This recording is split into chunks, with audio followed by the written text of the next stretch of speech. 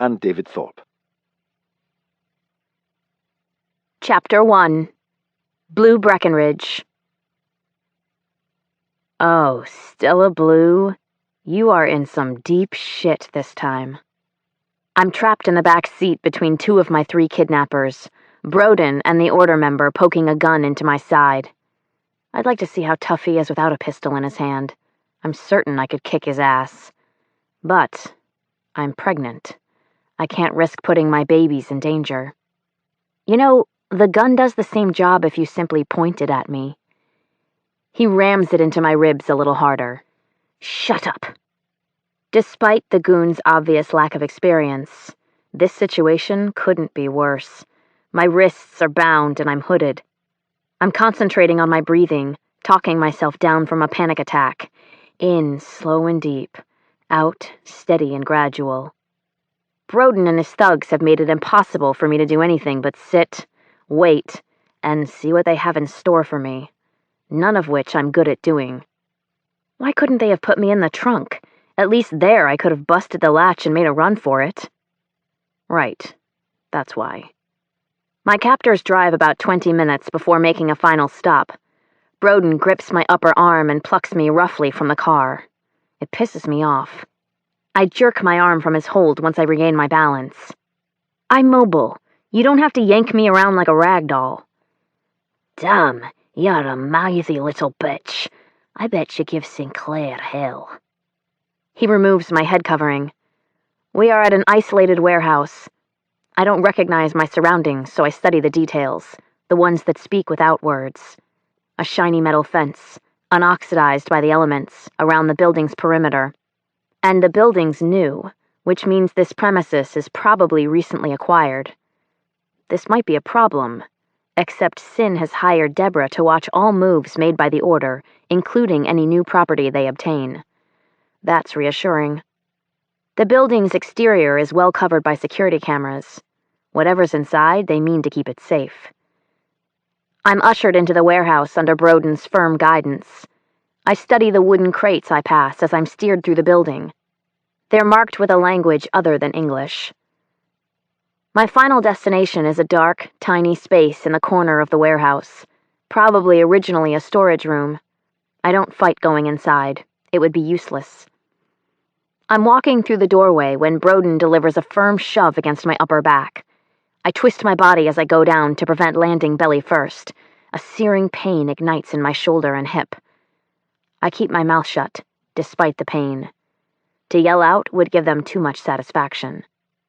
The man called Reuben uses his foot to nudge me over onto my back so he can zip-tie my ankles together. It's terribly uncomfortable lying on bound hands, but my complaints would only fall upon deaf ears. Can't have you running off. Mr. Grieve wouldn't be happy at all about that. Broden stands over us, monitoring Reuben's handiwork. Tighter, you fool. I roll to my side when he's finished, so I can regain sensation in my hands. No attempts to escape, Mrs. Breckenridge. I can promise you that we won't hesitate to kill you now instead of later. Kill me now instead of later? My kidnapping is about more than a trade for bomb makings. They mean to kill me regardless of the exchange. If I die, my babies die with me. That can't happen. Zip-tie restraints are useless on the wrong people. Most don't understand that the tighter, the better for the one bound by them. Lucky for me, Reuben and Broden made mine exceptionally taut. After they're gone, I roll to my stomach and wiggle until I'm kneeling. I position the tie lock clasp between my wrists so it's facing outward since it's the weakest spot. I lift my arms and bring them down hard against my butt, spreading my elbows on impact. Once, twice, again and again, 6 times before the tie clasp finally breaks. I stand and bunny hop to the door. I lie down and lift my legs, slamming the ties against the frame until I break the restraints around my ankles. I check the door. The knob turns, but it's barricaded from the other side. No surprise there. I have no way out. There's nothing for me to do but wait. I sit on the cold concrete floor for hours before my kidnappers return with a 4th man I've yet to meet. But we need no introduction. Intuition tells me who he is. Torrance Grieve. Tall and lanky, slightly humped with a dropped shoulder. His head is slick as an onion, but he sports a black and gray goatee. It's in need of a grooming. He sneers. My, aren't you the clever one? I don't reply. Mrs. Breckenridge, I'm sure you're aware that 10 o'clock has come and gone. I'm not wearing a watch, but I suspected as much. The bloody message on the wall stated I might survive the night if Sin returned the bomb makings to their warehouse by 2200. Have you come to take me to my husband for the exchange? He shakes his head. Your husband didn't show. He's lying. Sin would not leave me in the hands of the Order. I don't believe you. Thane came in his son's place. He tells us Sinclair encountered a bit of a mess on the drive over. Seems he ran into Detective Buchanan and got himself arrested for murder. Whose? One of your own. Malcolm something, I believe. No. Sin can't be charged with Malcolm Irvine's murder. It was me. I'm the one who killed him. Your father-in-law made a hard barter for you. He was willing to trade everything the Fellowship has in exchange for his son's wife. That has me wondering, what makes you so special, so valuable? And I have to wonder why you'd refuse his generous offer. Thane isn't the one I want to deal with. I was right. This is about Sin. How Grieve plans to make Sin suffer for killing his son, Jason. Torrance needs to understand what happened. Jason stabbed Sin from behind.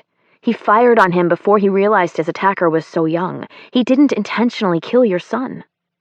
Torrance appears unmoved. Intent doesn't change the fact that my only son is still 6 feet under. That's unfortunate for you, since your husband loves you. His affection gives me leverage. A lot of it. So you have the honor of dying for his mistake while he watches. And he gets to spend the rest of his life thinking about your death and how you caused it. I am the smartest person in the room with the biggest reason to live. My babies. That means I have to turn this around. I've approached Torrance from the wrong angle. I see my mistake now. I hope he hasn't. You're wrong. Sinclair Breckenridge despises me. Our marriage was arranged to unite our families. There's little he would love more than to see me die. You'd be doing him a favor. Thane is the one who wants me back. Because you're valuable to the Fellowship? So my father doesn't come after him. Who is your family? I was an FBI agent. As part of my career, I became fluent in U.S. criminal organizations. I studied them intently so I could familiarize myself with common practices. That knowledge is about to serve me well. I choose one of the most notorious Irish-American gangs in the U.S., one with a daughter my age. I'm Cassidy Aban, Carrick Aban's daughter. Everyone calls him Little Abbott. I'm sure you've heard of him. Derry Aban was the founder of the Four Families gang. Today, his son, Carrick Aban, is the leader. I'm certain someone in Torrance's position would be very familiar with Aban. Your name is Bleu. It is. Cassidy Bleu Aban. I prefer to be called by my middle name. It's a good cover. One he can't verify without doing quite a bit of digging. Should he decide to investigate, I'll be long gone before he can figure out that I'm lying. If that's true, I'm sure Thane will send his son for you. He has no intention of starting a war with Little Abbott. I hope that means Torrance believes me and doesn't plan to start one either. Grieve waves his hand in my direction. Plans have changed. Looks like we'll be holding on to Mrs. Breckenridge for longer than expected, since Sinclair isn't coming for her until he's released from jail. We can't leave her here, since she's proven to be competent at removing restraints. We'll move her to the cottage with Lainey until her husband is free. Torrance's plan has been thwarted by Sin's arrest. I think I may have just evaded death. For now. The head covering is replaced and new zip ties are placed around my wrists. Break these a second time, and you'll lose your hands. We drive about 20 minutes before the hood is yanked from my head a second time. I'm taken into an old stone cottage. Again, I'm shoved through the door. Same story, second verse. Except this time, I maintain my balance. The room we enter is vacant of furnishings. The walls are white and veined with cracks and chipping plaster. Aged planks of wood cover the floor, many rotten and buckling. It's cold, despite the burning fire. The air reeks. Reminds me of decomposition. I hope it's a dead varmint and not a body. Broden comes toward me, pulling a knife from his pocket. Most people would be afraid. Maybe I should be, but I'm inclined to think he would have killed me already if that was his goal. Hands. He pushes the sharp edge of the knife between my skin and the zip tie. In one fluid motion, he frees my wrists. Mrs. Breckenridge, meet your companion, Lainey Grieve. Grieve? She must be Torrance's daughter. Except I was unaware he had one. I thought Jason was his only child. None of the men say another word before leaving. The clicking sound from the other side of the door confirms I'm locked in. They've left me unbound, with this woman to guard me? The woman's a small blonde with childlike facial features. Round face, big brown eyes. Thin and frail, maybe even sick. She doesn't appear to have the physical strength to fend off a mosquito. She has no weapon that I can see. I'm almost offended they think she's capable of wardening me. Go ahead, Grieve. Keep underestimating me. Continue making mistakes like this and see where it gets you. At the same time, it isn't wise for me to underestimate this woman. Just in case. She could be a chameleon. One of the first rules of abduction: make your abductor see you as a person so it makes it more difficult for them to harm you. I need to develop a rapport with Lainey. Hello, I'm Bleu Breckenridge. But I guess you already know that. Why would you assume I know who you are? Lainey continues eating her sandwich without looking up. Her voice is monotonous and deadpan. Something is off about this. I assumed Broden or one of the others told you ahead of time that I was coming. You're Mrs. Breckenridge. I know because that's what Broden called you, and you just told me the same.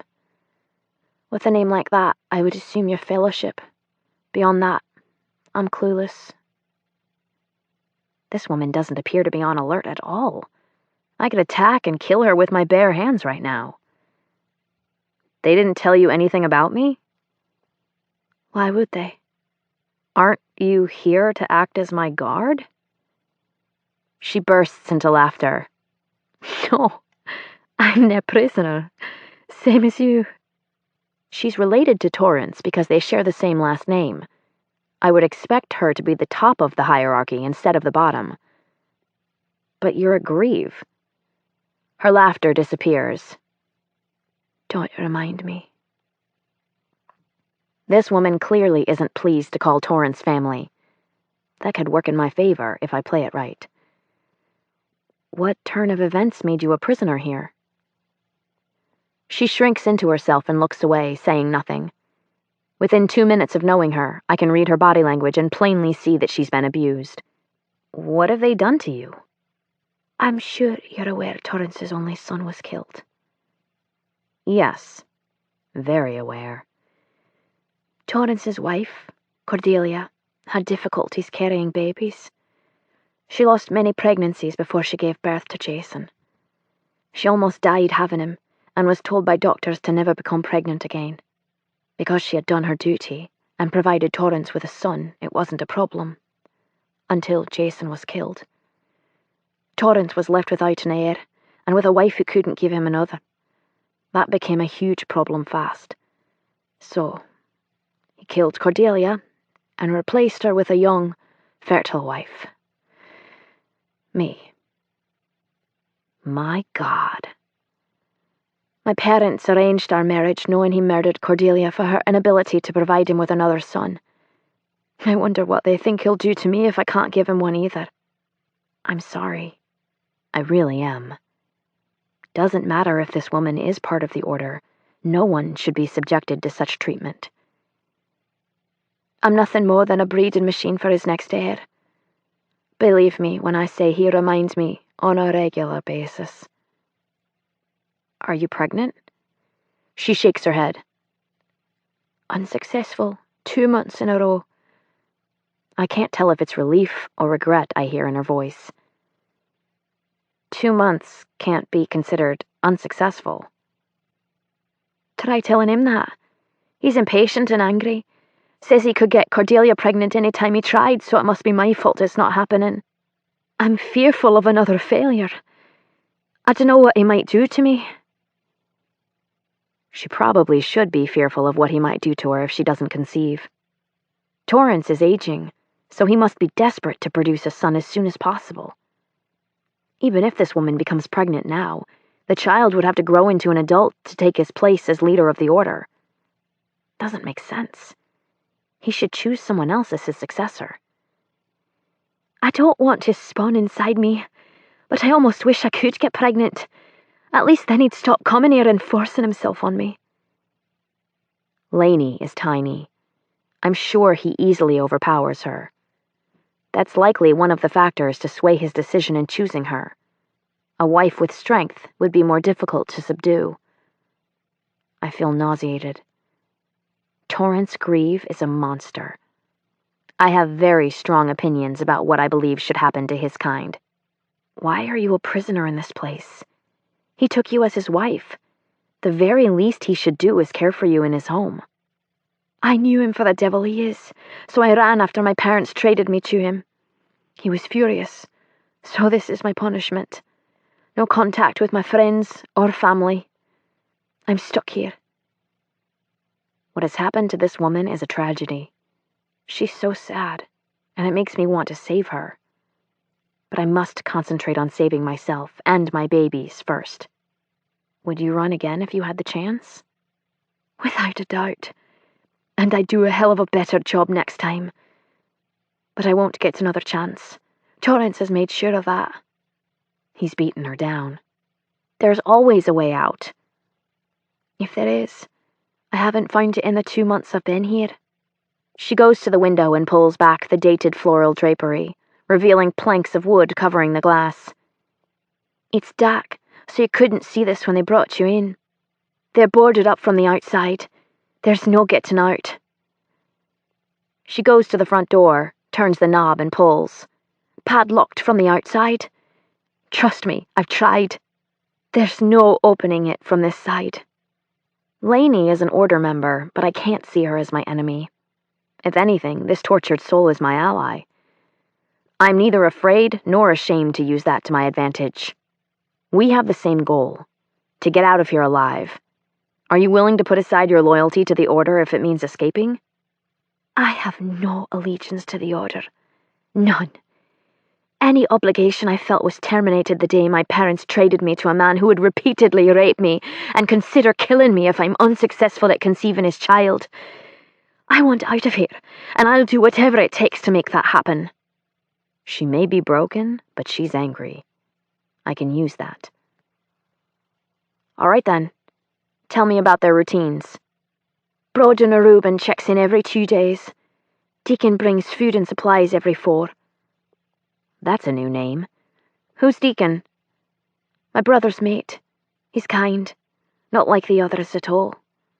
Has a soft place in his heart for me. Ah, that has potential. Is this soft spot big enough to free you? No. He isn't willing to die so I can escape. Not the answer I was looking for. How often does Torrance visit? Only when I'm ovulating. He should burn for what he's doing to her. When will that be? I have 4 days left until he'll come for me 5 nights in a row. And just so you know, I don't fight him because that can get me killed. But that doesn't make it consensual. Her eyes become distant while staring at the white, cracked plaster wall. I can't go through it again. I'll kill myself before I let him touch me again. I even have a plan on how to do it. Her threat isn't empty. If she's formulated a plan, she's a serious contender for suicide. She needs reassurance, to know there is a way out. My husband is coming. I don't think there's going to be a peaceful trade, so we can probably expect guns blazing. Either way, I won't leave you behind. She comes to attention, her head jerking in my direction. Her sunken eyes enlarge. She places praying hands against her lips and mutters something I can't decipher before dropping her hands to her lap again. Swear to me. I swear I'll take you with me. I fully expect an all-out war when Sin comes for me. We should be prepared. My father-in-law tried to barter for me, but Torrance wouldn't agree to a trade. Thane offered him everything we had, and still Torrance refused to hand me over. Something bigger is going on. Torrance loves money and power, too much to refuse a bountiful offer, Lainey says. He wants revenge for Jason's death more than he wants those things. Lainey lifts her brows and nods. Aye. Now this makes sense. I pray Sin suspects the same thing when his father tells him Torrance turned down the deal. Why didn't your husband come to negotiate for your return? She asks. I was told he was taken into custody. After tonight's events, I suspect his arrest might have saved my life. I'm hoping Sin won't contact Torrance for a trade. What would he do instead? I hope he and the brothers will rush this place as soon as he's released. We need to be ready to move in a hurry. There's no time to waste. Do you know how to fight? She snorts. Do I look like a brawler? Appearances can be deceiving.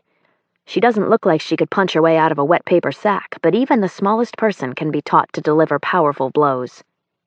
I'm going to show you some defense and attack maneuvers. I get to my feet. What's his signature move? She shrugs. Show me how he usually restrains you. She comes forward and places her hands around my throat. At 5'6", I'm looking down on her several inches. He chokes you? Always. I look at her neck and see the faded yellow remnants of his last attack. Fucking bully. Watch my motion. I lift my arms over my head and rotate my body. I bring my left arm down slowly over her wrists, forcing them from my neck. I use my right hand to grab her wrists and demonstrate how to hyperflex them. Show me again, she says. I demonstrate several times before reversing roles with her. She gets a feel for it quickly. It takes twice as much energy to swing and miss as to swing and hit. Are you right-handed? Aye. I pat my right shoulder. Reach across my body and put your hands here. Pull me down diagonally to your right. I bend at the waist to show her what I mean.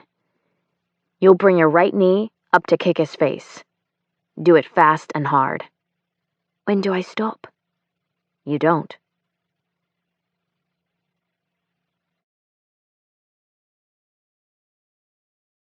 Chapter 2. Sinclair Breckenridge. The booking process is long and tedious. As a solicitor, I am never involved in this part. My clients have already been charged and booked by the time I arrive. I'm escorted to an interrogation room and left to sit in an uncomfortable chair at a lone table. There is a video camera mounted on a tripod in the corner. I hope they don't think they're going to question me without my attorney present. I don't sit long before Buchanan comes into the room. I want to speed this process since it's late. I hope you don't mind that I took the liberty of calling Roderick for you. He should be here any minute. I don't reply. Might as well pass the time with a little friendly conversation. Is married life all you thought it would be? I give him nothing. I have to hand it to you, Breckenridge. That little wife of yours is one fit piece of arse. But I guess you already know that. He's trying to provoke me, but I won't fall for it. I bet it's killing you to know they have her. And I'm guessing I'm not the only one who thinks your wife is fit. The Order is probably putting their filthy hands all over her right now. and there's not a damn thing you can do about it. Hold it together, Sin. Stay in control no matter what he says. I guess you should be grateful she's already pregnant, so she doesn't come back to you knocked up by your nemesis. That'll put a real damper on the honeymoon phase. It's taking every ounce of self-control I have to not jump over this table and strangle the fuck out of him. I wonder if you'll ever be able to touch her again without thinking of all the nasty things they did to her. He is enjoying this way too much. I refuse to contribute to his satisfaction. Oh, wait. I don't know what I was thinking. You're going to jail for the rest of your life, so you'll never get to fuck your wife again. Oh, damn, that must be depressing as hell, knowing you'll never get between those fine legs again. But don't worry, I'll check in on her from time to time to make sure she's doing all right. I could even come back and give you a report on how things are going. I clasped my hands behind my head, leaned back in my chair, and propped my feet on the desk. I want to appear as nonchalant as possible. He won't stop this game if he thinks he's getting to me. Buchanan, meet my poker face. It works. The motherfucker gets up to leave. I'll be back when Roderick arrives.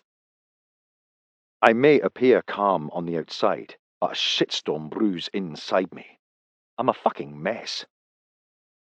Roderick arrives, but Buchanan gives us no time alone. I'm unable to get an update on what's happening with Bleu. Bastard. He's doing this on purpose. Do you understand your rights before we begin questioning? I was unaware Buchanan believed I had any. We understand, Roderick answers. How did you know Malcolm Irvine? I'm questioned for the next 2 hours. The longer I sit here, the more I realise that Buchanan's grasping at straws. He doesn't have shite on me, and we both know it. I'm going to walk on these charges, but it's going to take time to be released. The evidence will have to go before a judge. He'll decide if there's a case against me. There clearly isn't. This has to be a setup. But by whom? The questioning ends, and I finally get a private word with Roderick. Tell me what you know about Bleu. Thane met with Torrance. Of course, he made a very generous offer in exchange for your wife, but Grieve refused. He's demanding to see you. That's not the report I was hoping to hear. Torrance wants to deal directly with you. He was adamant about it. That should be enough to keep Blur alive. I know what he's up to. If I make a trade, he's going to kill her so he can avenge his son's death. That's the whole point of this game. Then don't make the trade. I'm not.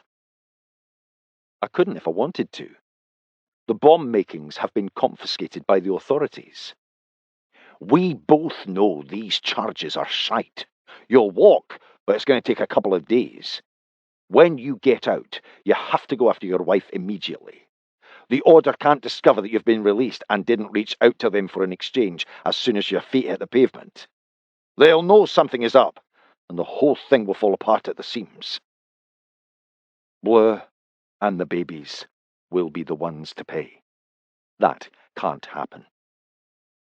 People like me don't need bars.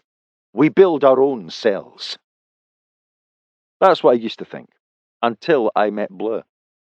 She freed me from the prison I'd built around myself, around my heart. I'm lying in my jail bed thinking of her and our babies when I hear movement rushing toward me in the dark. Instinct sends me hurtling forward. I tackle my assailant and feel a sudden sharp pain in my thigh. Prepare to die, Sinclair Breckenridge! My attacker and I wrestle on the floor, but I easily overtake him. The lights turn on and an alarm sounds. 3 guards rush into our cell and yank me off my cellmate. I didn't pay attention to him when I was brought into the cell, but now I take a closer look. Young, skinny, hair in need of a cut. I don't recognize him, but he certainly knows who I am. I notice a huge blood smear on the floor, and then the bloody gash on my leg. fuck? It's right above my amputation. I can't afford for people to find out about this.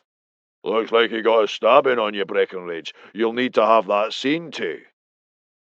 This isn't good. I don't need anyone else knowing about my prosthesis. The guard who saw it when I changed my clothing is more than enough. That's just a scratch. I don't think that'll be necessary. You don't get a choice. Can't have you suing us over an improperly treated injury you sustained while in custody. I'm taken to the infirmary and locked inside an exam room. I'm given a towel and told to hold pressure over the bleeding wound to my thigh until the doctor arrives. It isn't long until I see Jamie come in. How the fuck did he pull this off? Mr. Breckenridge, I'm the on-call physician for the jail tonight. I'll be taking a look at your wound to see what kind of treatment you require. I'm happy to see you, I whisper. Jamie cuts a slit in the upper leg of my pants so my prosthesis isn't exposed. It doesn't look too bad. A few stitches and it'll be fine.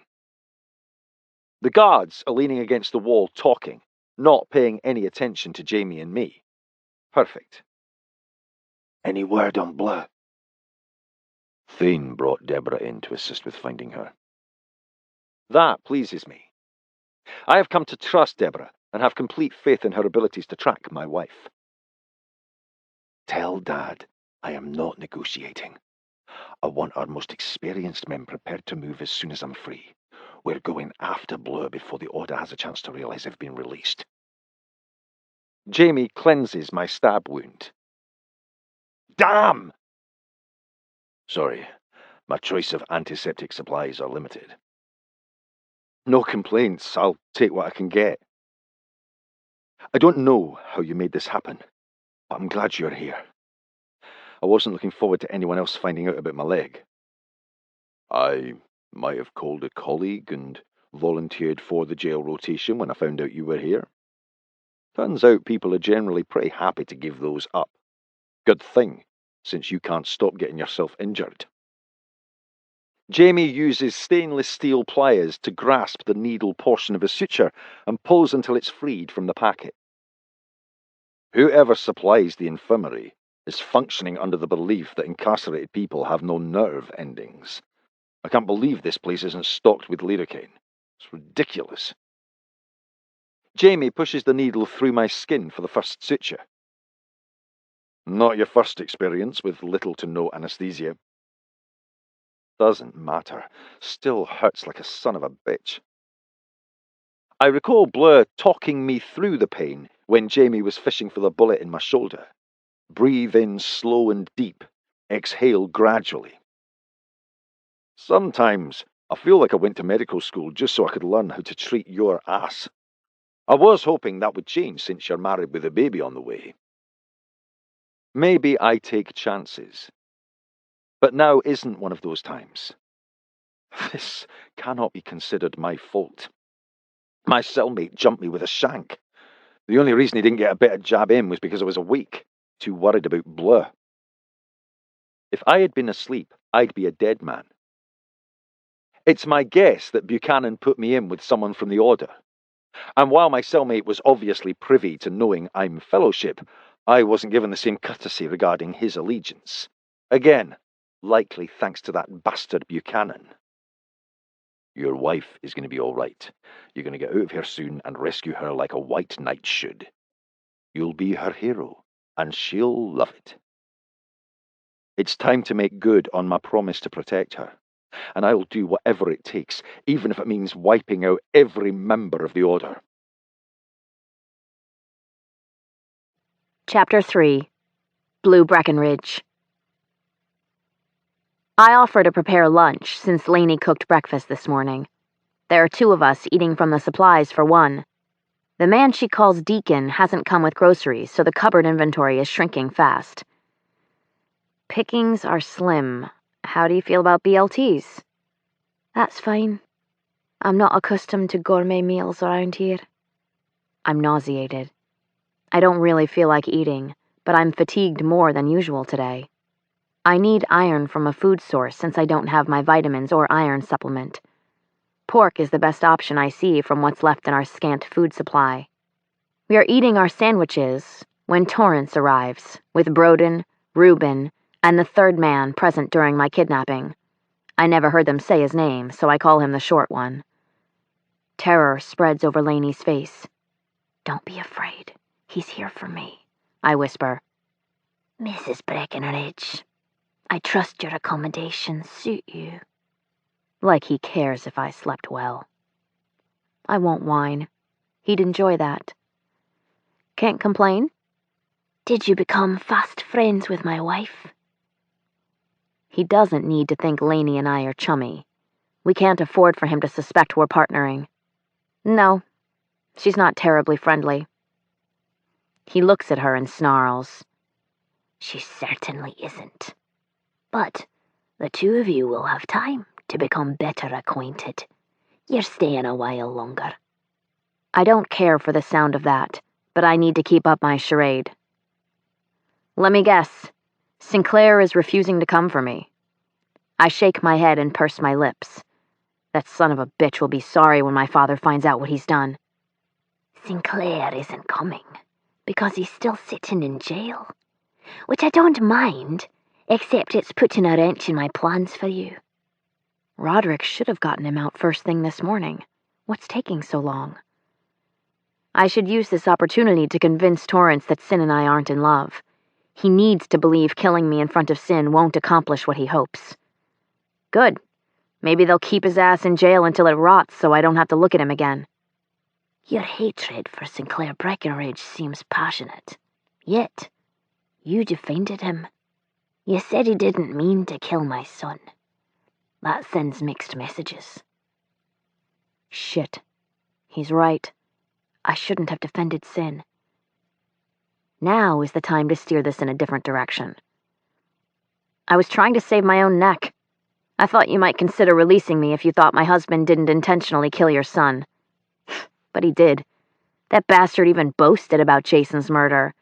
The Fellowship celebrated his death. My son was so young.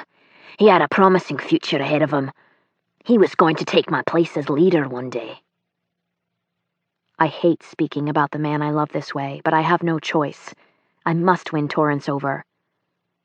If you intend on making Sinclair suffer, I can assure you that killing me isn't the way. He loves another, a woman Thane wouldn't let him marry. That's interesting. If it's true. It is. And he's kept the whore as a lover after marrying me.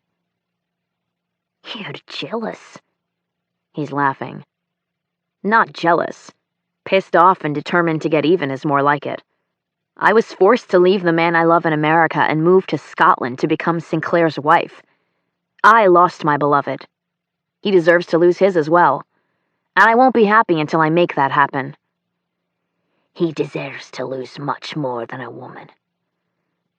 I think I could be persuading Torrance in the right direction.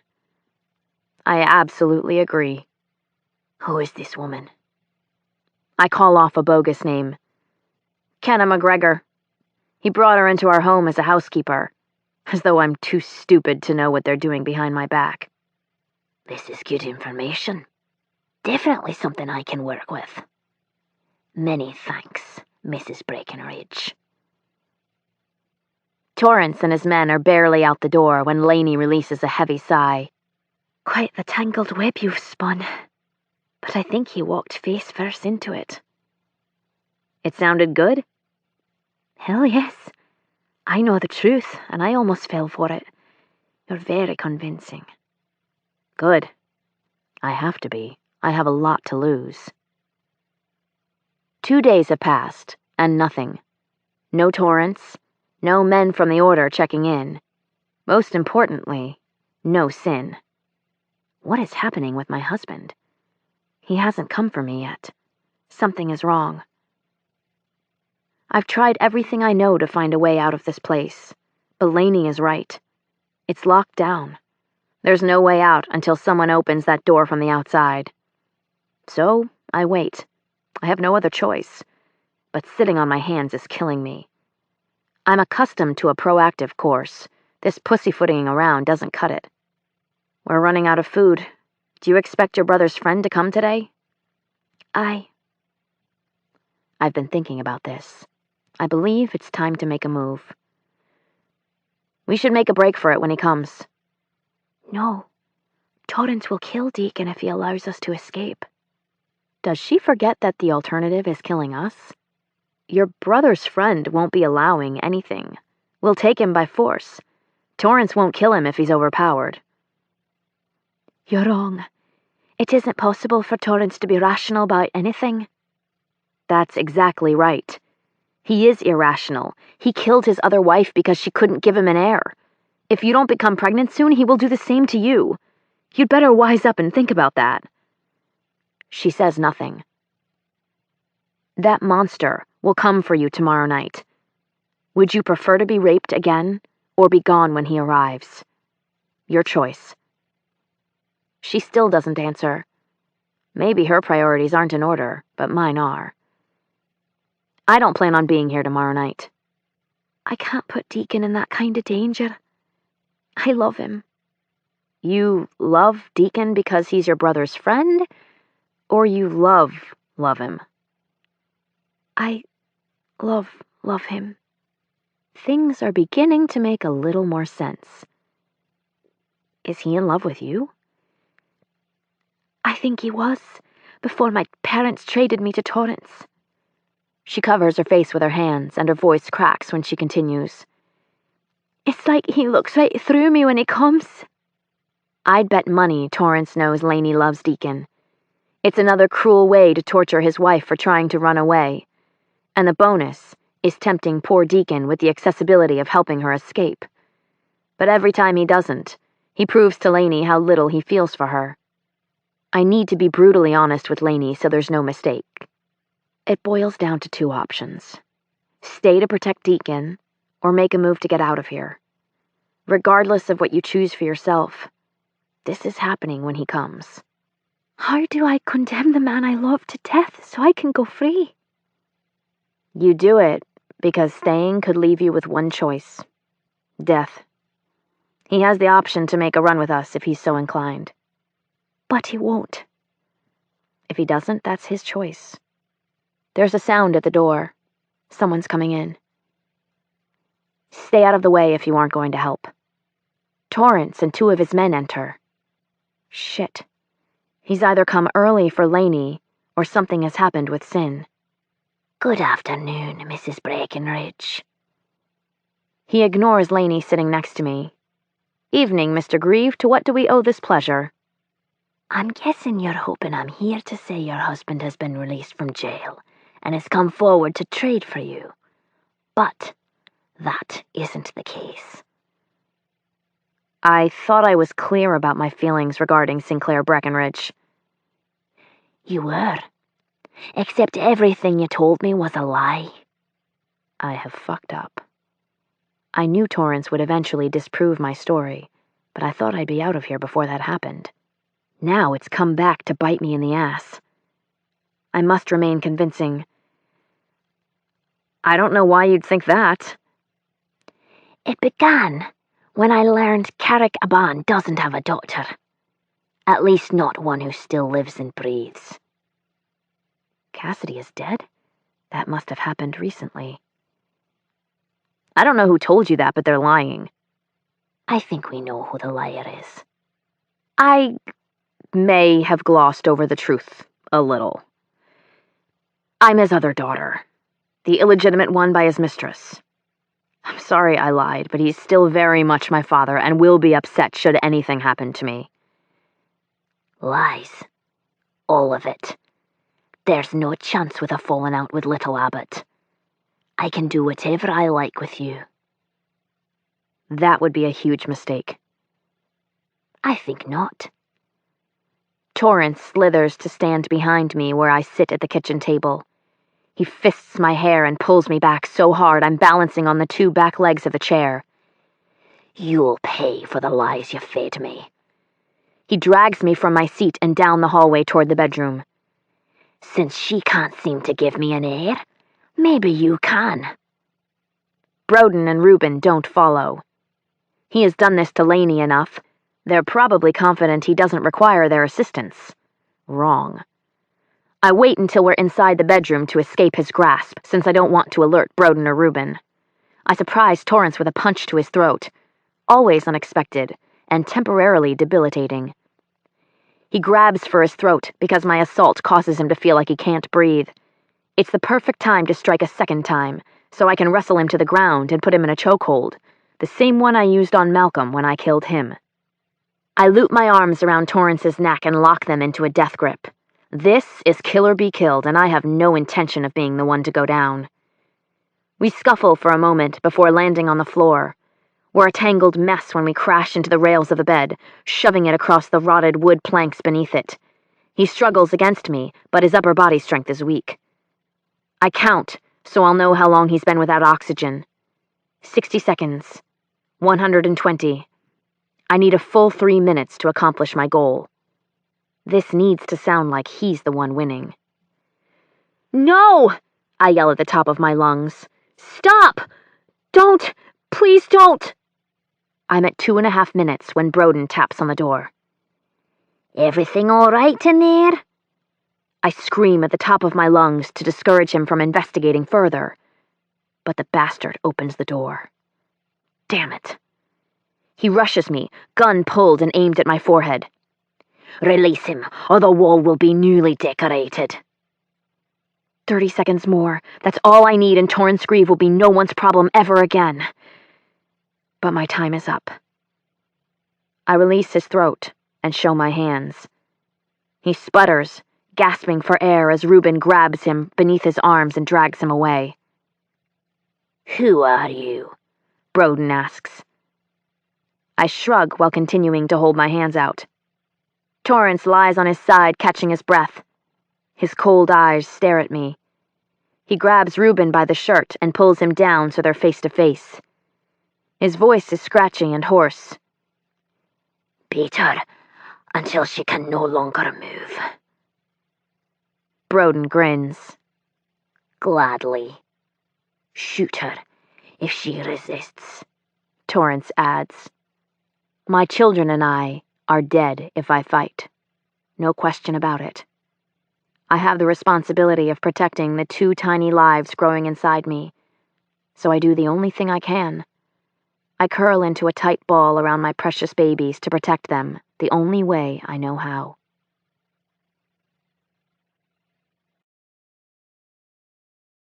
Chapter 4. Sinclair Breckenridge. My father offered the Order everything they could possibly want plus some. Still, they refused to return Bleu. That sends my red flag to high alert. She has been in the hands of my enemy for 3 days. I have no idea if she and her little ones are safe. That's the sum total of what I know about my wife and children. And I am about to lose my fucking mind. I'm finally freed, all charges dropped associated with Malcolm's death. The whole thing was a conspiracy, and I have no clue about the instigator.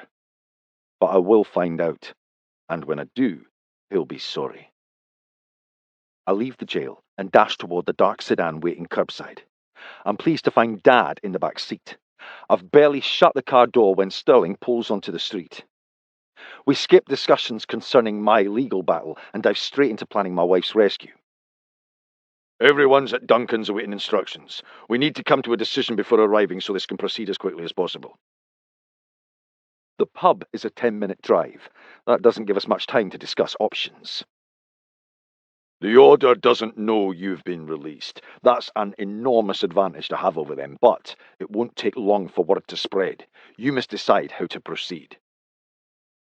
If this were about property or possessions, Grieve would have gladly taken Dad's offer. He's demanding I come make the trade for Bleu, even willing to wait until I'm freed from jail. I'm predicting he is planning to kill her in front of me. I agree. This has everything to do with avenging his son's death. Tell me you know where Bleu is. Deborah has been tailing Grieve since Bleu's kidnapping. He and his men recently made a visit to an isolated cottage not far from here. It's boarded up. By all appearances, it looks abandoned. We believe it's very likely Bleu is there. But no one knows for sure, and maybe doesn't cut it in this situation.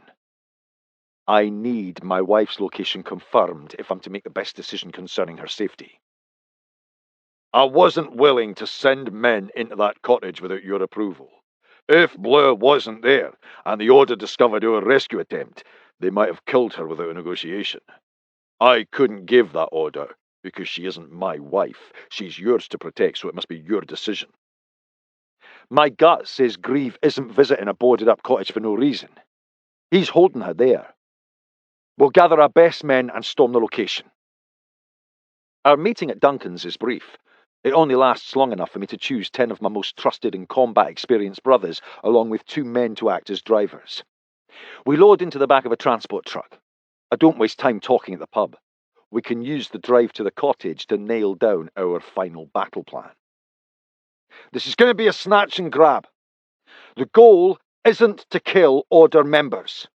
We are storming in without warning, taking my wife and getting the fuck out of there. The battle will come later, when they realise she's gone. The only goal now is to get her out safely. 4 of us will go in through the front door. Dad, Alan, Derek and myself. I give orders to the remaining 8 to surround the cottage and cover from all sides. Any questions? I have fought beside these men for years. I trust them with my life and my wife's. We're approaching the cottage when my father's phone vibrates in his pocket. It's Deborah. We're almost there, he tells her. Thank you for calling. He ends his call. Torrance and 2 of his men just arrived at the cottage. Damn it. I was hoping we would find Bleu alone, so she wouldn't be placed in danger during an extraction. Grieve doesn't know you have been released. He'd have more men guarding her and protecting him if that was the case. That's right. Torrance would be nowhere near Bleu if he knew there was a chance I was on my way. He's a coward. He never joins his men in a fight. He sits behind the line of safety and watches. You want to stick to the same plan? My father is letting me make all the calls. First, Bleu is my wife, so she's mine to protect. But 2, this is his way of letting me gain decision-making experience. I'm certain he wouldn't hesitate to override my plan if he felt I was making the wrong moves. We should just adjust the numbers, since we know we'll have 3 Order members on the inside. 6 will go in, so we have twice their number. Neil and Ross, you'll join us. I agree. 6 men are sufficient. Everyone needs to understand something. I am out of that cottage with Bleu as soon as I find her. Sterling and Jamie will be waiting for us in the car. You'll have 2 getaway vehicles. If you're detained from returning to this one, I have a second in place. It will be waiting on the south side of the property. Protect the brother next to you, so you'll have someone to cover for you, my father adds. The truck stops. My chosen men and I file out through the back. We creep toward the cottage and find the door is unlocked. Perfect. That eliminates the need for a noisy break-in and betters our chances of being undetected while gaining access. I listen a moment before entering. Nothing. It's the eerie kind of quiet before the storm. It makes me terrified of what I'm going to find. Let's move. I open the door. The 6 of us storm inside, but find no one in the first room we enter. This is all wrong. Guns drawn, I lead my men through the cottage. I stop dead in my tracks when I see a young, blonde woman huddled in the corner of the next room. She is curled into a ball, her arms wrapped around her head as to deflect an assault. Where is Bleu? I whisper. The woman lifts her tear-streaked face from her knees. She has been beaten to a bloody pulp. She points to the hallway. I tried to stop them from hurting her. I am too afraid to ask what she's referring to. My mind imagines the worst. Someone get this girl out of here. Put her in the car with Sterling and Jamie. Without thought for a quiet attack, I stalk down the hallway toward Bleu. Torrance and 2 of his men are standing over my bonny Bleu, looking at her battered body. One of the men uses his foot to nudge her shoulder, but she doesn't respond. She appears completely lifeless. They have broken my china doll, and now they stand over her laughing at what they have done. I see red. My first instinct is to choke the life out of them, but that doesn't help Bonnie. My men enter the room, guns drawn. The surprise on Torrance's face when he sees me is perfection, but I can't enjoy it. Not when my Bonnie Bleu is lying in a puddle on the floor. I rush to her. She has a pulse. I listen for breathing. "Don't worry, the bitch is still alive," Torrance says. She is so badly beaten, I'm afraid to move her. She's almost indistinguishable, her face a mask of fresh blood. "Someone fetch Jamie quickly." "Your timing was really unfortunate. Had you given us another 5 minutes, we could have ridded you of her altogether." Torrance's voice is the equivalent of nails on a chalkboard. I had so many plans for how I would make my nemesis suffer. Take him to the black site, torture him, drag his death out for days. But none of that matters now. Only Bleu and our babies matter. I stroked the top of her hair. "I'm going to take you away from this place. Everything is going to be fine, and I'm never going to allow anyone else the opportunity to steal you from me again." I hold her hand and kiss her forehead. "I love you, Bonnie Bleu," I whisper. Torrance laughs. "This is the reason you never love a woman. It weakens you." Jamie rushes in and kneels next to Bleu. "She'll need x-rays to confirm she has no fractures to her neck or spine. The safest thing to do is put her in a C-collar so we can get moving before other order members arrive. Hold her neck like this." He places my hands in the correct position. "We're going to log roll her. I'll slip the collar on from behind." We roll Bleu onto her side, and I do as he instructs. "Where is all that blood coming from?" my father asks. I glance downward to see what he's talking about. My heart stutters when I see the dark pool collecting beneath Bonnie. "Jamie, why is she bleeding like that? Where is it coming from?" He fastens the collar. "We need to get her to the hospital immediately." "Sterling has the car at the front," my father says. My men lift Bleu and carefully transport her down the hallway to the front door where the car awaits. I stand and face Torrance and his men. I don't have time to say or do any of the things I'd like. "You'll never hurt my family again." I shoot them, one by one, leaving Torrance for last so he can see what's coming for him, a single shot between the eyes. Blood and brains spatter the wall, but it gives me no satisfaction. A bullet to the head is too merciful for Torrance and the men who beat my Bonnie Bleu. "Leave their bodies for the order to find. Their property, their problem." Jamie says Bleu's neck and spine should remain straight, so I crouch on the floor of the back seat so I'm sitting next to her head. He sits with her feet in his lap. I grasp her hand, kissing it often. I can't stop touching her. These past 3 days have been brutal. "I love you and our babies so much," I whisper in her ear, remembering how her voice seeped through the dark walls of consciousness while I was sick. There was so much blood pooled beneath her. My mind knows it's evidence of a miscarriage, but my heart holds out hope. "Do you think she's losing the babies?" "Babies?" "Aye, twins. We found out the day she was taken." "Obstetrics aren't my specialty, Sin," he says quietly. That's all he says, but I can guess what he's thinking. No woman can bleed like that and not lose her pregnancy. The young woman turns around in the front seat. "Blood didn't mention she was expecting, but it's best she didn't. Torrance wouldn't have stopped until he was certain he had beaten those babies out of her along with any chance to conceive more in the future." I look at this petite woman in the front seat of my car. The top of her blonde head is barely visible over the seat from where I'm sitting in the floorboard. "Who are you?" I demand. "Lainey."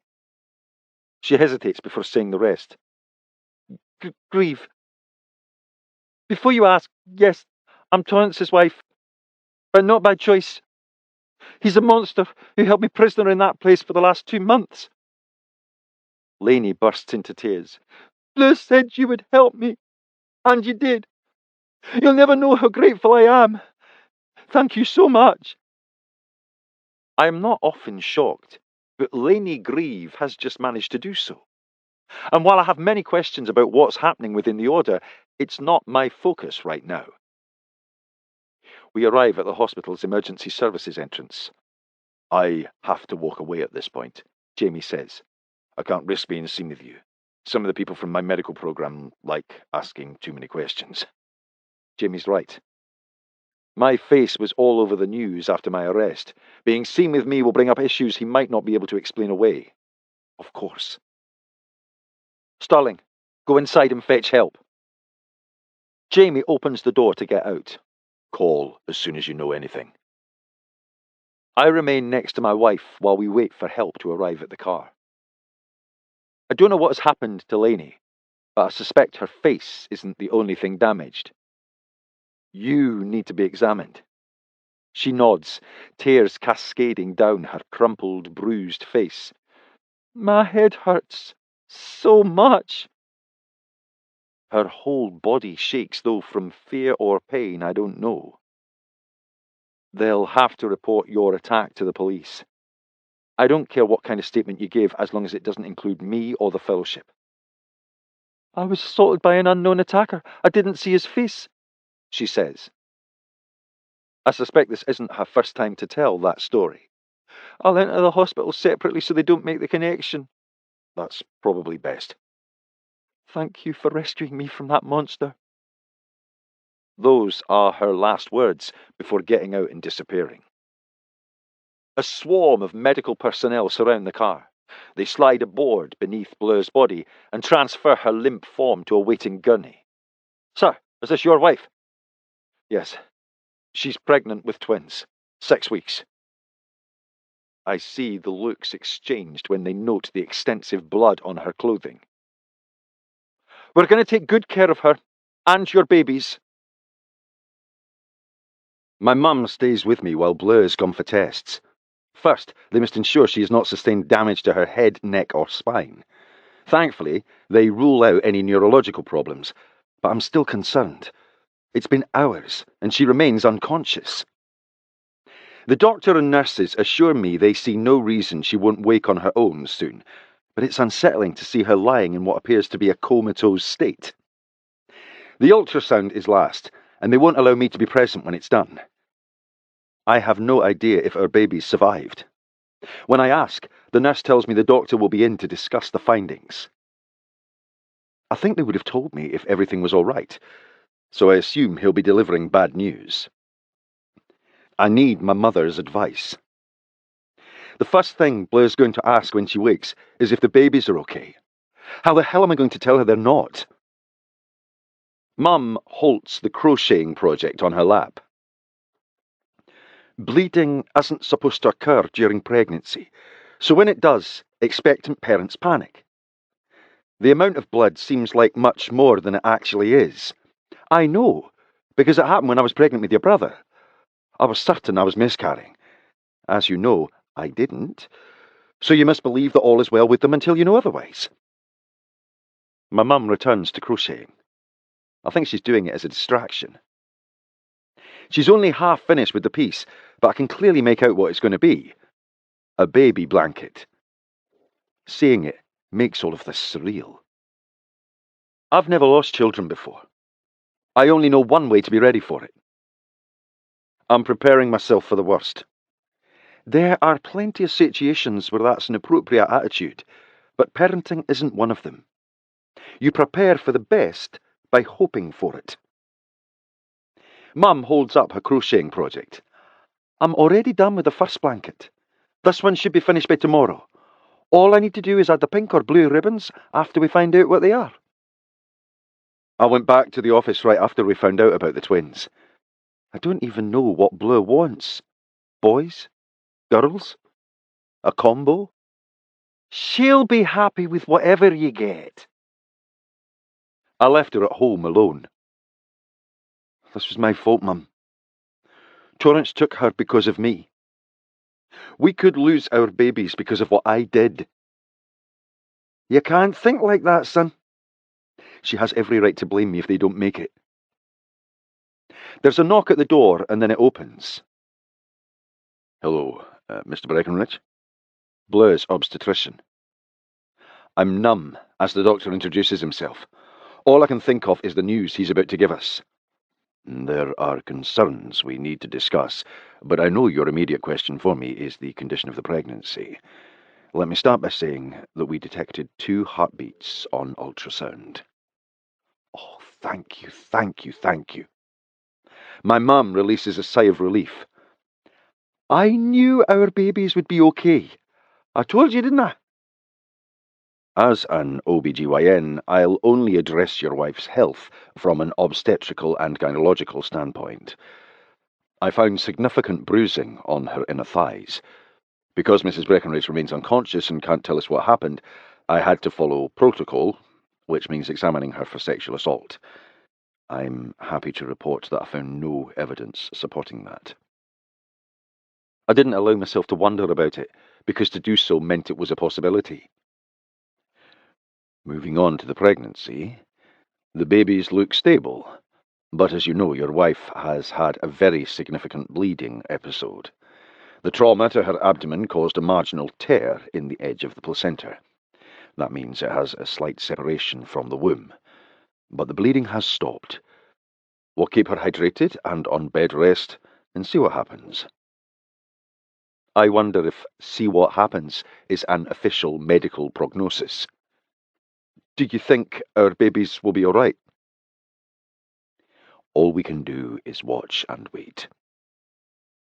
Bleu moans off and on, but it's more than 2 hours after the obstetrician's visit before she finally stirs for the first time. Bonnie? I squeeze her hand, and her eyelids flutter. She struggles to open her eyes because they're so swollen. When she does, they're slits. Ah, there's my sweet Bonnie's baby blues. She blinks lazily. Hi, I say. Her eyes flicker several more times, I think trying to focus on my face. Hi, she whispers. Her simple one-word greeting is music to my ears. How do you feel? She closes her eyes. Nauseated. I think I'm going to be sick. My mum moves faster than lightning with the little bucket they left for such a thing. It's all right if you get sick. Mum points to the drawer where the linens are kept. Wet a washcloth with cold water for her face. I scramble to the small sink in the tight washroom, wet the cloth, and hand it back to my mother, my own hands shaking. Mum places the wet cloth against Bleu's forehead. There, love. This'll help you feel better. A few seconds later, Bleu rises in the bed and moans loudly while dry heaving into the basin my mum is holding. Once, twice, 3 times. Very few areas of her body are free of bruising. She must be in terrible pain. Oh! Bleu's eyes grow large when she retches the last time. I just felt something come out down there. Mum pulls the covers back for a look. It's just a little blood, that's all. Why am I bleeding? Bleu's hand goes to her stomach. Oh, God! I lost the babies! Worry can't be good for her or them. I need to reassure her everything is all right. You had some bleeding, but both babies are okay. They did an ultrasound and saw 2 heartbeats. I'm going to fetch the nurse. She needs to know Bleu is awake so she can assess her and call the doctor. I bring Bleu's hand to my mouth for a kiss. This is all my fault, Bonnie. I'm so sorry I didn't protect you and our children. She's sobbing, tears rolling from the corner of her eyes onto the pillow beneath her head. I'm bleeding. Does that mean I'm going to lose them? The doctor says they look stable. She strains to sit up and winces. Oh my God! It hurts! What hurts? Where? Everywhere! I feel helpless. I can't make this better for her. Mum went to get a nurse. We'll ask her to get you something for pain. The nurse comes quickly, but is taking forever to assess Blur. She's in agony. Can you give her something and then do this? I'm sorry, I can't do that, Mr. Breckenridge, but I promise I'm hurrying. I'm not at all pleased by how long it takes Blue to get medication, but I can tell when it begins to work. She's much more relaxed. Feeling better? A little. But this is going to hurt like hell for a while. I'm so sorry. At least the narcotics help. No, I mean, I'm sorry this happened. It's all my fault. You didn't do this to us. Torrance Grieve is to blame. I left my pregnant wife at home without protection while I knew that my enemy was lying in wait. I was foolish and careless with the people I love most in this world. There's no excuse. I clasp her hand tightly. Can you forgive me? I thought I was fine and could protect myself, but I guess I'm not invincible. I think we both learned valuable lessons. That can't be the extent of how she feels. Maybe her mood is altered by what they gave her for pain. She has sleepy eyes. It's all right if you want to take a nap. I'm so tired. Her voice is slowed. Go to sleep. I'll be by your side. I'm not going anywhere. Maybe just a little snooze? Blair shuts her swollen eyes for less than a minute before they pop open. Lainey, I promised we'd take her away from that place. We brought her with us. Where is she? She was in bad shape and needed to be examined. Is she all right? I don't know. No one is with her. Blair is alarmed. I guess not. Someone from the Fellowship needs to be with her in case Torrance or one of his minions comes for her.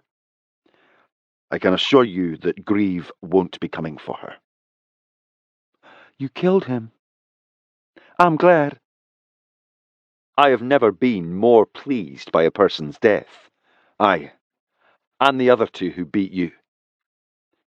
Killing Torrance was the best move I could have made for us and our people. But the others could come for Lainey. Bonnie, she's Order, our enemy. It's not our job to protect Lainey from her own people. I wouldn't have taken her out of there if I'd known who she was. But they're horrible people. True. But members of the Order are part of that circle by choice. Not Lainey. Her parents traded her to Torrance for money and power. She tried to escape, and he locked her in that cabin. She's been there for 2 months. He's been raping her so she become pregnant with his child. At the very least, I owe Lainey my help and support, since Jason's death set off a firestorm that has severely impacted her life. And I mustn't forget she tried to help my wife and took a beating for it. Mitch is in the waiting room. I'll send him to sit with her for now. We'll figure out the rest later. Thank you. The door to Bleu's hospital room should be swapped out for one that will revolve. A parade of no fewer than 6 doctors pass through it over the next couple of hours. Like clockwork, one leaves and another enters within 15 minutes. It's much the same with our friends and family. The Fellowship wants to show their support for their leader and his wife. But Bleu is exhausted. I see it in her heavy lids.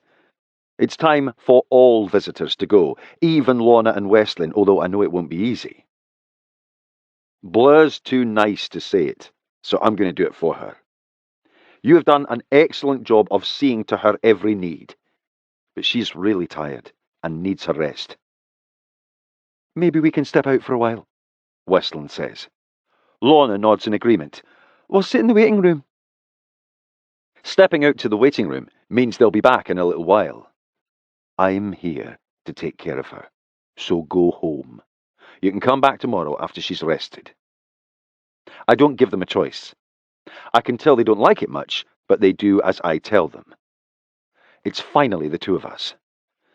Thank you for doing that. All part of a husband's dirty job? She lifts the covers. I want to be close to you. Come lie next to me while I sleep. I kick off my shoes and slide in beside my wife. I'm forced to leave my prosthesis on, something I never do when I get into bed. We lie on our sides, spooning. It's all right for you to be angry with me about what happened. I promised to keep you safe and I didn't. I deserve every bit of your fury. She sighs. I never once thought I needed you to safeguard me. I fancied myself doing you a favor by agreeing to let you play the part of my protector. But I had it all wrong. I'm tough, but I put myself in danger by not seeing my own weaknesses. She curls into me like a frightened child. I can't believe I was so wrong. She's trembling, so I tighten my hold. I'm so sorry. I swear that will never happen again. Things are going to be different when we go home. When I'm away, you and the babies will have a minimum of 2 bodyguards at all times. I can't believe I'm about to say this, but I think I need that to feel safe again. My wife doesn't feel safe. That breaks my heart, because it's a testament to the husband I've been. But I'm going to do everything in my power to gain her trust again. Deborah called me right before the order took me. She got the evidence we needed to prove Abram is innocent, at least of my mother's murder. I'm sure he's guilty of plenty of other offenses. I know Abram is capable of a lot, but I never believed he was guilty of Amanda Lawrence's murder. How do you feel about that? I should be happy your uncle didn't kill my mother, but I'm not. I hate him. She should. He's done terrible things to her. Abram is finished badgering you. I'll see to that personally. There's a knock at the door. When it doesn't open right away, I know it's not a doctor or nurse. They don't wait for an invitation to enter. I told my people no interruptions. I was very clear about it. And now someone is disrupting one of the most important conversations I have ever had with my wife. Hold on! I snap. Fuck! I toss back the covers and swing my legs around to replace my shoes. Bleu touches my back. Don't get up. I twist to kiss her forehead. I'll only be gone long enough to reprimand whoever this is disturbing us. I open the door and find Kyle, one of 2 men I've assigned to guard Bleu's door. I told you, no disturbances. My wife needs rest. I growl. What part of that does he not fucking understand? We have a problem, Sin. A big one. He whispers. Chapter 5. Blue Breckenridge. I need to step out with Kyle. I'll only be a minute. No. I try to sit up, but stop when the pain is too great. Don't go. I'm not leaving you. I'll just be right outside the door for a moment. Promise. Wrinkles crease Sin's forehead. The deep ones only make an appearance when he's worried. Something's wrong. Fellowship business. Nothing for you to be concerned about. Rest and I'll be back before you can miss me. He leaves, shutting the door behind him, not giving me the chance to argue further. Rest? He has to be kidding. Like that's going to happen when I know there's a problem. God, I hope nothing has happened to Lainey. Sin returns and plants himself in the chair next to my bed. I'm going to tell you what's going on, but do not get upset. It isn't good for you or the babies. Telling me not to get upset makes me get upset. Ellison is in Edinburgh. What? Why? It's only been 4 days since we spoke. She doesn't know this happened, does she? I don't think it has anything to do with your kidnapping. I'm inclined to think she's here as a surprise. Shit. Talk about bad timing. She's going to have a come apart when she finds out I'm in the hospital and haven't called her. She's at Agnes's because I can't let her into our flat. Right. That damn bloody message on the wall. She'd flip the fuck out if she saw it, as would any normal person. I have a crew working to erase all evidence of what happened. New paint in the living room, new furniture, but they'll need at least a day to make it happen. What should we do with her in the meantime? There's nothing to consider. I don't have a choice. I have to see her. Like this. For a moment, I push away the worries of how I'll explain everything. I'm happy. I get to see my sister after being apart for months. She's going to want answers. Of course she will. And she'll get explanations. But they won't be the truth. Sin's phone alerts him to a new message. It's Jamie, texting to let me know he and Ellison just arrived. I may throw up, really. I'm more nervous than a fox at a hound convention. At least you still have your humor. Sin sits on the edge of my bed and places his hand on my leg. Don't be so tense. The story's a good one. She has no reason to suspect it's a lie. Anyone still here? My parents are in the waiting room. And Mitch. But he's still with Lainey. He's been with her for hours. I sent Kyle to relieve him, but he said he was fine and wouldn't leave. That's a little strange. Will you tell Kyle and Blair not to allow anyone in my room while Ellison's here? The less contact she has with the Fellowship, the better. I've already put out an order for everyone to stay away from the hospital. A large crowd draws attention. I'd prefer the staff didn't figure out it was my face all over the newspaper the past few days. Agreed. I don't want my nurses to realize who Sin is either, but right now, I'm more concerned with my sister figuring it out. There's a light tap on the door. Ellison doesn't wait for an invitation to come inside. I'm not sure if that's a nurse thing or a sister thing. The smile she's wearing when she enters fades when she sees my face. My God, Blue! She looks at Sin and back to me before darting to my bedside. No one told me you were in the hospital because you looked like this. What the hell happened to you? Lacerations decorate my forehead. Edema has almost forced both of my eyes closed. The discoloration of my face darkens by the hour. This must be a terrible shock for her. I put my hand to my cheek and smile. Even that hurts. I assure you, it looks much worse than it really is. Who did this to you? That's the question of the day. I was mugged while walking to the market. What kind of mugger stomps the hell out of a woman while stealing her purse? And how did you let anyone best you? You're able to kick anybody's ass. She isn't buying what I'm selling.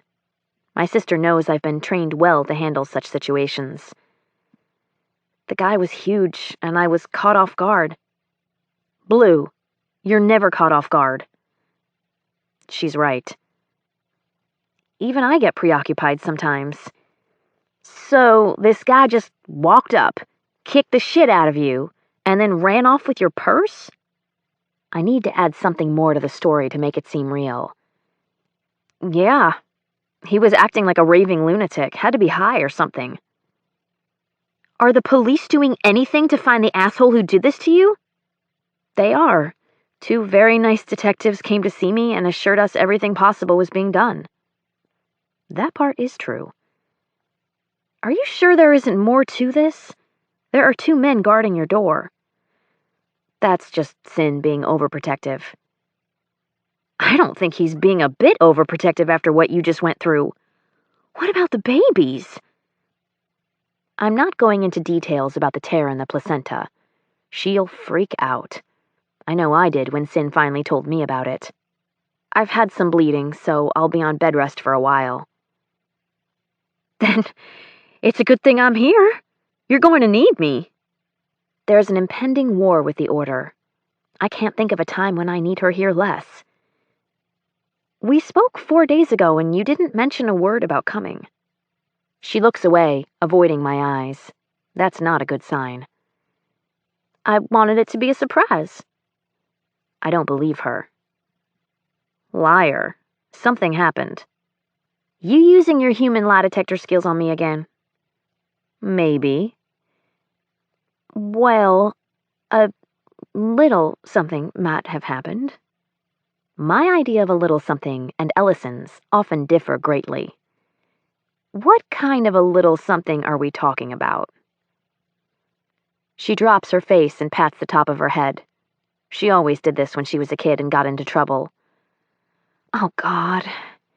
It's so stupid, Blue. She looks over at Sin and Jamie before whispering, and embarrassing. I look at my husband and nod toward the door. It's my cue for him and Jamie to give us some privacy. He understands and comes to kiss the top of my head. Need anything while I'm out? It's been hours and no one has told me anything about my new friend. I'd love an update on how Lainey's doing. Of course. Want anything to eat? I still don't have an appetite. Getting your gut stomped doesn't do much for that. I don't think so, but don't worry, I have the IV. Will you try to eat something for the babies?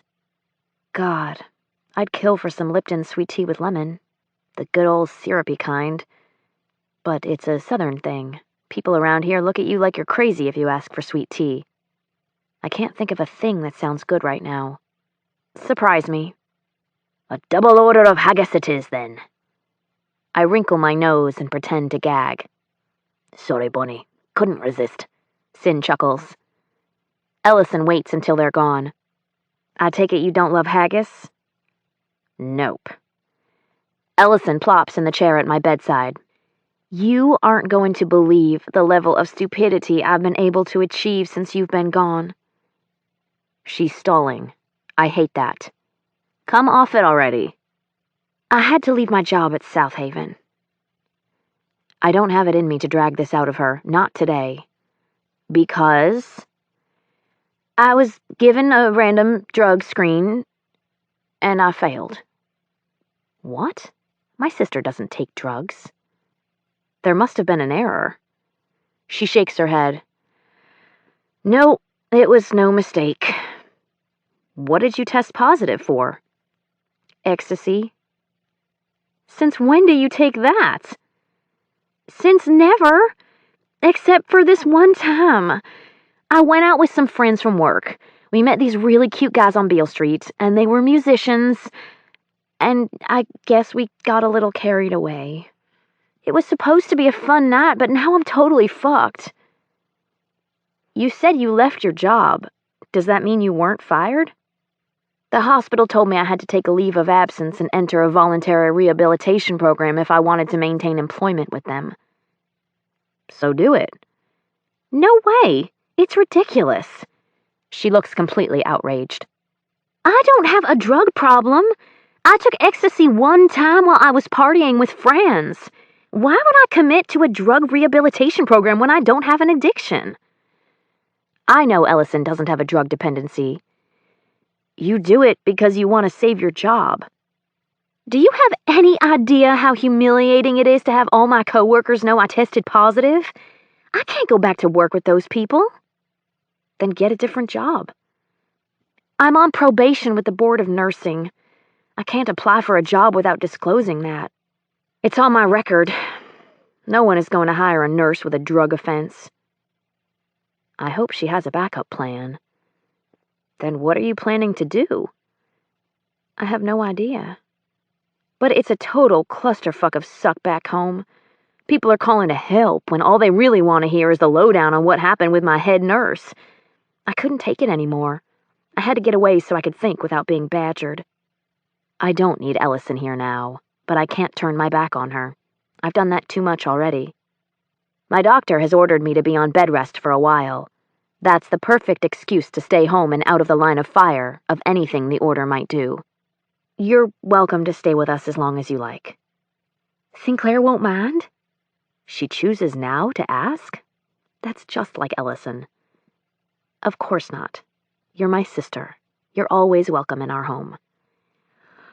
Oh my God! You have no idea how relieved I am to hear you say that. Sin's going to know you didn't up and decide to come here for no reason. And I won't lie to him. I understand. I don't want to cause any problems between you, but can you please make sure he knows I've always been a law-abiding citizen? I don't want him to think I'm some kind of criminal. I barely contain the laughter threatening to escape. I can promise you, without a shadow of a doubt, that Sin will not think less of you because you broke the law one time while having a little fun with your friends. I know, but he doesn't really know me. I don't want him to have the wrong impression of me. It's difficult to withhold the grin threatening to spread across my face. No worries, Ellie. He'll be cool about it. Promise. Sin gives me an hour with Ellison before returning. Okay to come back? Sure. Were you able to find out how Lainey is? She's fine. No concussion, so they're getting ready to release her. The Fellowship didn't take Lainey. She voluntarily walked, ran from the Order. She's bound to them until death. She won't have anywhere to go. Sin lifts his brows. And? She can't go back to them. The Order could kill her. I don't dare say those words in front of Ellie, but surely Sin knows this. I really need Ellison to go away for a few minutes so we can discuss this further. I'm very afraid for Lainey's safety. I don't think it matters that Torrance is dead. Her husband has friends in high places, I say. He does indeed. His reach is long, and she's going to need help. I'm guessing you mean ours? I'd like her to stay with us until she can make other arrangements. He's quiet. I'm hoping that means he's thinking it over rather than coming up with a way to tell me no.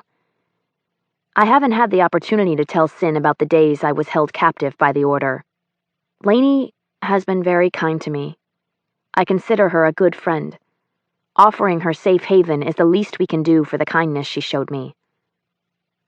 All right. I'll have Mitch stay at our flat with her until we can figure out something else. I'm certain my sister will wonder why Lainey can stay at our flat, but she can't. I need to offer an explanation. Thane and Isabel have a guest house. I'm not comfortable asking them if a complete stranger can stay there, so it's better for them to host you. I'm a complete stranger to Sin's parents, Ellison says.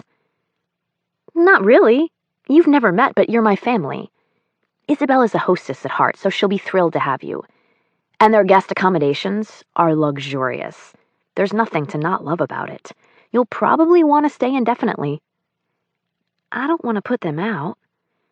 I'm certain they won't mind a bit. My mom adores Blue, Sin says. She'll do anything for her. Ellison needs convincing. And she'll adore you as well. Okay, stop twisting my arm. How long do we have the pleasure of your company? Sin asks. Ellison adjusts in her seat and clears her voice. There are circumstances surrounding my visit. I haven't worked all of that out just yet. Taking ecstasy once will be a trivial offense in Sin's book, but Ellison doesn't need to see how unconcerned he is about it. There's no need to hash all of it out again. I can fill Sin in on the details later.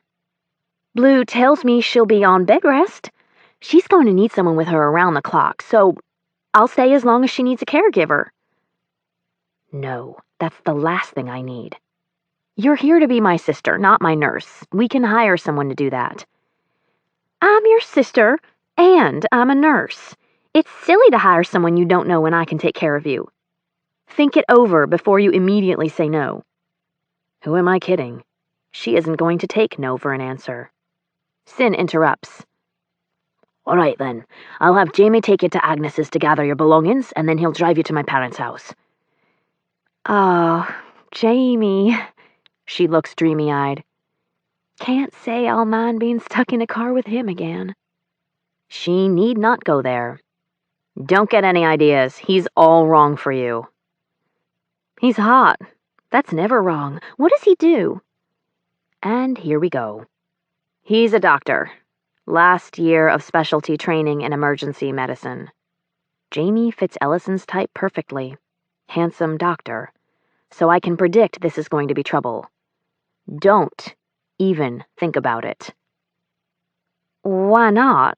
Is he gay? You know, I've often wondered the same thing, Sin says without the hint of a smile. Ellison has no idea he's kidding. Fine, if that's his thing. I only ask because I never want to waste my time again on a guy who prefers the company of men. Her former boyfriend used her as a cover to hide his homosexuality, or bisexuality, from their coworkers. Either way, it's clear she's still harboring some pain about it. Sin is pulling your leg. Jamie isn't gay, but his specialty traineeship keeps him very busy. He doesn't date. Work comes first, so you shouldn't waste your time pursuing him. The truth is, I have no idea how Jamie feels about medicine. Loving what you do isn't a personality flaw. I shouldn't have worded it that way. Ellison has a strong attraction for doctors who are passionate about medicine. It's always the common denominator with her and any man she dates. I look to Sin for help with discouraging her. Jamie fucks around whenever he feels like it. He's not really into dating or relationships, Sin says. Shit. Well, that's not at all what I needed him to say about Jamie. Ellison loves a challenge. My husband and I typically do well on our nonverbal communication, but we must work on it where Ellison is concerned. I just texted Jamie. He's in the waiting room with Mum and Dad, but says he's about to leave. Then I guess you should take Ellison out to meet Thane and Isabel and make the arrangements. I'm certain Mum and Dad will want to stay here, but it won't be a problem. Their housekeeper should be here today. She can help Ellison get settled in. Ellison comes to me with open arms. God, I'm so relieved you're okay. She puts her hand on my abdomen and pats it. And these two little peanuts. I'm happy you're here. Her presence causes huge problems I can't even begin to address, but I'm still thrilled to have her here. Me too. We have months of catching up to do. She kisses my face. I'll be back as soon as I'm able to get a ride. How should I handle that, by the way? A taxi? Sin will give you his number. All you have to do is call when you're ready to come, and he'll make the arrangements to get you here. Sounds like Sinclair knows how to make things happen. She has no idea. And I hope she never does. Sometimes. Should I expect jet lag? Definitely. So don't feel like you have to get here early. Sleep in. I'll probably send my driver for you, Sin says. His name is Sterling. Ellison spins around. You have a driver? I haven't volunteered a bit of information about my life in Edinburgh, and Ellison hasn't asked. I'm sure she's been under the impression that my lifestyle with Sin is similar to the one we had growing up. It's not. I have a strong feeling every assumption my sister has about my life as Mrs. Sinclair Breckenridge is about to change, and not for the better.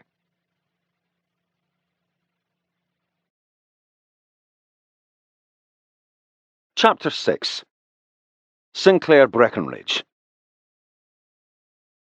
The living room walls have changed from off-white to light steel grey since Bleu was home. Wow, looks great in here. No one will ever be able to tell that there was once a bloody message smeared all over the wall. Mum picked it. She suggested we keep it neutral since we'll be putting the flat on the market as soon as we find our house. The last conversation we had before the Order kidnapped Bleu was about buying a new house for our growing family. I go to her from behind and hug her gently. I lace our fingers and press my head to hers as I search for a way to put my thoughts into words. You will never know how terrified I was for you. My palms migrate to her still flat stomach, taking her hands with mine, and our little ones. She twists in my arms so we're face to face. I need to tell you everything that happened.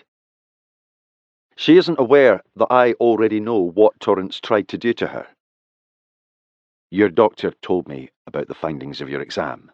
I need to tell you everything so I'm certain you understand exactly what happened. This isn't necessary. I don't need you to torture yourself about what he did by reliving it. Torrance tried to rape me, but I was able to stop him. You don't have to do this for me, Bonnie. I don't need to hear it to be okay. I need to do it for me.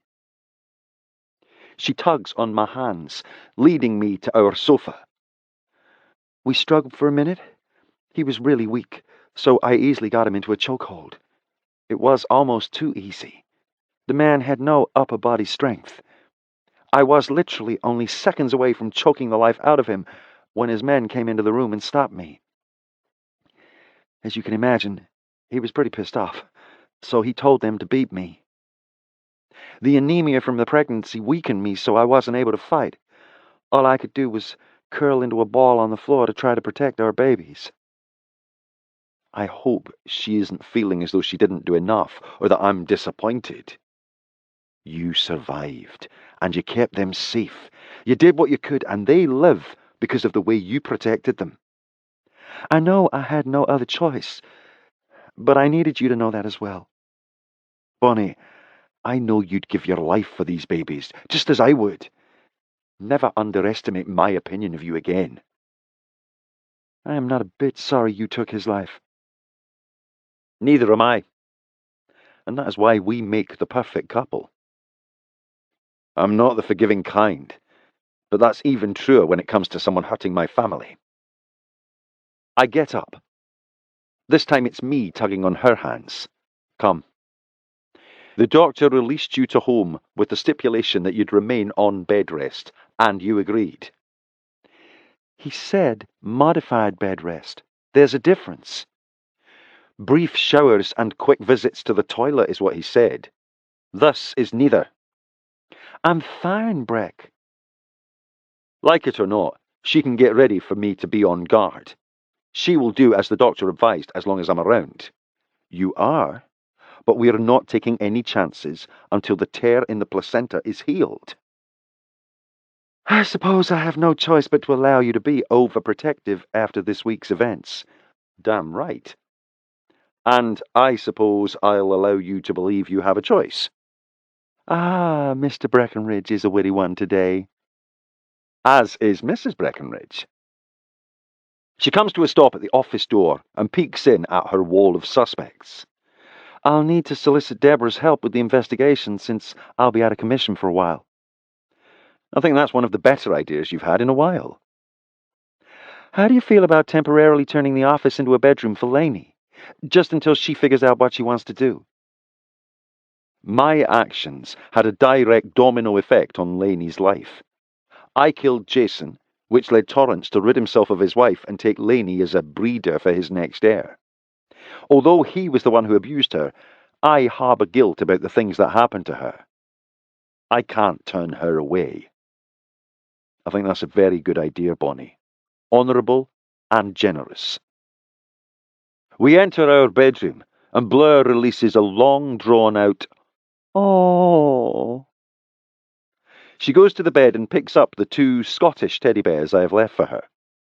Both are wearing kilts, one in red and black plaid, the other in green and navy. You remembered. Only Scottish bears for our babies. These are their first gifts. I love both. I bought them while you were in the hospital, but I don't want to finish the sentence. It makes it too real. It's okay. You can say it. I put my arms around her. The fear of losing them made me realize I wanted these little ones more than my next breath. I was wrecked when I thought you were losing them, and even though the imminent danger is over, I'm still scared. Dr. Kerr said the placenta will grow to cover the tear and clot.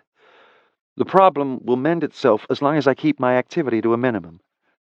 So they're going to be fine. If the key is keeping your activities limited, I will see to it personally. I gesture to the bed. Sit. I go to her set of drawers and take out a cotton nightgown, her black yoga pants, and her favourite concert t-shirt. I hold each up on display.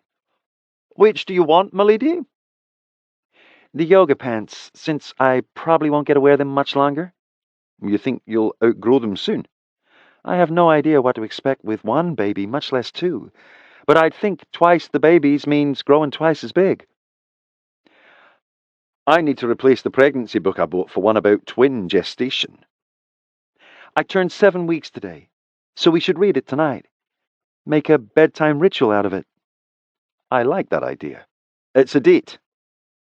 I crouched before her, foot up. I am not helpless. I can take my own shoes off. She should get ready for some pampering. It's happening whether she likes it or not. Hush, Bonnie, I am doing this. You're my wife and I want to take care of you. Yes, sir, Mr. Bossy Pants. She obeys, lifting her feet. I've missed home. Me too. We haven't been here in a week. I pull back the linens. In you go, China doll. She climbs in and I cover her. I have a ton of work to do. Can I get you anything before I start? Will you work in here with me? She bats her lashes playfully, and I turn to putty in her hands. I'll get zilch work done in here with her. I shouldn't. We both know you'll distract me. Not the way I'd like to. She shouldn't be making sexual innuendos. It's going to be a long time before that happens again.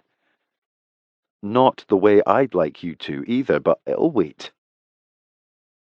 Modified bed rest includes pelvic rest.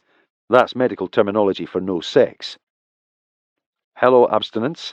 Nice to see you again. It's been a while. Bleu is undeniably amused, the proof in her laughter. Anticipation, Breg. It's the best kind of foreplay. Just think about how good it'll be when you finally get it again. Those words sound very familiar. I haven't forgotten how much you enjoy making me wait. I never enjoyed it. You just thought I did. I know. All part of your master plan to make me see you were worth the wait. And you were. And this time will be two. The end result will be babies. They'll be worth every minute. What are you hoping for? Boys? Girls? Or one of each? I'm afraid to say one way or the other. Once it's out there, I can't take it back. I'll be thrilled with whatever we get. That's what everyone says. I want to know what you see when you envision our family. There's no point in not being honest. I see us with a combo package, a boy and girl. Me too. But like you said, I'll be thrilled with whatever we're blessed to have. You're going to be an excellent mother. I wish I had one of my moms here to help. She won't be alone. My mum thinks of her as a daughter. I think she probably likes Blair better than she likes me. You'll have my mum. She'll be more than happy to help, and I strongly suspect you're going to have your sister around for a while. Ellison is insisting she be Blair's caregiver while she's recovering. I don't think she has the intentions of leaving anytime soon. I'm not sure what I'm going to do about that. I'm afraid my attack has given her a small taste of what losing her only remaining family member would look like. She's terrified of being alone, so much so that she's mentioned staying long term. Before Blair and I married, I was very decided. Ellison could never know about us. She could never visit. But now I see a side I didn't before. What do you want? I'd love nothing more than for my sister to stay, but we both know why that's not wise. Blair misses her sister terribly. If she wants her to be here, I can make that happen. We can't keep our world a secret if she decides she wants to stay permanently. No, Ellison can never know about the fellowship. Harry was very understanding. Ellison might be as well. My father understood your way of life because he had a career that demanded he be educated about all the ins and outs of the criminal world. My sister is clueless. In her head, this kind of life is fictional. Blur fails to see the possibilities. You can be exceptionally close-minded at times. Like someone else I know. I want Bleu to be happy, and I know having her sister near will do that. Think about it. I'm not. To tell Ellison about our life would be to make her part of our world. I'd be taking her choice away once I told her about it. I won't do that to her. You weren't expecting to, but you fit perfectly into this world. She could as well. You might be surprised. Ellison is soft. She's not cut out for this life. It would eat her alive. I think my wife is taking her role as big sister a little too seriously. She was raised by Harry MacAllister. She can't be that delicate. I beg to differ. Besides, she couldn't become one of us without initiation. Someone would need to step forward and accept responsibility for her. No one is going to go through endurance so my sister can be part of my life. Maybe not, but she's attractive, and her company is pleasant. It's possible there's a brother out there who would do it because he wants Ellison for himself. Perhaps you should be open-minded about bringing her into our circle. I'm the first initiate of my kind. We didn't get a lot of shit about it, but you're a leader. You think the Brotherhood will accept this as a new means for bringing females into the Fellowship when it's not a leader involved? They will if the leaders tell them it's an acceptable method. Bleu looks hopeful for the first time. If I tell Ellison, it must be a secret. No one can find out she knows in case she balks, because that's a real possibility. Whatever you say, Bonnie. Your game, your rules. I'm sitting in the corner chair of our bedroom, my feet propped on the ottoman with my laptop on my legs. I've gotten much more work accomplished than expected. That's probably because Blur has been asleep for the last hour. We aren't home 3 hours when our first visitors arrive. Miraculously, the bell doesn't wake my sleeping beauty. She must still be exhausted from the trauma her body has been through. Fucking believable, I mutter beneath my breath as I get up. Who the hell is showing up unannounced? I discover Ellison standing on the other side of my front door with Jamie holding what I assume are her bags. A lot of them. Oh, good. You've already made it. I was afraid we might have beaten y'all home. Ellison walks past me and into the living room. I love this decor. Understated class. She stands in the middle of the room, hands on her hips. I know Blur didn't do the decorating, but it's totally her style. She doesn't do frou-frou. Jamie holds out 2 of Ellison's bags for me to take. Sorry, she wouldn't let me call. She wanted her arrival to be a surprise. Since when do you let anyone tell you what you can and can't do? Have you met her? Jamie already has her figured out. Aye, quite the princess. I'd go with Queen. My apologies for putting her off on you these last few days. She really wasn't a problem. I enjoyed her company during her drives. She's interesting. I couldn't trust my wife's sister to anyone but you or Leith, and frankly, I didn't have a lot of confidence that Leith wouldn't try to get into her knickers. You're wise for that. She's a very fit lass. Seems Jamie is taken by her beauty. Ellison comes back into the foyer. The guards from the hospital are here. In your apartment. I extended their services to home. I don't want Blur to be without protection when I'm away at work. But you're here now, and so are they. Their services are paid for, so I'm utilizing them. I'm beginning to think there's more to this mugging than anyone is telling me. Another smart MacAllister woman.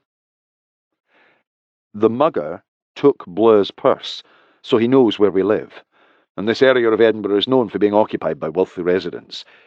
He'll know we have money, and could possibly get ideas about coming back for more.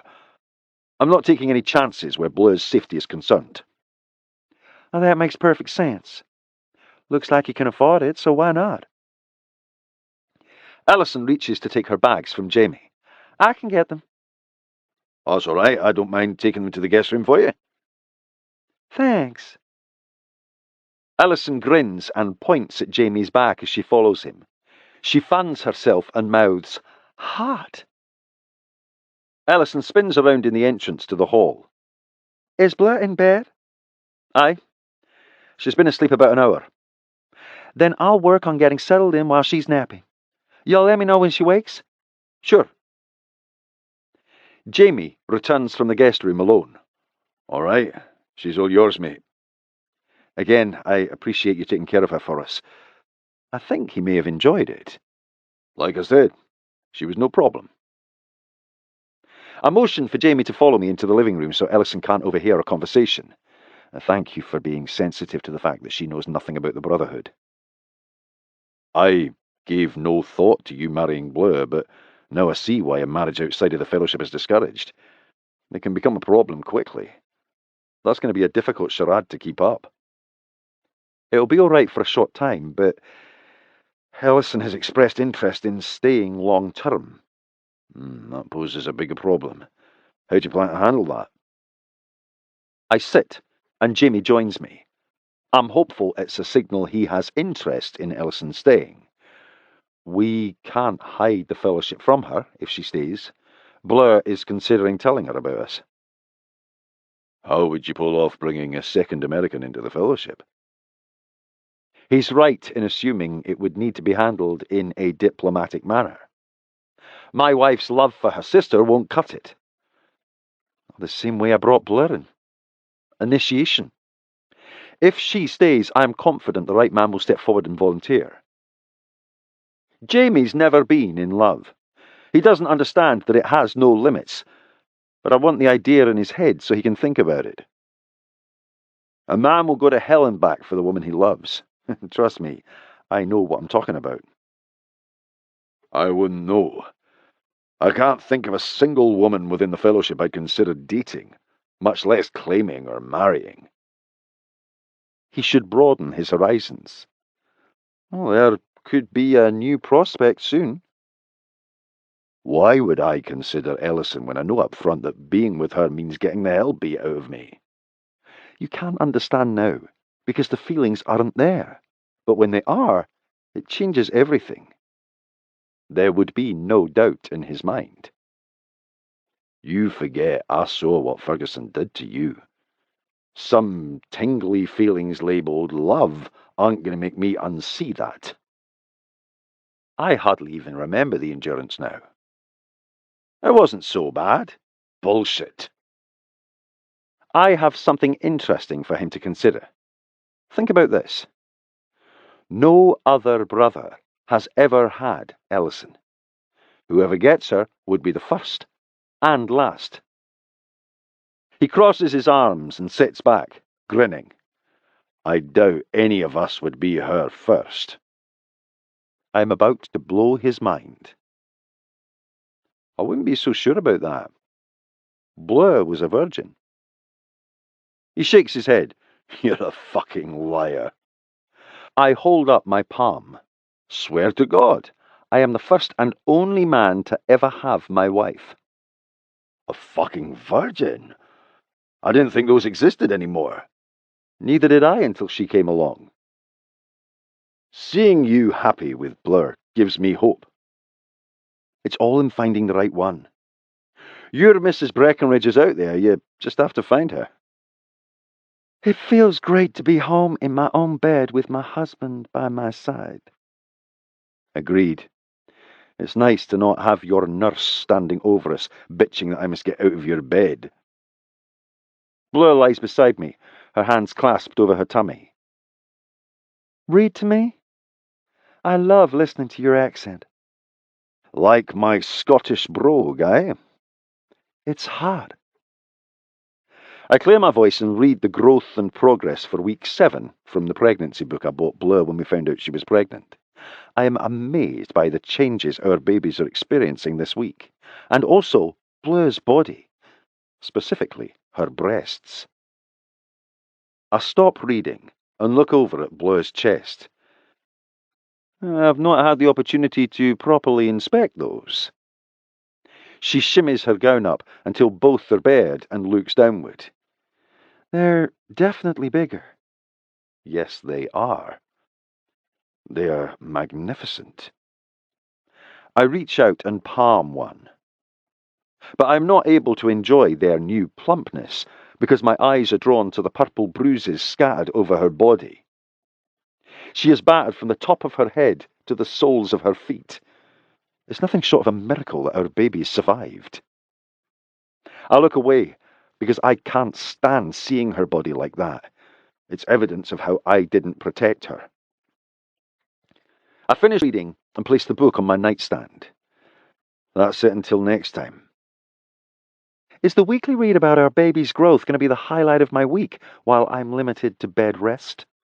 I hope not, because that sounds damn bleak. I might not be able to go and do, but I can't be idle. I have complete faith that Bleu can be productive from the bed. Whatever you need, Bonnie, I'm happy to get it for you. I have some things in mind. First, I'm going to have Deborah come by every few days so we can brainstorm about the investigation. 2 heads are always better than 1. And I have a project I want to begin planning for the women of the fellowship. Self-defense.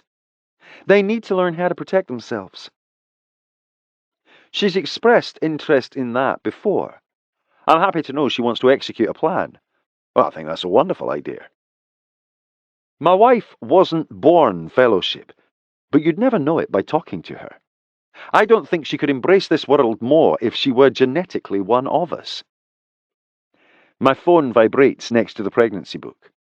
There's typically only one reason someone phones me this late. I look at the ID. Abram. Damn it. I have to take the call. Aye? Sorry to trouble you, but the presence of a leader is required. Since I am no longer in that role, I must drag you away from your injured wife. He's enjoying this a little too much. What's happened? The Order killed a couple of our girls outside the casino. Sisters. Lewis Adamson's daughters. He's demanding swift justice. Of course he is. I'm on my way. I end the call and lean over to kiss Bonnie. I have to go. The Order killed 2 of our women. Her face is pained as she places her hand over her heart. Oh no, who? Davina and Anis Adamson. She narrows her eyes in concentration. I can't recall them. Probably because they've been away at uni. I dress and go back to Bonnie when I'm ready to leave. I sit on the edge of the bed and take her hand. Don't be afraid. Kyle and Blair will be here with you. She brings my hand to her cheek. That doesn't make me less frightened for you. You're going out to hunt down killers. I'll be fine. I lean forward for a kiss, and she catches my face in her hands. She holds me firmly in place so we're eye to eye. Come back to me safely. Always. Chapter 7. Blue Breckenridge. It's been 4 days since Sin rescued me and killed the Order's leader. Their organization may be in chaos, but that won't stop them from avenging their leader's death. Killing these 2 women isn't it. Every life within the Fellowship is of value, but the deaths of 2 young women with no connection to the head of the Brotherhood won't suffice as retaliation. They're going to want something bigger. Someone at the top. Sin or me. Only our deaths will satisfy them, so I brainstorm why they'd attack 2 innocent women. I know they're cowards and prey upon the ones they consider weakest, but it doesn't make sense. Their deaths cost us very little. Unless it's a trap to lure Sin into their clutches, or away from me. Kyle and Blair are here, but I still take my Beretta from the drawer. I need to be armed in case the Order comes and manages to get through my bodyguards. Lying in this bed makes me a sitting duck if they come through the door.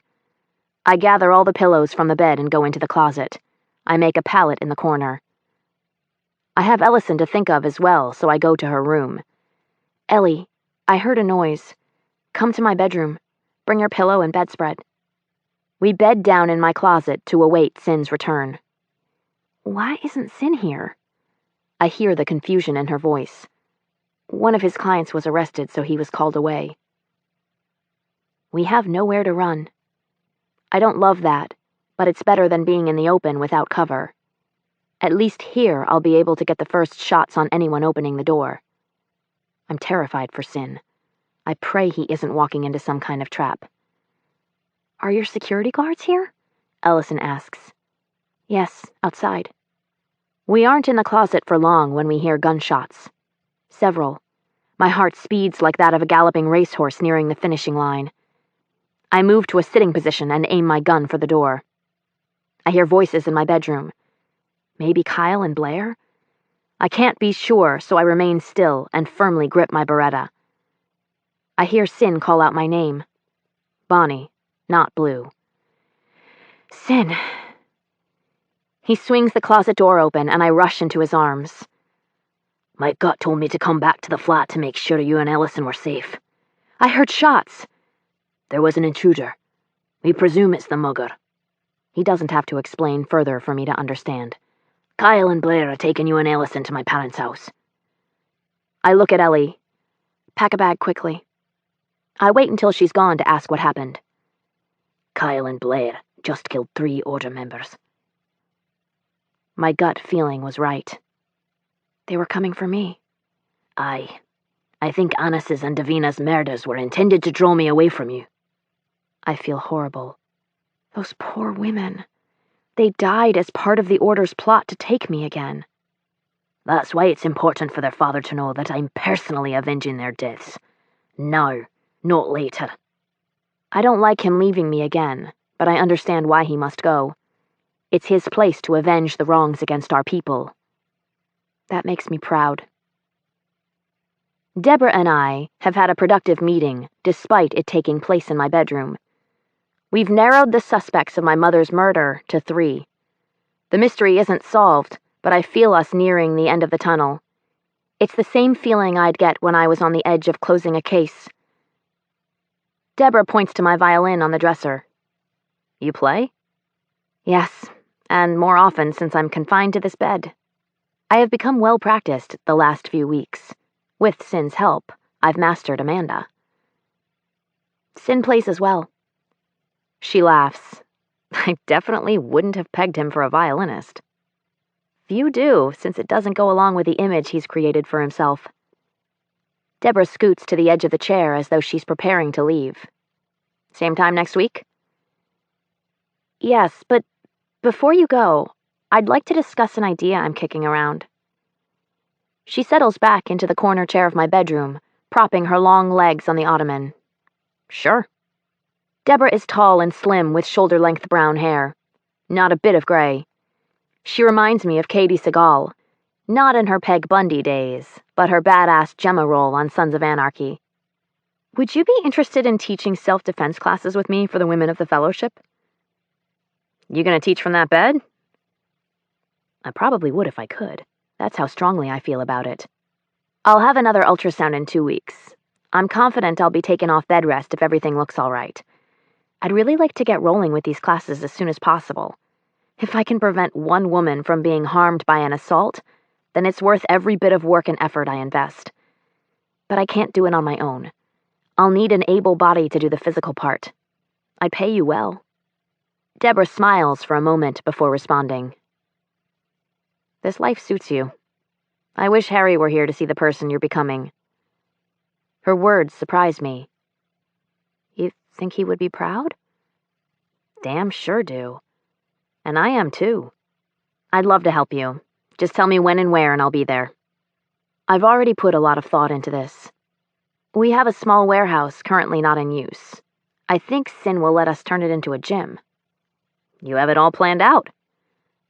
There are a lot of things churning in my head. I have a lot of free time these days. It's serving the women of the Fellowship well. I'm happy to know Deborah thinks so. I hope the women I'm to lead will feel the same. You blew Harry's mind when you told him to train you so you could go after your mother's killer. What were you, 12? 13? I wasn't aware Deborah knew those kinds of details. Barely 12. Deborah laughs. Harry didn't know what to make of you. and I didn't either. I'm not quite sure what to call this feeling I have in the pit of my stomach. Maybe shock, mingled with a little dose of betrayal. I thought my secret with Harry was just that, a secret only we shared. I didn't know Dad had told anyone. Your father thought you needed to see a psychiatrist, but he was too afraid to take you. He feared you'd be taken away from him and placed in some kind of institution. He couldn't talk to Julia about it, but he desperately needed advice. I was the only person he could trust. Don't be angry. Anyone else would have taken me to a shrink. Why didn't you try to convince Dad that I needed psychological help?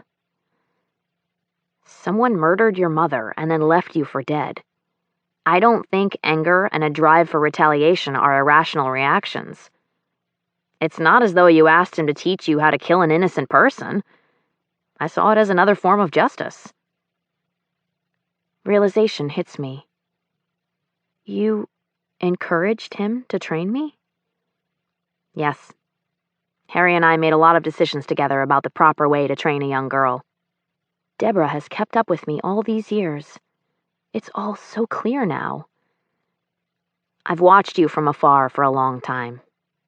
I was very happy when you reached out to me, Deborah says. I don't know how I didn't see this before. Harry asked me to watch over you while you were undercover within the Fellowship. Then she saw everything. You had to know that I was seducing Sin. She laughs. I saw that coming from a mile away. Thank you for not telling Dad. He would have completely flipped out. Probably would have gotten out of his hospital bed and come to Edinburgh to kill me and Sin. I've been there, Blue. We all do what we have to in order to get the job done. Harry knew that, but it all went out the window when it came to you. You were his little girl. Always will be. Deborah leaves, and the first thing on my agenda is the quick daily shower my doctor granted me. For the first time in a while, I don't dress in yogas and a t-shirt. I have an engagement for the night. The last 3 weeks of my life have been spent in one of two places, the bed or the sofa. Not fun. It's enough to nearly send anyone over the edge. That's why I'm so excited about hanging out and having girl time with my sister and friends. But I'm sad. Lainey has made the decision to leave us. She fears the Order will discover her whereabouts, putting me and my babies in danger. Being in Edinburgh probably isn't the safest place for my new friend, but I will miss her terribly.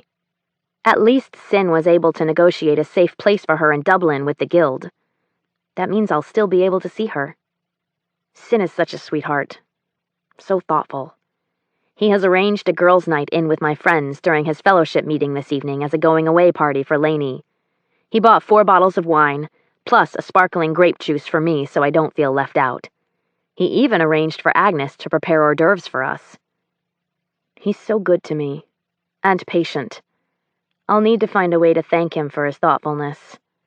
I think I have just the thing in mind.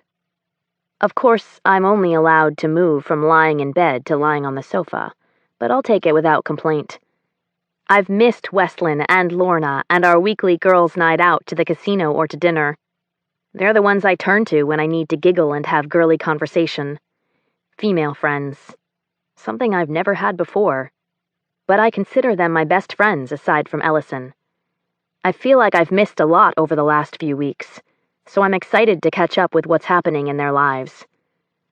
Lorna is sitting on the couch opposite me, my feet in her lap. She's painting my toenails. Like? I let her pick the color. Bad decision. She went with flamingo pink. Yuck. I hold my foot up, wiggling my toes. It looks girly. I probably would have chosen black, or maybe a dark gray. I went with pink because I'm pulling for girls. Ellison wants girls so she can spoil them rotten. She says boys will be little mean asses. Oh, I'm spoiling them either way, Ellison says. They'll be precious if they're anything like their father. Sin was a sweet little boy. Always so kind to me, Westlyn says. Lorna taps my ankle. Pull your shirt up so we can see your belly. I'm thankful the bruises covering my body are almost gone so I don't feel self-conscious showing them. I pull it up, but there's nothing impressive to see. I'm only 10 weeks, so my bumps may be the size of a large orange. Got a long way to go. I hope you have 2 girls, because I don't want to see Sin take a boy from you. My mum told me how heartbreaking it was for Aunt Isabel to lose him and Mitch. Oh my God. Tell me Westland didn't just say that in front of my sister who knows nothing about the fellowship or what she's talking about. I suspected having Ellison here long-term without telling her about the fellowship would become a problem at some point, but it was a risk I was willing to take. I'm still not ready to make Ellison a part of this. Ellison instantly perks up. Sin would never take their son from Blue. He adores my sister. Plus, he knows she'd kick his ass before letting that happen. Think fast, Blue. Westland didn't mean that literally. Just that she hoped I had a girl so we'd have a mother-daughter bond. Isn't that right? I lift my brows and bug my eyes at her. Exactly, Westland nods. Of course I wasn't suggesting Sin would do something so vile. Ellison seems satisfied with our explanations since she says nothing more about it. Disaster averted. For now. Lainey chooses one of the opened bottles of white wine and refills her glass. It's too bad you can't have some of this, Blue. It's really good. It's okay. I'm not much of a wine drinker. I prefer Johnny Walker. You and Sin both? Lorna says. Lainey holds out the bottle. Anyone need a refill? Ellison takes it and inspects the label. You remember the girl who used to sing for Southern Ophelia? She quit because she married a guy from Australia, a winemaker. This is from his vineyard. Do you know who I'm talking about, Blue? Yeah. I saw Southern Ophelia perform at Coyote Ugly when they were first starting out, long before they hit it big. Do you have any of their old music when she was still singing with them? Yeah, but I think they only put out one album before she left. Put it on. I haven't listened to them in a while. I connect my phone via Bluetooth to the speaker on the bookcase. I scroll through my music and play my favorite Southern Ophelia song, Without a Goodbye. I wore this song out when Sin and I were apart. It fit us so perfectly. This is their best one, in my opinion. Yes! I remember this one. So good. So good. I doubt Westland, Lorna, and Lainey are familiar with it. Ladies, this is country music at its best. Turn it up, Blue, loud. My 3 friends listen to me and Ellison sing the chorus in unison. I think it's very possible that Ellison is a worse singer than I am. You lasses look like you're having a bit of fun. Agnes comes into the living room and places a tray of food on the cocktail table. Mini ham and haddy pies, Scotch eggs, and barbecued piggy scallops. There's more in the kitchen when you finish these off. Thank you, Agnes. Everything looks delicious. I'll be off now. Enjoy your night, lasses. Ellison examines the cuisine Agnes has prepared. I can tell she doesn't find it appealing. What the hell is this? I've never heard of any of it. And it looks as fucked up as a bologna Pop-Tart. Oh, God. At least she waited until Agnes left to express her distaste. I'd shit twice and die if she heard her say that. These are bacon-wrapped scallops, nothing weird. And those are Scotch eggs. Just boiled eggs wrapped in sausage meat and breadcrumbs. Sort of like an egg-stuffed meatball. Agnes's are really good. But I'm not sure about the ham and hattie pies. I've never had those before. Westland grabs one and pops it into her mouth. My mum cooks these at least once a month. They're made with smoked haddock and bacon. The pie portion is breadcrumbs and grated Scottish cheddar cheese. These are quite delicious, even better than my mum's, although I'll never tell her that. I'm really looking forward to catching up with Westland. I haven't seen you much this semester. Tell us everything about uni. Westland puffs her cheeks out and crosses her eyes. Economics is tough. I'm not really sure why I chose that as my contribution. What about life outside of studies? That's actually pretty spectacular. I'm guessing that being at the university is probably Westland's first opportunity at socializing with people outside of the fellowship. I recognize her goofy expression. I saw it on my own face several months ago. I only know of one thing that would make school spectacular. Westlyn bites her bottom lip, likely to keep herself from grinning. It doesn't work. You've met someone, I say. She shakes her head. It's nothing. People don't look the way she does over nothing. Your smile says otherwise. He's just a guy I have some classes with. We've talked a few times, it's no big deal. Is he cute? Extremely. Does he make a point to sit next to you? Aye. He sounds like he's into her. But he hasn't asked you out? No, but I get the feeling he wants to. Nothing is wrong with you asking him out, Ellison says. I'm not at all surprised she would encourage Westlyn to do so. She shrugs. I've never done that before. I wouldn't know what to say. There's nothing to it. Just ask him if he wants to go out sometime. He'll say yes. You'll go to dinner and a movie, or whatever you do on dates here.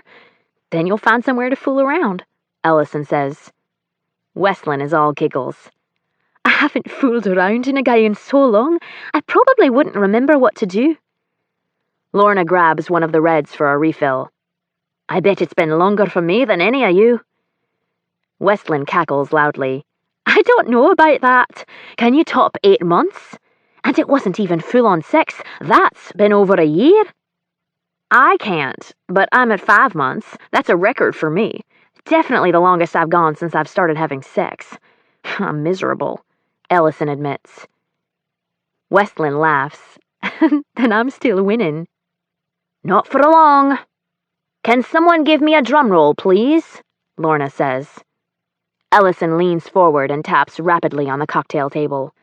Da-da-da-da, adds Lorna. Well over 2 years. Going on 3, but I'm not exactly sure because I've stopped keeping up with it. Ellison slaps the table. Holy shit! Lorna, you need a broom to clear out the cobwebs between your legs. Tell me something I don't know. Why so long? I'm interested to see how she'll explain this. I decided I was finished letting men use me for their pleasure. I want someone who loves and treasures me. The only way to get that kind of man is to become a woman worthy of those things. She didn't come out and say it, but anyone can read between those lines. Westlyn squeals. Oh my God, Lorna, you're in love! Lorna wears the same goofy smile I saw on Westlyn's face earlier. Maybe. I don't think there's a maybe about it. You are. And you have to tell us who he is. Lorna shakes her head. My secret to keep. Westlyn groans. No, that's completely unfair. You can't admit you're in love with someone and then keep it from us. Trust me, I can. We'll get it out of you before the night's over. I assure you, there's not enough wine here to make me talk. We'll see about that, Westlyn says. I don't want anyone to ask Lainey about her last sexual encounter, so I steer the topic in another direction. We're going to miss you, Lainey. And I'll miss all of you too. But Dublin isn't that far. We'll still see one another. We all jump when there's a sudden commotion at the front door. It sounds like someone trying to push his way into the flat. We all go still and silent. My heart immediately takes off in flight. Is someone trying to break in? Lorna asks. It could be that mugger. Get your gun, Blue, Ellison squeals. I get up from the couch and fetch one of my Berettas from its hiding place in my new end table's drawer. Kyle and Blair are on guard outside, since we're having a girls' night in. Surely they didn't let anyone get past them. I take aim at the door, prepared to annihilate any persons passing through the doorway. Whoever it is, I'm ready for him.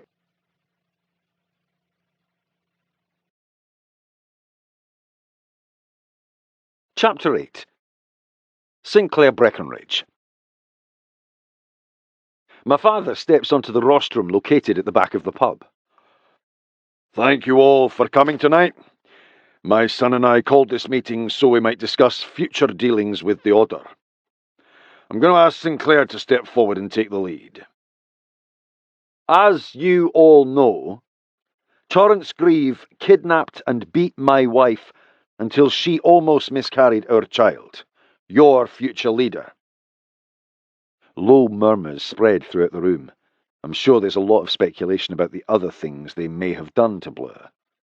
I'd very much like to clear the questions in their minds, but Bleu wouldn't have me discuss a private matter in such a public way. I killed Torrance and the 2 men who beat her. No man who harms my wife will live.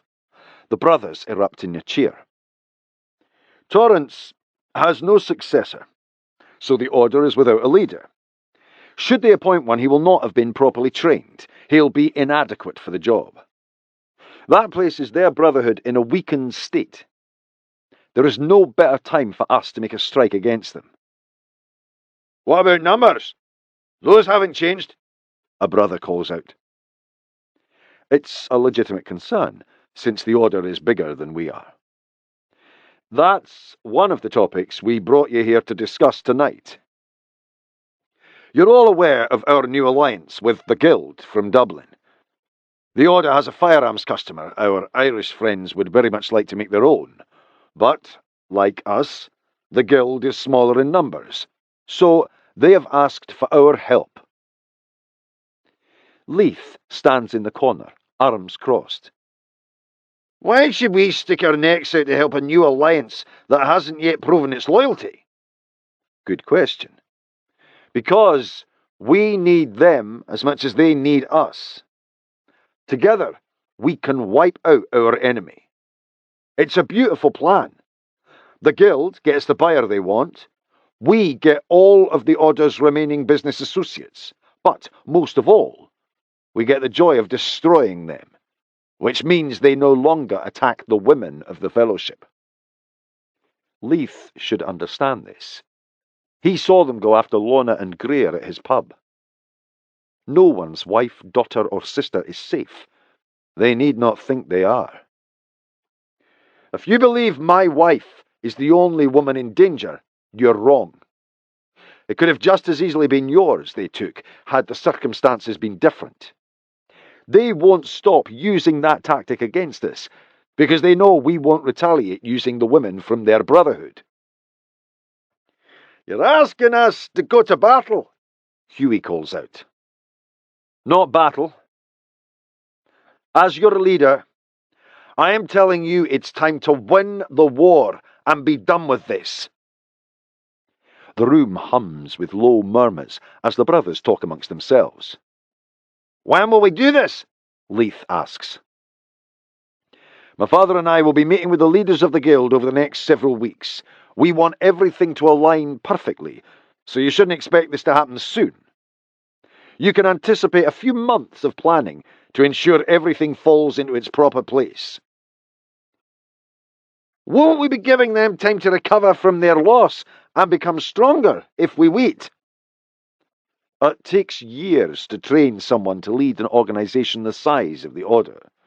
They have no teacher. I have no fear of them gaining strength before we attack.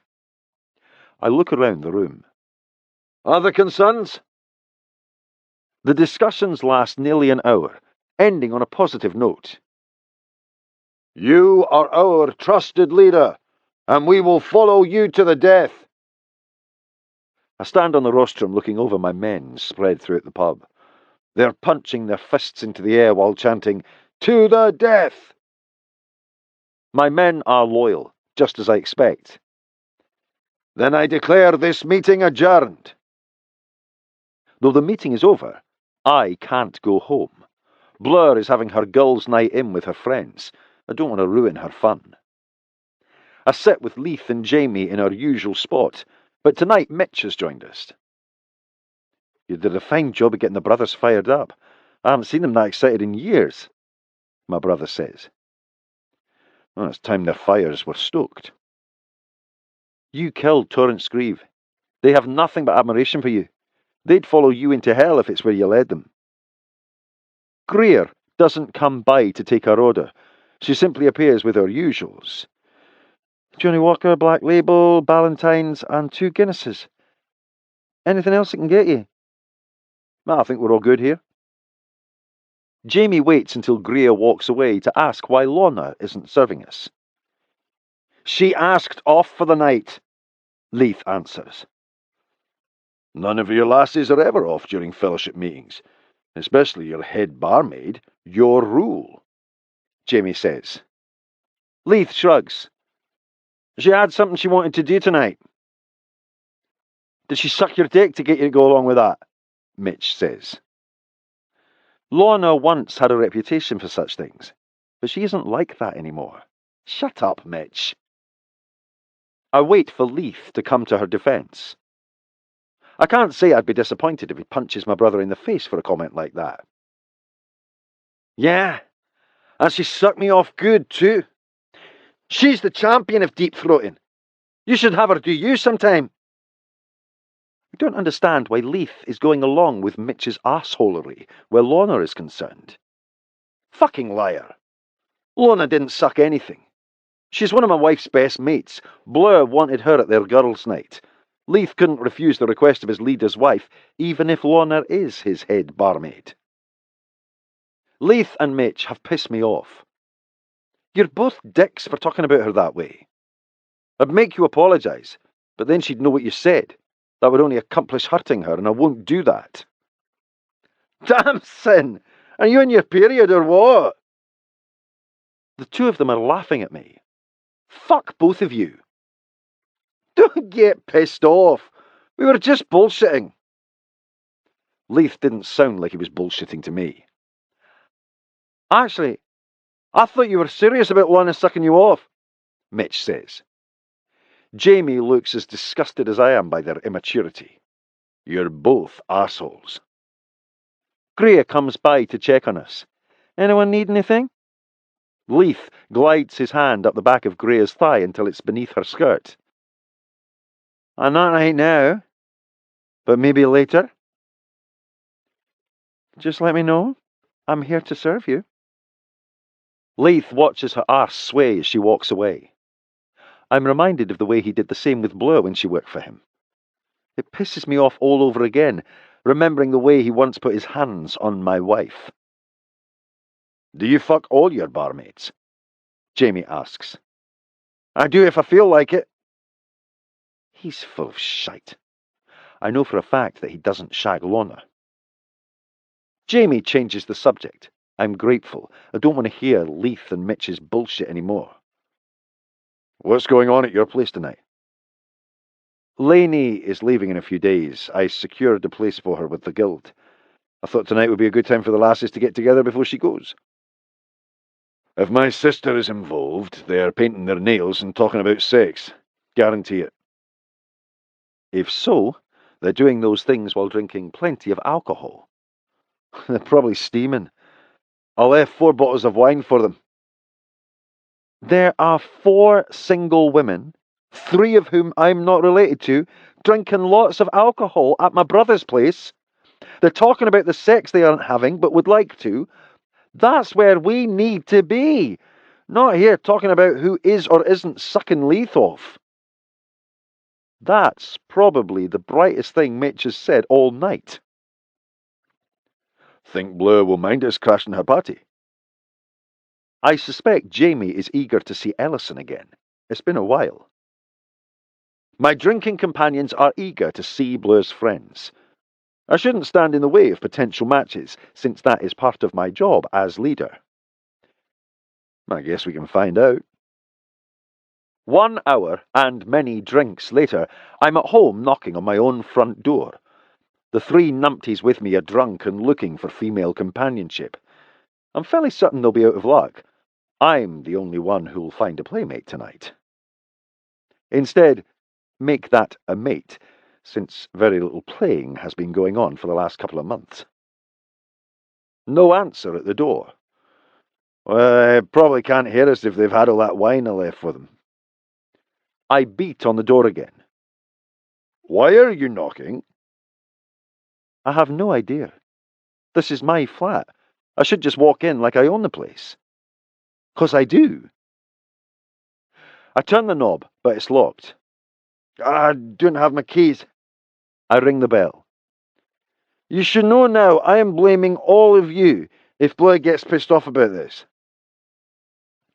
Ellison swings the door open and Bleu is standing beside her, gun in hand. What the hell are you doing, Sin? Sounds like you're trying to break down the door. Sorry, Bonnie, I forgot my keys. Allison scans the crowd, her eyes stopping on Jamie. What are y'all doing here? Crashing our party? We hope to, Jamie says. She and Bleu turn, leaving the door open for us to come in. Look at that fit arse, Leith whispers. Those MacAllister sisters are well bred. Shut up. I punch Leith in the chest. One of those MacAllister sisters is my wife. You'd be wise to remember that. Never fear, mate. It isn't possible for one of us to forget that Bleu is your wife. We find the rest of the lasses in the living room doing mostly what we expected, painting nails and drinking wine. Bleu points to the food. Agnes made hors d'oeuvre. There's plenty if anyone's hungry. Mitch grabs a handful. Men are always hungry. And horny. We've drunk most of the wine already. Well, they have. Bleu lifts her glass. Sparkling white grape juice for me so I don't liquor these babies up. Aye, the twins! I hear the sarcasm in Leith's voice. He holds up the full bottle of Ballantine's he swiped from the pub. We must make a toast for our fierce leader. Everyone but Bleu gets a huge shot of scotch. Leith lifts his glass, everyone mimicking his move. To Sin, his beautiful wife, and their 2 babies on the way. May our leader's life always be as perfect as it is today. May he always, as usual, get everything he wants. Those words, coming from anyone else, might be welcome, but not from Leith. He comes off sounding like a jackass. Cheers! Everyone turns the bottoms of their drinks up. I meet Leith in the hallway on the way to the bathroom. You know what, Sin? You're incredible. You couldn't even be average and give your wife 1 burn. You had to show off and knock her up with 2. I can't take the credit for that. Blair's pregnant with twins because we couldn't conceive on our own. She had to undergo an in vitro procedure for us to have a baby. It wasn't my prowess as a lover that got my wife pregnant with twins. Whoever was holding the Petri dish did that. Oh. We were told we might not be able to have our own children if we didn't do it now. It was scary as hell for a while. So you're wrong about everything always being perfect for me. I didn't know. It was not something we were planning to advertise. I'm glad it worked out for you. Thank you. We're very happy to be getting 2, since we weren't sure we'd even get 1.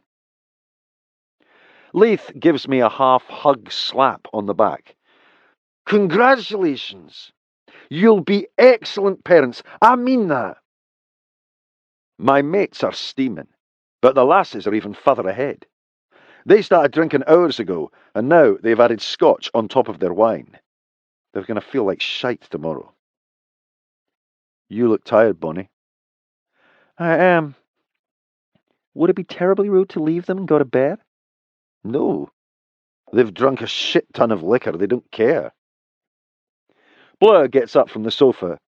Sorry, guys. I'm calling it a night. These babies steal all my energy. You guys stay up and drink as long as you like. Sterling can drive you home, or you're welcome to spend the night. You can figure out the sleeping arrangements as long as none of them include my bed.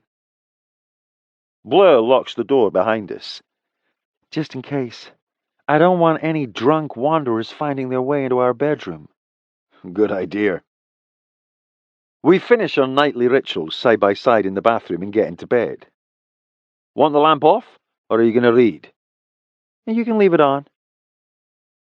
Over the last few weeks, we've gotten into a habit of reading when we go to bed. I admit that for me, it began as a form of distraction. I enjoy it, but it's a poor substitute for sex. I still have a little buzz from the whiskey, but I take my book from the nightstand anyway and fall back into the story. Maybe that's why I barely notice the bed dipping next to me. But Bleu, pulling back the covers to kiss my stomach just above the band of my sleep pants while her hand caresses me through the thin fabric, gains my attention. I lower my book and peek over the top. What's going on down there? If you don't know, then it's definitely been too long since we fooled around. I won't argue with that. What kind of fooling around are you talking about? We are both very aware that penetration is off the table until further notice. Just a little something I want to do for you. She pushes her hand down the front of my sleep pants. She grasps my cock firmly and glides her fist up and down the shaft. I am not fully erect, but getting there fast. I close my eyes and lose myself in the moment. I imagine my dick sliding in and out of her body instead of her fist. It's nowhere near as good, but it'll do. I want to make you come. Jerking yourself off is nothing like having your hot wife do it for you. No worries. You are. Soon. She alternates between long, slow strokes and quick, short ones. Just when I get into the rhythm of one motion, she changes the movement and inhibits my orgasm. It's incredible. She has added something new to the mix, rubbing my balls. She's never massaged them this way before. You like that? Fuck yeah. I want to make you feel good. No worries, Bonnie.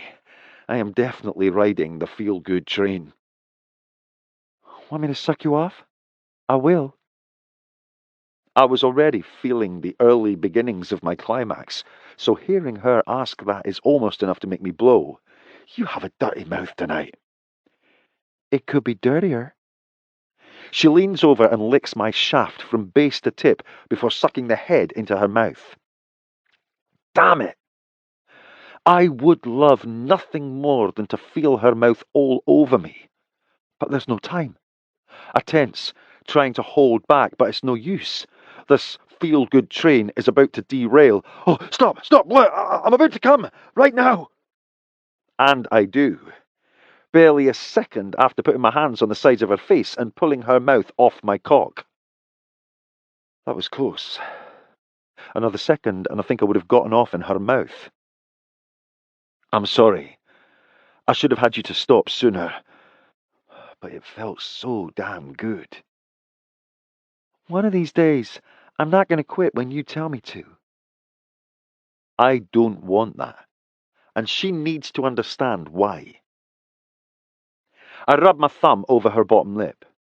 You're my wife. You'll use this mouth to kiss our children.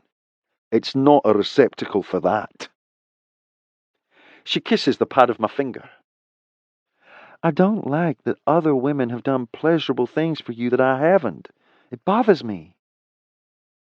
I'd like to tell her that no woman has ever been dear to my heart because she let me come in her mouth, but I'm certain that won't go over well.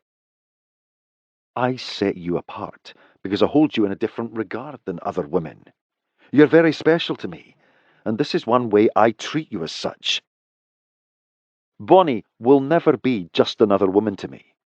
She's my life, my love, my heart, my everything. Always. Chapter 9. Blue Breckenridge. It's been 5 weeks since my threatened miscarriage. Dr. Kerr assures us the danger of losing the babies to what he calls a marginal abruption has passed. The placenta has grown over the tear, as he predicted. Everything appears normal on ultrasound, and growing right on schedule. I've had weekly scans for more than a month, so we're watching our babies grow and develop from one week to the next. Without doubt, it is one of the most surreal moments of my life. Oh my God, look at that, Breck. They've grown so much. He's glued to the screen. It's amazing how much they've changed in 7 days. They look more like tiny humans instead of tadpoles. Look at their tiny little hands and feet. It's unbelievable. Sin gets up for a better look at the monitor. Both look healthy? Aye, from what I can tell.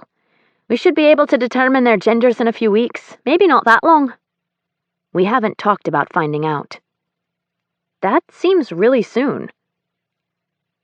You're slim, so I'm able to see your wee ones well. It seems like it would be so much more special to discover their genders in the delivery room when we meet them for the first time.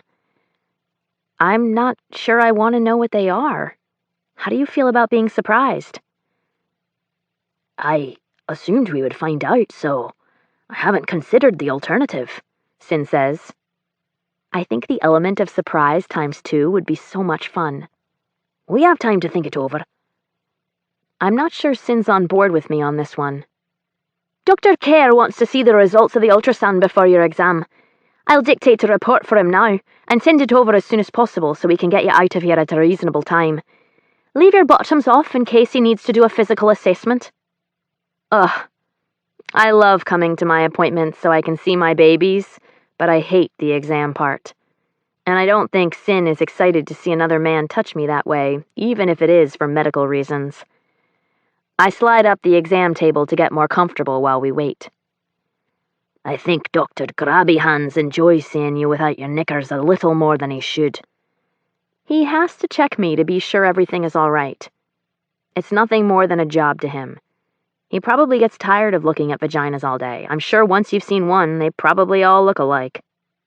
I happen to think yours is pretty special. It pleases me to know you have fond memories of it. I'm really hoping Dr. Kerr tells us I can get reacquainted with it soon. 12 weeks is a long time to be parted from my favorite playmate. I think I've been highly accommodating. Exceptionally so. And I'm damn appreciative of your generosity. But it's not the same. I miss the connection we have when we make love. He's right. We share so much more than a physical bond. Me too. But at least you get to have an orgasm. I get nothing. Don't forget that anticipation is the best form of foreplay, Bonnie. I think he enjoys saying that more than he should. Says the husband who's getting hand and blowjobs while his wife's sexual frustration is escalating out of control. You're entering your 4th month. With any luck, he'll give us the go-ahead, since everything has been back to normal for several weeks. Fingers crossed. I want off bed rest even more than I want sex, but I keep that little tidbit to myself. Dr. Kerr comes into the exam room. Mrs. Breckenridge, how are you this week? Excellent. I feel wonderful. Very good to hear. Nausea has subsided? Haven't had any in 2 weeks. Good. He pulls on exam gloves. I know what's coming next. Cold, wet touch to your bottom, and then some pressure. It's the same thing he says every week before checking me. I lie on my back staring upward while Dr. Kerr does my pelvic exam. I distract myself by counting the ceiling tiles until Sin gains my attention by squeezing my hand. My grinning husband mouths, "Lucky bastard." I mouth back one simple word I'm certain he'll understand. Stop. He's laughing at me. Again. Cervix is closed and thick as I would expect. No bleeding. Ultrasound is normal. I think you're fine to return to your normal level of activity. He has no idea what my normal activities consist of, or he wouldn't say that. No more pelvic rest? It's fine to resume sexual activity. I'm embarrassed to ask, but I do anyway. With orgasms? Please, please, please say yes. Aye, orgasms are fine, but you should avoid vigorous intercourse to be safe. Sin waggles his brows at me. I think we can schedule your next visit for 2 weeks, since you've been complication-free. I'm waiting in line to schedule my next prenatal appointment when Sin leans over to whisper in my ear. Lindsay can manage without me. I'm going to have her clear the rest of my workday. This isn't surprising. I thought you might. I want to spend the rest of the day reacquainting myself with you. I'm not sure how much reacquainting will get done. We have a house guest and thin walls. You know neither of us do a great job being quiet. I'd die 1,000 deaths if Ellison heard us making up for lost time. Fuck it. We'll get a room. And room service. I'm starving. Aye. You'll need plenty of fuel for what we're going to be doing. I watch the number above the elevator doors increase as the lift rises to our floor. 12, 13, 14. 3 more to go. It's too many when your husband pins your body against him while his hand roams downward to rub between your legs. He's fervent, to say the least. Warm breath moves over my ear. A tingle races down my spine and goosebumps erupt over my skin. I'm sure there's a camera on us right now. All elevators have them. We're probably giving a thrill to whoever is watching the security footage. Don't give a fuck. The thrill I'm feeling is much more important to me right now. The doors open and we sprint toward our room. Sin is so anxious, his first 3 attempts at unlocking the door are unsuccessful. Son of a bitch, the key card isn't working. I hold out my hand and he places the card in my palm. I slide it in and pull it slower. Click. Open sesame. Fuck, that was sexy. All I did was open a door. I put the key card in the hole and pulled it out. I know. He growls while pulling me through the door toward the bed.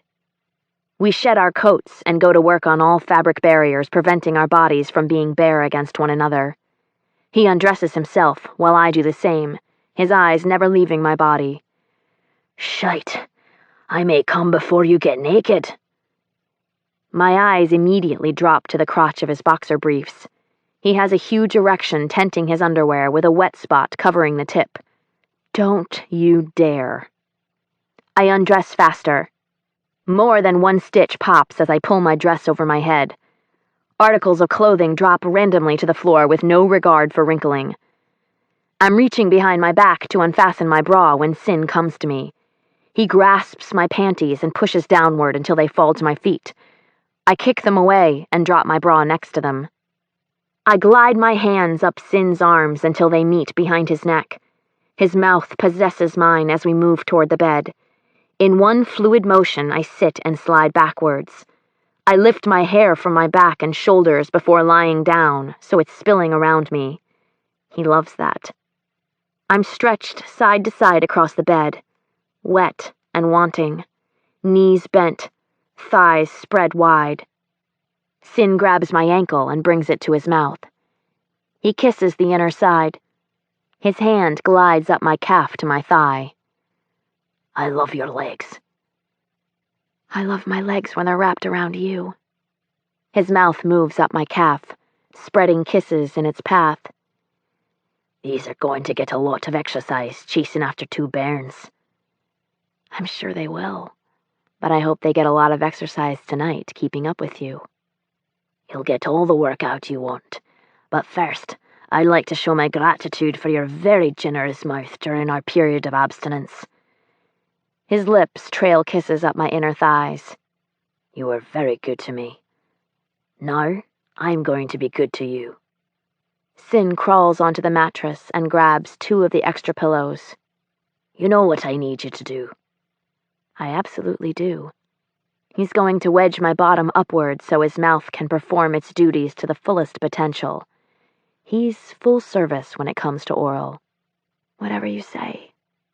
He pushes my legs apart and nibbles each side of my groin. I think I may convulse from the ecstasy. I've never wanted to feel his mouth on me so badly. I'll beg if it's what he wants.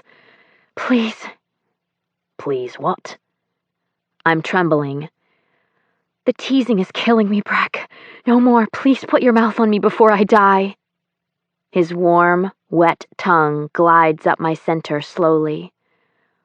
Ah! I fist his hair when he does it a second time. Is that what you want from me? Yes. It feels so different from before. So much more sensitive. I read that a pregnant woman's erogenous zones are heightened during pregnancy. I thought it was bullshit, but now I see that I was wrong. He continues licking me, but it isn't just the center.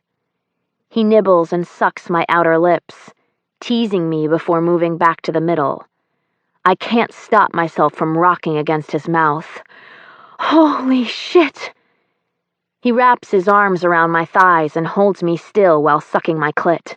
First soft, and then hard, alternating back and forth between the two. Sweet torture. It's been months since my last orgasm, but I easily recognize the signs of its approach. Oh, it's starting. Sin sucks harder, making me come faster. I fist his hair and rock my hips to ride out the warm pulsations of pleasure. Oh!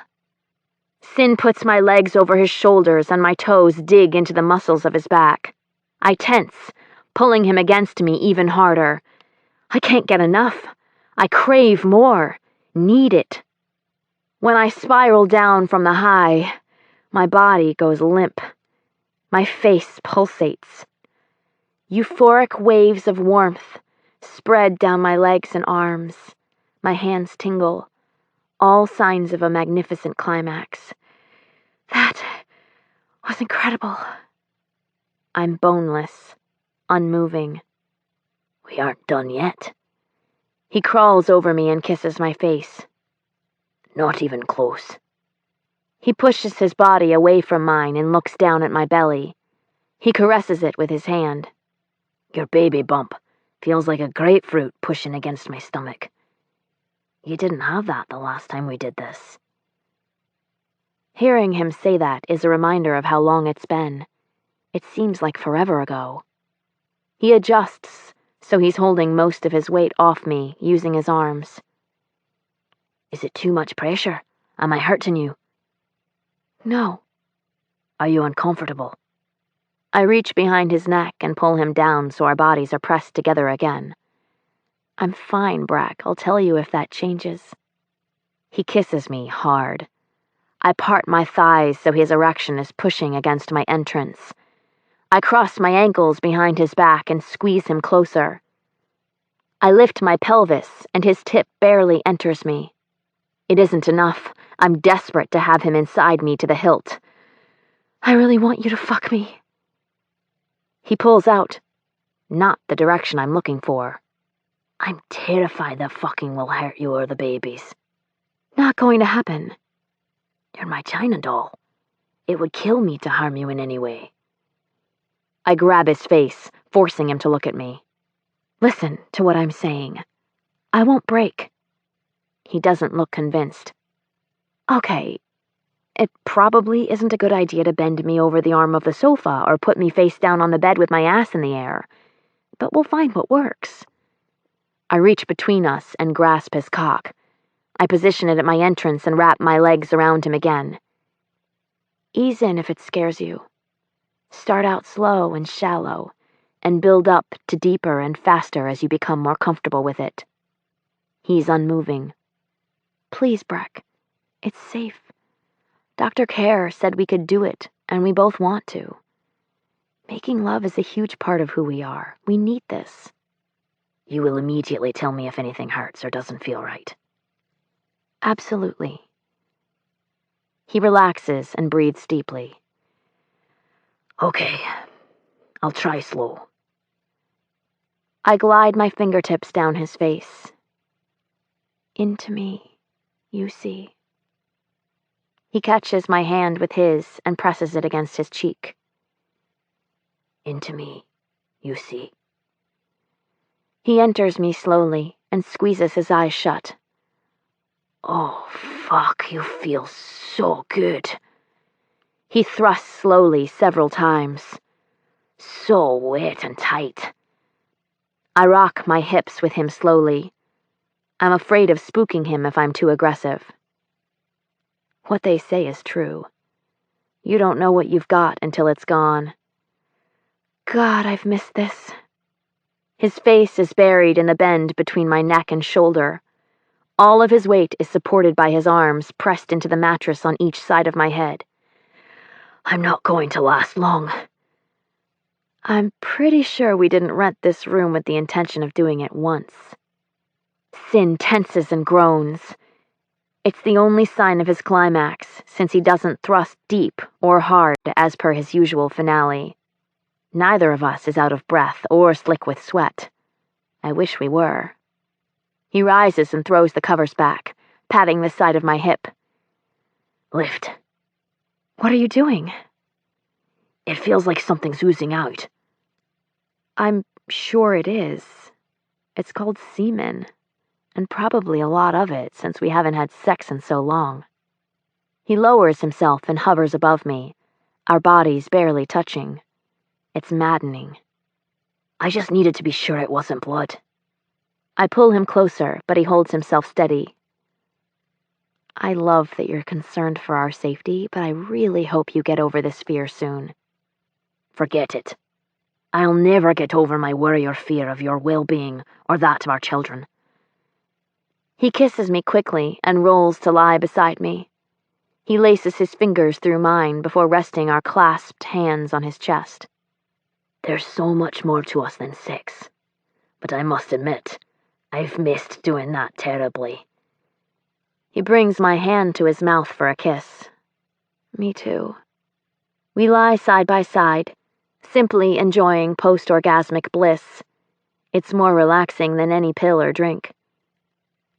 My mind wanders from one topic to the next, but lands on my sister. I've been thinking of Ellison a lot lately. She appears to love being in Edinburgh. I'm under the impression she doesn't intend on leaving anytime soon. Not before these two make an appearance. Realistically, do you think your sister will be able to leave after they come? The babies and I are the only family Ellison has, and there's nothing waiting for her at home. I know where this conversation is going. I'm not sure how to tell her about the fellowship so she doesn't flip out. Is it possible you're giving Ellison too little credit, just as you did Harry? Sin was right about my dad, which means I was wrong. I can admit that. Maybe. It's your choice. But I think you should do it soon if that's the direction you're leaning toward. Telling her after our hand has been forced won't go as well. I think my decision has evolved into how to tell her, rather than if I will. Do you want me to help you explain everything to her? No, it's probably best if I do it alone. She's going to have a lot of questions. It's important for us to be able to speak freely. I'm afraid she'll feel uncomfortable if you're there. That's understandable. But I'm always willing to take care of it if you should decide it's what you want. Right now, there's only one thing I want. I rise and put my leg over Sin so I'm straddling him. He's afraid of hurting us, and I understand that. But he needs to see that I'm durable. That's why I'm taking control this time. I lean down and kiss the side of his neck. Been long enough for round 2? He thrusts his hips up, so his erection pokes me. You tell me. Good. He sounds more confident and playful. I reach between us and grasp his cock, positioning it at my entrance. Easy, Bunny. I'll be careful. I sink down slowly, and he grabs my hips, preventing me from going all the way. I put my hands on top of his. I'm in control. I lean down to feather kisses over his face, and he becomes less tense. I sink deeper before lifting my hips to slide him out. That's it. Just lie back and enjoy the ride. 4 rounds of sex over 6 hours. The last time was a concession on Sin's part, because I begged. He's satiated, but I'm not. My hormones are raging. He sits on the edge of the bed to put on his prosthesis. I'll never get him to agree to another go once he secures his leg. One more before we have to leave? I kissed the side of his neck to encourage an affirmation. Please, Brack. No, Bunny, we did it 3 times more than we should have. I beg to differ. He twists around to kiss me. I need to take you home. I have a meeting in an hour. He hasn't mentioned a meeting. I thought you cleared your workday for us. I cleared my day at the office. I have fellowship business to tend tonight. I don't always love the affairs he's in charge of. I hope it's not another meeting about a gentleman's club. Nothing like that. A brother has asked me to meet with him at Duncan's about a match with Lorna. In the pub of the man in love with her? You don't have to tell me how fucked up it is, but maybe Leith's eyes will be open to see what's right in front of him. I'm confused about so many things when it comes to Sin's friendship with Leith. It's different from his with Jamie. Something happened, and I'm guessing it has everything to do with Lorna, since that tends to be a sore topic between the two. You said that there was history with you, Jamie, Leith, and Lorna, but you never told me what it was. There's a reason for that. I hug him from behind. It can't be so bad. He sighs. You're wrong. What we did was fucked up. I can always handle the truth. The not knowing is what kills me. I say the words, but my heart pounds. He's told me it's bad. Do I really want to know this secret they share? He drops his head as though he's ashamed. I've never seen this reaction from him. It isn't pretty. I don't want my past with Lorna to change the way you feel about me. Or her. She's one of your best friends. You treasure that friendship, and she does as well.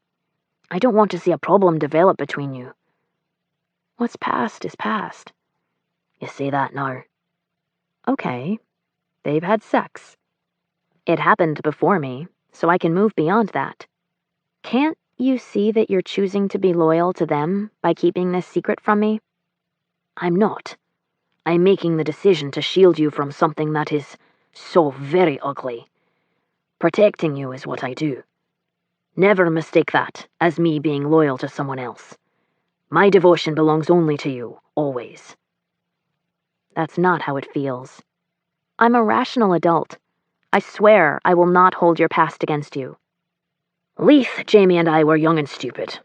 We were boys trying to be men. Lorna was starved for attention, so we gave it to her. In the form of sex? No. In the form of fucking. A lot. It's not something I'm proud to hear, but I'm not sure why he thought I couldn't handle this. I guessed as much, judging by the things you've said. You haven't nearly guessed all of it. When it was happening, I wasn't thinking of anything but the present. I never considered the possibility that I'd one day have this beautiful woman in my life that I adore. By some miracle, she'd agree to be my wife and become the mother of my children. I never imagined I'd be sitting here, searching for the words to explain the thing I did with one of her best friends. I don't know what to say to that.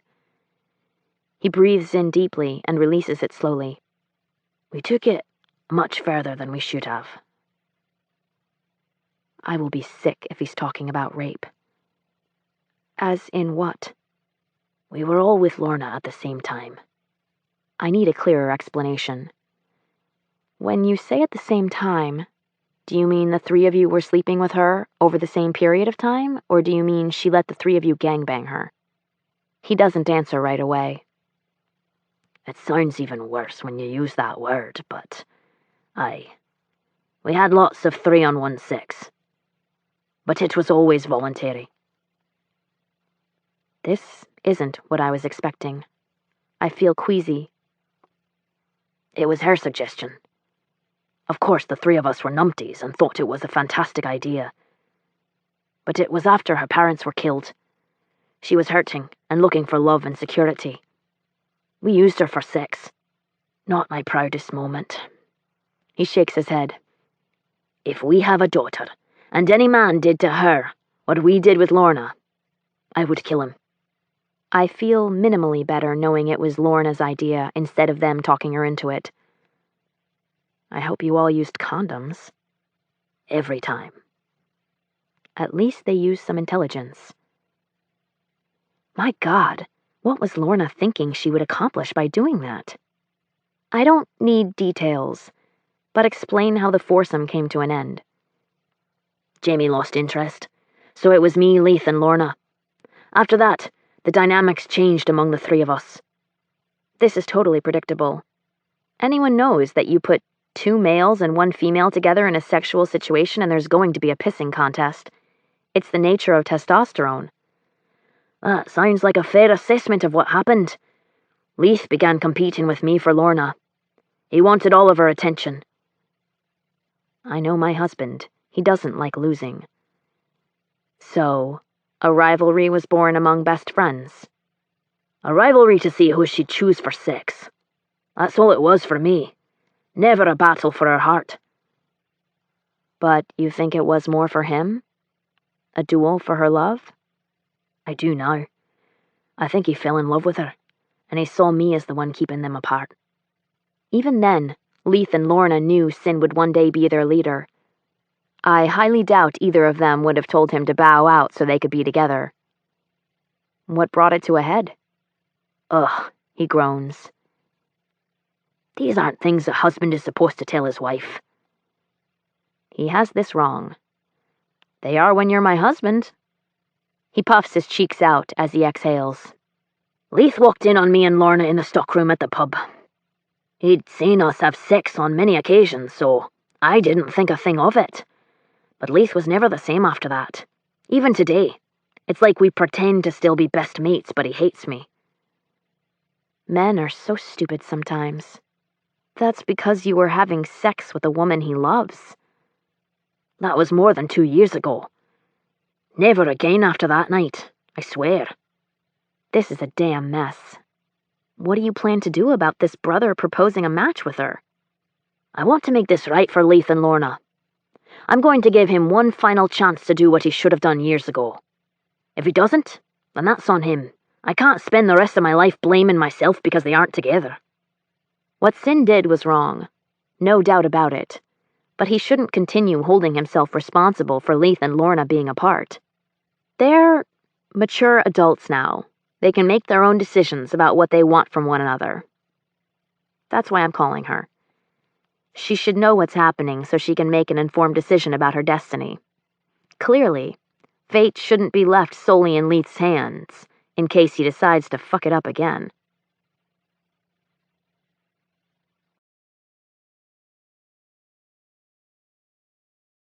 Chapter 10. Sinclair Breckenridge. We drop Blur at home, and Sterling drives me to Duncan's. I'm not scheduled to meet with Noah Wallace for another hour. I'm intentionally early, since I have business to discuss with Leith. I'm giving him another chance to claim what he wants before I move on to another suitor for Lorna. I sit at our triad's table. The vinyl-covered seat beneath my arse doesn't have time to warm before Lorna plops down across from me. Blur called. I know. She told me she would. Please tell me why it is that I've known you my entire life, but it's your wife who calls to inform me that you are having a meeting with Noah Wallace to discuss a possible match between us? She's angry. I wonder if it's because I haven't told her about the meeting with the brother concerning her future, or because it's not Leith who has approached me. Noah asked to set up a meeting to discuss his interest in you. You aren't involved with anyone, so I am obligated to hear him out. You aren't my father. But I am your leader, and no one has claimed you. Her mouth twists. As much as I appreciate you pointing that out, I am already quite aware. I'm handling this all wrong. I wasn't trying to be unkind. I only meant that if there's interest in you by a brother, I have to explore it. It's part of my duty. My father and I are accountable for securing a good match for you because you don't have a father to do so. I think you'd prefer I make the arrangement rather than my dad. My father's marriage was arranged. Although he and my mother aren't in love, he still firmly believes in arranged marriages because they often benefit the fellowship. If things don't work out with Leith, at least I would try to find Lorna a match where there was some kind of affection. Maybe I don't want a husband. Have you ever considered that perhaps I'm happy with the way my life is? She forgets she's already confided her discontent. But you aren't, and I feel I'm to blame for that. How could you be the cause for my unhappiness? It's time to get real about what happened. I think you and Leith fell in love after Jamie left the group, but I fucked it up by being the third wheel. Lorna's eyes grow large. I have caught her off guard. I loved Leith, but he didn't love me back. The more I learn about love from Bleu, the more I see things by how they really are. He loved you then, and I think he still does. She's shaking her head. No man would sit back and watch his best mate have sex with the woman he loves. That doesn't work like that. She's exactly right. That's why it all ended. He couldn't stand it anymore. Well, he's not the only one. I couldn't stand it anymore either. She's referring to me. I'm sorry for everything. What we did was wrong, but I want to make it right for you now. Her eyes well with tears. I discussed him. Did you know that I work with him 5, sometimes 6 days a week?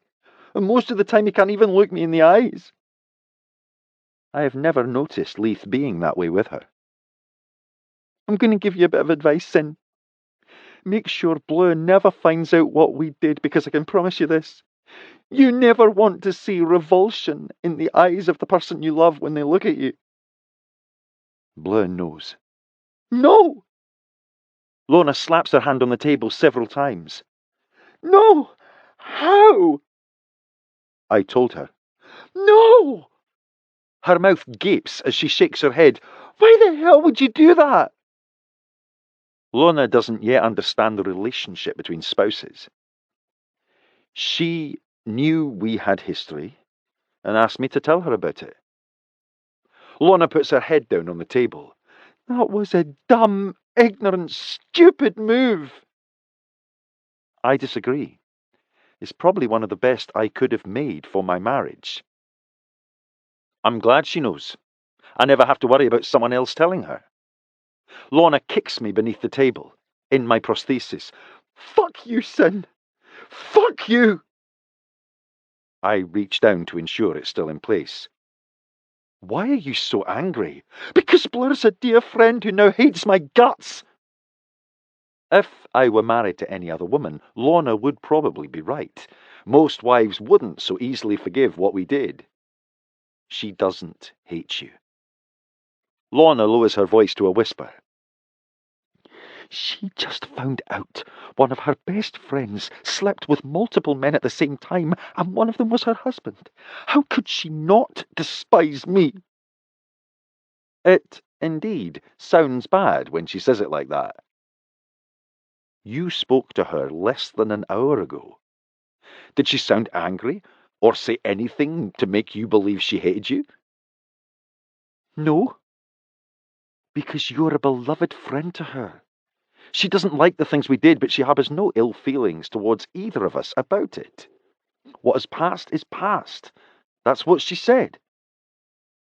Lorna covers her face with her hands. I don't know how I'll ever face her again. You'll act no differently, because she'll have it no other way. Oh, God, I hate this. I wish we had not done any of those things. She isn't the only one who wishes we could take it back. But we can't. So we must make the best of a bad situation. Do you still love Leith? She places her hand in the centre of her chest. With all my heart and soul. I can work with that. Will you let me fix this? I'd love nothing more. But I'm not holding my breath. If it doesn't work out, then you're no worse off. Except you will have given me hope and then yanked it out from beneath me. I'll only do this if it's what she wants. It's your decision. What would you say to him? I'm going to tell him about Noah, asking to meet to discuss a match with you, but that I think he would be a better fit. Lorna leans back and moves her hand to her stomach.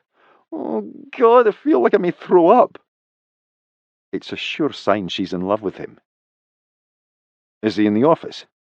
Aye. He's closing out the books for the month. I get up to leave the table. Lorna looks as though she may pass out. You might want to consider having a whiskey.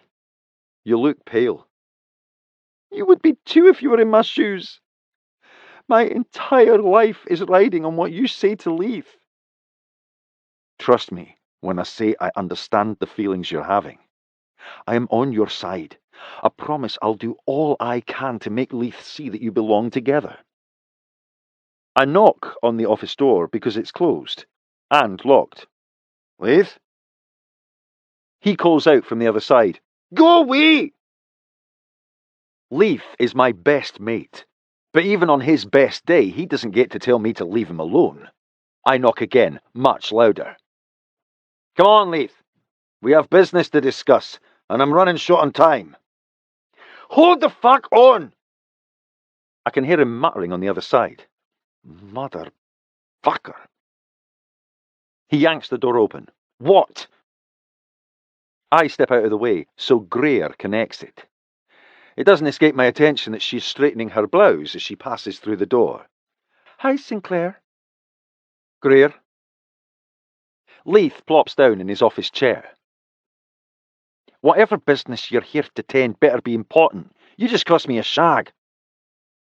Are you in some kind of relationship with Greer? No. We fuck when we feel like it, that's all. He reaches for a bottle of Ballantine's and pours a glass. Want one? Sure. You said we have business to tend. Aye. Noel Wallace asked me to meet with him about a potential match he has in mind. Let me guess. He's after Declan Stewart's sister. He's going to wish it were her when I tell him who it really is. No. He's interested in Lorna. He's bringing his glass of whiskey to his mouth, but stops before taking a drink. He wants to claim Lorna. He wouldn't ask to meet with me if he were only interested in claiming her. He doesn't need my permission for that. I think he means to make her his wife. We're meeting at 9 to discuss the details, so I'll know more then. You're her leader. You have the right to refuse him on her behalf. I could. But why would I, if they're both agreeable? He perks up. That caught his attention. Have you asked Lorna how she feels about a match with Wallace? I don't have to. Because she's in love with someone else. Has been for years. He tosses back his whiskey and reaches to pour another. We work together almost every day, and I've seen nothing that suggests she's in love with anyone. Yeah, you seem clear about it.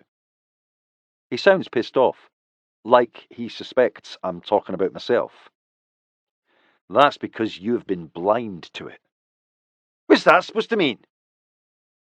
I'm not sure he sees what he does to her. You keep Lorna close, yet you're careful to maintain distance.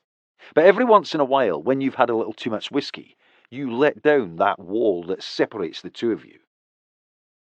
You're confusing the hell out of me. Lorna is in love with you. She has been for years. I think you're wrong about that. I am not. Then explain this. If she was in love with me, how could she keep fucking you? This is so much harder than I thought it would be. I think she realised it that night you walked in on us. Because it never happened again after that, I swear. And she has been suffering in silence since. Did you know Lorna and I were having one-on-ones without you? That's news to me. No. I thought I had won Lorna. Until I found you with her in the storage room, I was completely wrecked. So please excuse me if I'm a little insensitive to the degree of suffering she has experienced. She never had one-on-ones with me until that night. It was the first and last time. I don't really want to hear this right now. He has to. It's time to get it all out in the open. Lorna hasn't been with a man since then because she's in love with you. She fucked the three of us enough that her pussy needed a vacation. That was completely uncalled for. You're being a pure arse. What'd you expect? That I'd go out there and fall to one knee and propose because Noah Wallace wants her? Actually, yes, that's sort of what I was hoping for. I thought you loved her and would be happy to find out she felt the same. Are you out of your damn mind, Sin? I've watched her fuck you and Jamie in every position imaginable. The last thing I want is a whore like that for a wife, and I damn sure don't want that as the mother of my children. If you don't love her, fine. But she is our friend, and you don't get to talk about her like that. I'm just speaking the truth. He's being a hypocrite. We were all there, making the same mistakes, so don't count yourself out when you pass judgment. This is going nowhere, and I've had enough of his shite. You know what? You're a total dick. Well, Lorna does love some dick. Guess that explains why she wants me. Fuck you, Leith. I have to get out of here before I go across the desk after him. I'm walking toward the door when he calls out to me, just because you got your happily ever after with your perfect life doesn't mean everyone else does. I jerk the door open and come face to face with Lorna, huge tears streaming down her face. I decided I wanted to be the one to tell him until I heard the things he said about me. She reaches up to wipe the tears rolling from her eyes. I'm not feeling very well. I think I should go home. It's not busy, so I'll have Greer pick up my tables. I am so sorry. I wanted to make things right for her, but all I've done is mess everything up. I move toward her, but she steps away, holding her hands up to stop me. No, don't. It was stupid to think he could have feelings for me. Brothers fuck women like me. They don't marry them. That's not true. Lorna is worthy of someone's love. Leith doesn't deserve her. Don't go. I don't want her to leave like this. I can't stay. She squeezes her eyes shut. I have to get out of here. I let her go because there's nothing I can do to make this better for her. Leith has pissed me off over the years, but I have never wanted to beat him into the floor so badly in my life. And I may. I go back into his office. You should know that I just met Lorna in the hallway. She was coming to tell you that she loved you, but was interrupted when she overheard you calling her a whore who was unworthy of being your wife or the mother of your children. Congratulations, you win the Arsehole of Eternity award. Shite! You'll never have to worry about her being in love with you, because I'm certain that just ended. And I'm guessing you should start looking for a new barmaid to manage this place, because it will be a miracle if she comes back to work for you. Son of a bitch! He gets up and moves toward the door. I have to talk to her. I'm not sure now's the right time. He didn't see the hurt in her eyes. He's panicked. I have to do something to fix this. He's not grasping the severity of the situation. Leith, I'm not sure there's a fix for this. I have to try. I'm not going to make him admit he loves her. You said she's an unworthy whore. Why go after her? There's no skin off your back if she's gone for good. Because I lied, okay? Everything I said about her was rubbish. Then why did you say them? He doesn't reply. Tell me. Because I love the fuck out of her. He drops his head. Well, she has cut me to the bone deeper than you can imagine. Both of you. It's time for this to end. He must figure out what he wants. If it isn't Lorna, he needs to let her go. What do you want, Leith? I don't know. You do know, but you're fighting it. He says nothing. You can love her or hate her, but not both. Your decision. Which is it going to be? God knows I don't want to, but I can't help myself from loving her. Then go after her and tell her how you feel. Leith grabs his coat from his desk and dashes out the door. I return to the triad table to wait on Noah. Greer comes by and places a Johnny Walker in front of me. How are Bleu and the baby? I can't stop the corner of my mouth from tugging upward concerning our well-kept secret. I can't wait to make the announcement about the twins at my swearing in. Mom and baby are doing well. She's been a little nauseated, but otherwise... I stop mid-sentence when I hear a shot fired outside the pub.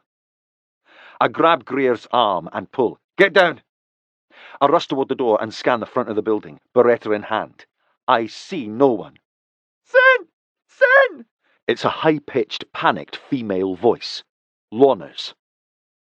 4 of my brothers and I exit the pub. Cover me! I dart around the corner of the building and find Leith lying face down on the ground. Lorna sprawled under him. Blood is pooling on the cobblestones beneath them. Are you shot? No, but Leith is. I roll him off Lorna and look for his wound, seeing it in his shoulder. Maybe a second in his arm. There's too much blood to be certain, but neither appear life-threatening. Not too impressive, mate. Jamie can fix this in a snap. Bystanders are on the street staring at us. We need to get him out of here before someone calls the authorities. I phone Sterling to pick us up while one of my men calls Jamie. Tell him to meet us at my place. We move Leith into the back seat of my car. Lorna climbs in with Leith, placing his head in her lap. I'm coming with you, no argument. I'm so sorry, Lorna, Leith says. Don't talk. But I need you to know that I didn't mean any of those things I said to Sin. Shut up. You've been shot. Now isn't the time to discuss what you did or didn't mean. Good for her. She isn't going to let him off the hook because he's taken a bullet or two. I hope she gives him hell. What happened? I ask. Another member grabbed me from behind and tried to shove me into the back of a car. Leith came out and saw what was happening. They struggled and he shot Leith. This is another cowardly attack. They aren't going to quit until they are made to stop. The order is in complete chaos. That's good, yet also bad for us. At least with Torrance in charge, they were typically predictable. That means we can probably expect more of these random attacks as a show to prove they have not been weakened by their leader's death. Jamie's waiting in the drive when we arrive at my flat. Let me have a look before we move him. Jamie takes out bandage scissors and cuts Leith's shirt down the centre. Damn it! You know this is my favourite Johnny Cash t-shirt. Aye, I know. Jamie inspects his wound. It doesn't look serious, but I can't tell if there's an exit wound without turning him. Take him to the guest room. We're passing through the front door when Bleu meets us in the foyer. What in the world is going on? Leith was shot. Boss, there's a woman in your guest room. Ellison rushes into the foyer. She's pointing in the direction of her room. Jamie and 2 other men just put Leith on my bed. He's been shot. Jamie's going to treat him here. Ellison's mouth gapes. Physicians treat gunshot wounds in a medical facility. They don't make house calls for trauma like that. I look at Bleu. I don't think we have any choice but to tell her now. No. Tell me what? The 3 of us go silent, Blur and I looking at one another. She's making eyes at me. I shrug and mimic her expression. I don't know what that means. Well, Somebody needs to tell me what the hell is going on around here. We have no choice. Is it going to be you or me? I ask. Kyle comes into the foyer. Sorry to interrupt, boss. Jamie told me to get help for Lorna. She's passed out. Great. This night couldn't be more perfect. We go to the guest room and find Lorna out cold in the arms of Blair. I caught her as she was going down. Jamie doesn't look up from working on Leith's wound. She'll be fine. Move her to the couch in the office. Ellison moves to look over Jamie's shoulder. The skin has an abrasion collar around the entrance wound, so he was shot from a distance with a small caliber handgun. Very good assessment. Jamie holds out a pair of latex gloves for Ellison. Help me roll him over so I can look for an exit wound. Leith groans loudly when they flip him onto his side. Ellison points at Leith's back. There it is. Slit-like and marginally larger than the entrance. That's good. It means the bullet didn't hit anything to slow down its momentum. Those can be some nasty injuries to treat. How do you know so much about trauma? I worked in the ER in a town with a ridiculously high crime rate. We saw at least one of these every night. Ellison holds out her hand. I'll clean and dress this while he's on his side. No need to roll him again since it seems to be causing him quite a bit of discomfort. Leith chuckles, followed by a loud groan. It's a little more than discomfort, lass. I'm back to being pissed at Leith now that I know he'll be all right. Discomfort is the least of what you deserve. Please, don't let her leave without seeing me. I have to talk to her. His voice is desperate. Good. We'll see. I am in no mood to offer him comfort by promising I'll have her come to him. Let him worry she'll slip away. Jamie and Ellison work as a team to quickly dress Leith's wounds. You know the drill. Antibiotics for prophylaxis, and let me know immediately if you're on fever. We don't need another case of sepsis. Another? Ellison asks. Aye. Sin nearly died from a bad case a few months ago. Ellison stalks toward the door. Bleu, I need to see you in private. This isn't going to be easy for Bonnie. Want me to be with you? She nods. Please, I can't do this by myself. We follow Ellison into our bedroom and shut the door. Somebody better start talking. I cross my arms and lean against the wall. She's your sister. The floor is all yours. Chapter 11. Blue Breckenridge. I've had more than a month to prepare myself for how I'll tell Ellison about my life within the Fellowship. I'm not a damn bit closer to finding the words than I was 5 weeks ago when she unexpectedly appeared in my hospital room. You should probably sit, since there is no short version to this story. It goes back almost 19 years. She retreats into the corner chair. You're scaring me. She should be frightened. When I woke in the hospital after my mother's murder, I was afraid. I knew the man who killed her would find out I didn't die and possibly come back for me. So my 7-year-old mind decided I should pretend to remember nothing about that night's events. I thought he might spare my life if he believed I couldn't identify him. I was a child who'd undergone a traumatic experience, so no one pushed me to remember anything. Ellison looks pained.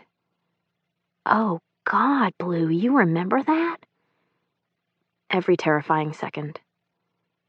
And you bottled it, never telling anyone. Here we go. I spent my entire childhood fixating on how I would make my mother's killer pay for what he'd done to us. When I turned 12, I was ready to begin learning how to make that happen. I don't understand. Of course she doesn't. No normal person could fathom what I'm about to tell her. I told Dad I remembered everything, and that I was going after my mom's killer. You can't be serious. My intentions were to murder her killer, shoot him exactly the way he did my mother. I told Dad I was doing it with or without his training. He feared for my safety, so he agreed to teach me. Ellison's brows are scrunched. I know her so well, I easily recognize it as her thinking hard look. You expect me to believe that Dad taught his 12-year-old daughter how to kill? Do you even know how crazy that sounds? This story has so much more crazy to it than she can possibly imagine. He trained me until I entered the police academy. My entire career as an officer, and then as an agent, was so I could further my education to learn how to infiltrate an organized criminal organization called the Fellowship. Everything I did was so I could get close to her killer, Thane Breckenridge. The plan was to do that through his son, Sinclair, which I did. Breck takes my hand and squeezes it.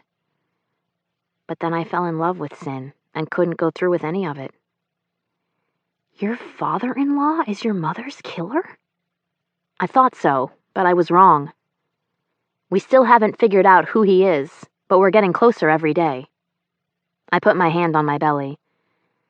I've hired Dad's old partner, Deborah, to take over the investigation since it isn't safe for me to be out tailing potential killers while I'm pregnant.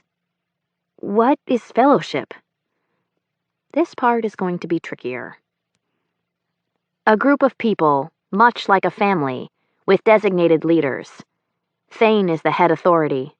His son, Sin, is second in charge and will one day step into his shoes as leader when Thane decides to retire. Sugarcoating what we are will be lying.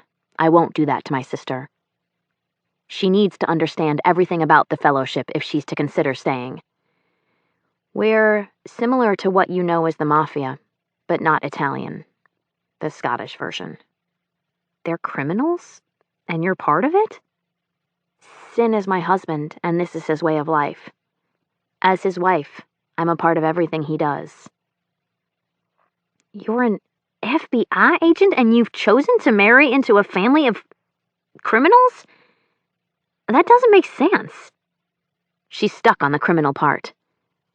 We're more than that. These people are my family. I love them dearly. I am your family. She looks hurt. That's not at all what I want. You are and always will be, but my place is here with my husband within the Fellowship. Dad is rolling in his grave. I'm about to burst her bubble, and I hate that. Dad knew. We told him everything before he died. You're lying. I'm not. Dad gave us his blessing. He wouldn't have if he'd understood what this was all about. He understood everything. We watched the Fellowship for years so we could find the best way for me to infiltrate. Dad knew every detail about the Breckenridges and their circle. He came to like Sin very much and was happy to see us marry. The next hour consists of a lot of things. Honesty, tears, yelling, lots of explanations about what the Fellowship does or does not believe in or practice. What becoming a part of this world really means. The conversation with my sister isn't pretty, but Sin never leaves my side. He clarifies things about the Fellowship that I cannot. I feel like I don't know who you are anymore. The truth is, Ellison never knew the real me, but this is my opportunity to show her. I'm the sister who loves you, the one who wants you to stay and become a part of my world. I need you, and my babies need you. You're the only Auntie Ellie they'll ever have. Yeah, it may be a low blow to use my babies as a means to convince her to stay, but I don't care. I'm prepared to be a little selfish if it means I get to have her in my life. Becoming a part of your world means accepting this culture as my own. I'm not sure I can do that. I understand her hesitation. This is a lot to learn about in one sitting. I've had years for it to sink in. I have a wonderful life, Ellison. I couldn't be happier. You're on cloud 9. I don't dispute that at all, but we're very different people. I'm not sure I'm cut out for this. I wasn't certain I could do it either, but now I can't imagine being anywhere else in the world. It's bizarre that a man would volunteer himself to be beaten in my place so I can become his, and part of this. I understand her confusion. I was once the outsider looking in. It isn't an easy thing to comprehend. It's extreme for a reason. So the act of bringing a person into the Brotherhood isn't taken lightly. Only a man who truly loves you would volunteer to do it. It's a huge sacrifice, but I can promise you this. You'd never doubt his love for you, and no one within the Fellowship would either. It's barbaric. Sin bursts into laughter. I think your sister is understanding our ways perfectly. I punch Sin's arm, not helping. If I love the man back, how could I let him put himself through that? If he's anything like Sin, he'd do it without telling you. Which is probably best. I don't think I would have gone along with it had I known, especially since I wasn't planning to become a member of the Fellowship at the time.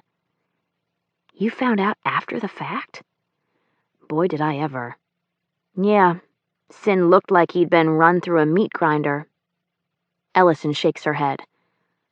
That's horrible. You'd think it would be, but it's not. When you're over the shock of it, you're able to see his sacrifice for the beautiful thing it is. His choice to suffer in your place. Ellison looks at Sin. You got him. I'd probably get some old fart in a kilt. First of all, your consent would be necessary for Sin to make any kind of match on your behalf. Secondly, there are some seriously hot Scotties in the Fellowship. I look at Sin and shrug. Sorry, but it's true. Ellison sighs. Jamie is so beautiful. I go completely stupid whenever I try to talk to him. And he's a great guy. I've come to love him dearly. I wouldn't mind seeing my sister with him at all. You don't view being in this world as a sacrifice, but to me it is. It would be a huge concession on my part. I'd be leaving my whole life behind. I need time to think about this. I'm asking Ellison to change her entire existence. I don't take that lightly, and neither should she. Of course, take all the time you need. No pressure. Sin and I are both here if you have any questions. We've been in here a long time. We should probably check on Leith. Sin's right. Time has gotten away from me. And Lorna, too. I poke my head into the office, but no Lorna. We go to the guest room where Leith is, but the door is shut. I'm not sure what's happening on the other side, but my gut tells me to walk away. We go into the living room and find Jamie. Is Lorna all right? She's fine. She's in with Leith now. Oh, that sounds promising. My husband's plan must have worked. Ellison goes to the coat rack and puts on her wool peacoat. I'm going to take a walk. I have a lot to think about. Oh, dear. I don't want to tell her it isn't safe, but I have to. I'm sorry, Ellie. You can't go out alone. I'll walk with you if you don't mind my company, Jamie says. I like that. Ellison looks at me for approval. Is that all right? I trust Jamie to protect my sister. Absolutely. Call if there are any changes with Leith. We won't go far. I'm dying to know what Leith said when Sin told him about Lorna. The guest room door is shut. I take that as a sign things went well with Leith. Oh, Bunny, that didn't go well at all. The whole thing went sideways. I recount the events of the night for Bleu. Oh, no. She must be completely heartbroken. I've never wanted to hurt him so badly in all my life. I want to hurt him now. Had I known this an hour ago, I'm not sure I would have allowed him in my home to be treated. I might have told Sin to leave him on the sidewalk. Sin and I go silent when we hear Leith's voice carry down the hall. Please don't go. No reply. Lorna comes into the living room. I'm sorry to trouble you, but I need a ride. Would you mind asking Sterling to take me home? Of course, it's no problem at all, but you're welcome to stay as long as you like. She's covered in Leith's blood. Let me get you a change of clothes, I say. She puts her hand up. No. I really just want to get out of here now that I know he's going to be fine. I feel like I should say something about Leith's reaction. Sin told me what happened. I'm sorry. This isn't my friend I'm used to seeing. This person is shrinking into herself, her posture telling the story of how she feels. I've never been so hurt or humiliated in my life. I want Sin to say something to make her feel better, so I nudge him with my foot. I know he acted a fool, but he loves you. He told me so after you left. Not possible. A man would never say things like that about the woman he loves. I don't have an argument for that, and I'm certain Sin doesn't either. Leith appears in the entrance to the living room. He's shirtless with a large white dressing over his upper left shoulder. There's a small amount of blood seeping through. Thank God I caught you before you left. I'm on my way out the door right now. He moves closer to her, holding the wall for support. Don't go. We're not finished talking. I'm done.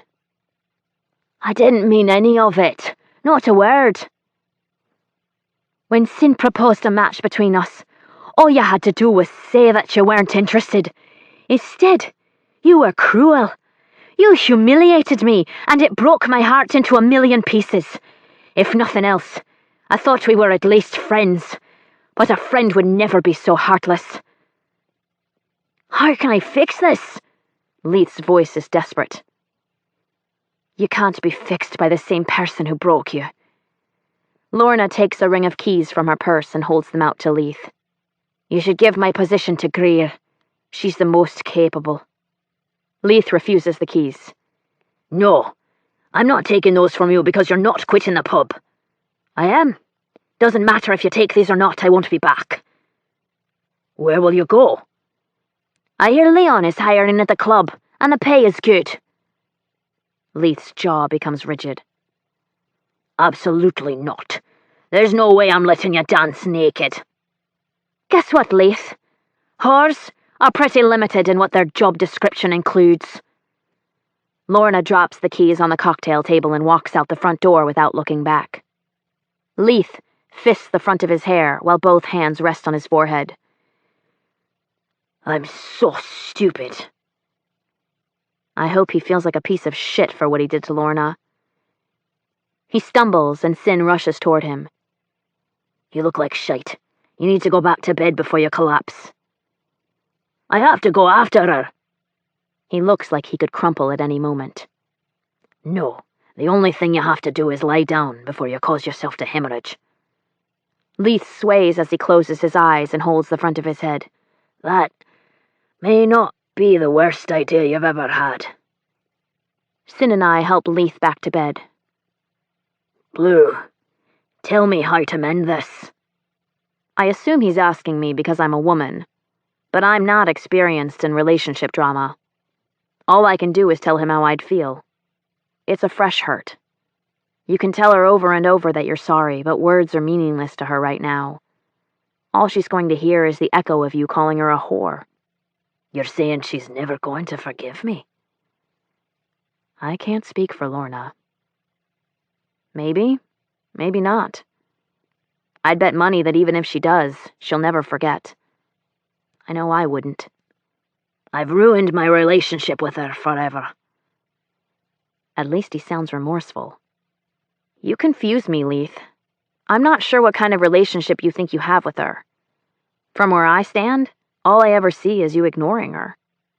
We work together all the time. It isn't possible for me to ignore her. Yet you do. You may occupy the same room, but you look straight through her as though she isn't there. Is that how she feels? Every day, all day long. She feels invisible to you. I had no idea. You've been thoughtless where Lorna is concerned. I've never done anything to hurt her. She's the one who hurts me. Cry me a fucking river. There's no way I'm going to let him off easy. You parade women in and out of your office in her face. She isn't stupid. She knows you're screwing them, yet she chooses to not let a man touch her in more than 2 years. She did that for you, to change the way you saw her. But her self-denial didn't change anything. You've been too busy fucking around to notice. It's time to stop punishing her because you can't get over what happened with the three of you. Leith jerks around to look at Sin. You told her? We don't keep secrets from one another. It's in the past, Leith. You can't keep punishing Sin and Lorna for what happened. I'm not good at letting things go. Then learn to be good at it, or risk spending the rest of your life being miserable without Lorna. Your choice. You're my best mate, he says to Sin. You knew I loved her. I do now, but not back then, I swear. They need to talk, and I have no business being part of the conversation. This is for the two of you to work out. I shut the door behind me. I consider going to bed, but it's early yet, so I plant myself on the sofa in the living room. I turn on the television, but it literally takes nothing more than a slow blink for me to fall asleep. This pregnancy and the accompanying anemia continue to rob me of energy despite the vitamins and iron. I'm dozing on the couch when Ellison and Jamie return from their stroll. That wasn't a long walk. Brr! It's so cold out there, the hookers are blowing on their hands. Classic Ellison comment, and I love it. I've missed her sense of humor. You two act like we're in Antarctica. It isn't that cold. It's cold compared to where we come from, which gives me something else to consider while making my decision to stay. You know how much I love being in a bikini on a boat drinking a cold beer in the middle of a lake on a hot day. Jamie's eyes blatantly roam Ellison's body. Yep, he's totally imagining what that might look like. Nope, that won't happen here. I have no doubt that Jamie is attracted to my sister. Perhaps I should have Sin speak with him about a match with Ellison. I already know she'd be keen. That is, if she decides to stay. I assume Leith did all right while I was out since you didn't call? Fine, if you don't count when he got up and tried to go after Lorna when she left. Jamie looks irritated. What a dumb arse. He could have caused himself to hemorrhage. We put him back to bed. I should check on him before I go to make sure he didn't cause his wound to start bleeding again. Sin and Leith have been talking for a long time, but I don't want Jamie to interrupt. It might not be the best time to check on him. Sin and Leith are hashing out the problem they have after what happened with Lorna a couple of years ago. I lift my brows at Jamie and hope he gets my drift, since that's all I can say in front of Ellison. I can check Leith's wound when they finish talking if you'd like to go home, Ellison says. Jamie doesn't look convinced. Sure you don't mind? It's no problem. I know what complications to look for, and I'm here anyway. I might as well be useful. It would be nice to get some sleep. I start a 24-hour shift tomorrow. I figure Sin and Leith will be a while. All the more reason for you to go. Don't worry, Ellison's a seasoned nurse. Aye. She told me about her experience while we were out. Time-wise, she has more hands-on experience than I do. She's seen a lot. Ellison can be humorous and immature at times, but she's a damn good nurse. She's very competent, and will have us call you if there's a problem. Okay. I'll check in before my shift starts in the morning. Ellison's willingness to help, and Jamie's ability to accept it, is a good sign. There are going to be times when Jamie will need assistance, and I can't think of a better candidate. I'd like to ask her what they talked about during their walk, but I don't want to push. The choice to stay must be hers. I can't have her blame me for pushing her into a decision she'll regret later. It's no different than when Sin proposed. He was right to back away, so I could weigh the pros and cons. So I'm going to do the same with my sister.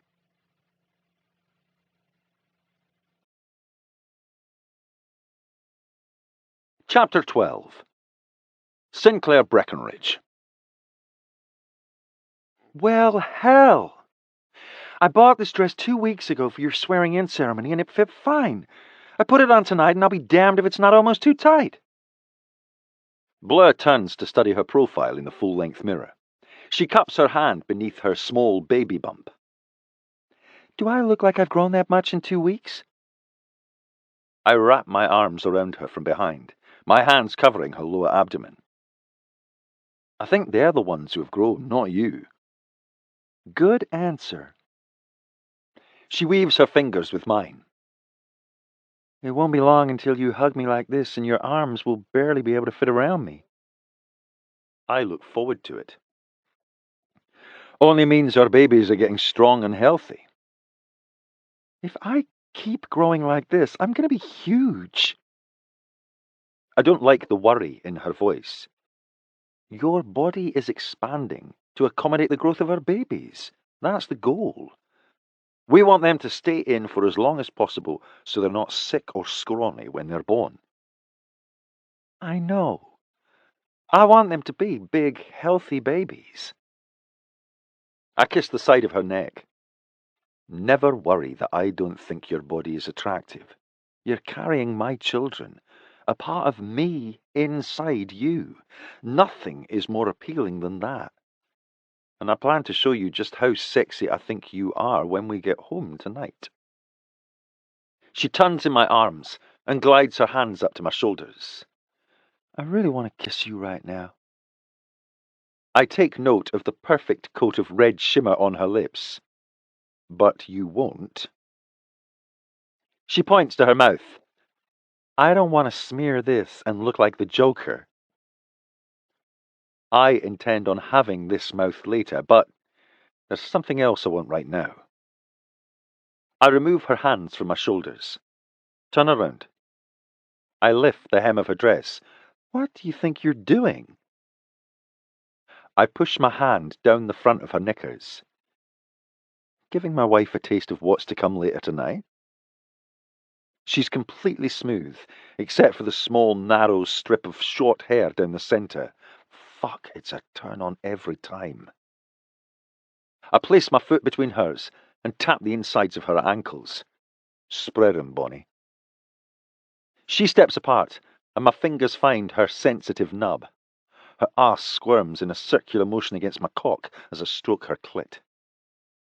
I didn't intend on this being about me, but she is making me rock hard. I saw a hint of insecurity, so my intention was to make her feel sexy. I thought I could rub her off now, and we'd worry about me later. But I'm not so sure I can wait until tonight to have her. She is turning me on too much. I pull her against me and thrust my cock against her arse. You have no idea how fucking fit you are. She grabs my hand and grinds against it. Make me come. Her voice sounds breathless, like she's been running a marathon. I rub her clit faster and harder. Does that feel good? Yes. Keep doing it just like that. She reaches over her shoulder and grasps the back of my neck firmly while riding out the waves of her orgasm. Oh, God, that is so good. She squeezes her eyes shut and leans into me. I'm coming. She is so slick. My cock would slide into her so easily right now.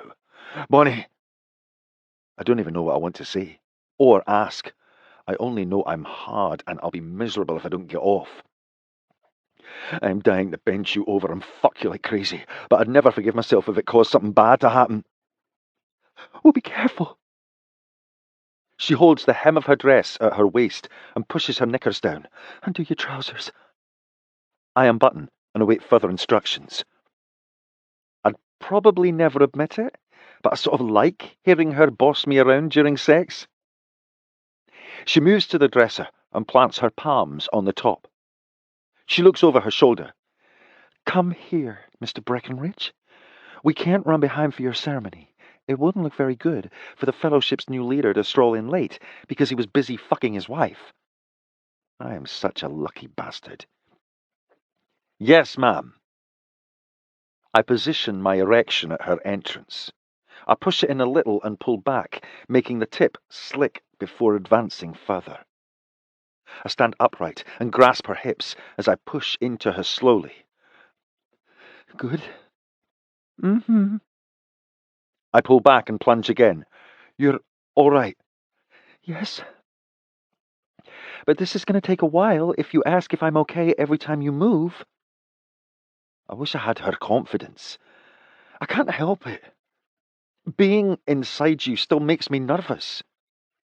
How about you assume all is well unless I say otherwise? That'll work. I thrust into her, and she says nothing, so I do it again, and again. I watch my cock sliding in and out of her. The sight alone is almost enough to make me explode. I move my thumb to the left of her arse and drag my finger down. I want to get inside this, but not now. After the babies come. I read that anal sex is discouraged during pregnancy. That's fine. It isn't a spur-of-the-moment thing to try. It'll take some work, so it's good for her. A deed so dirty, it shouldn't be done in the light of day? Exactly.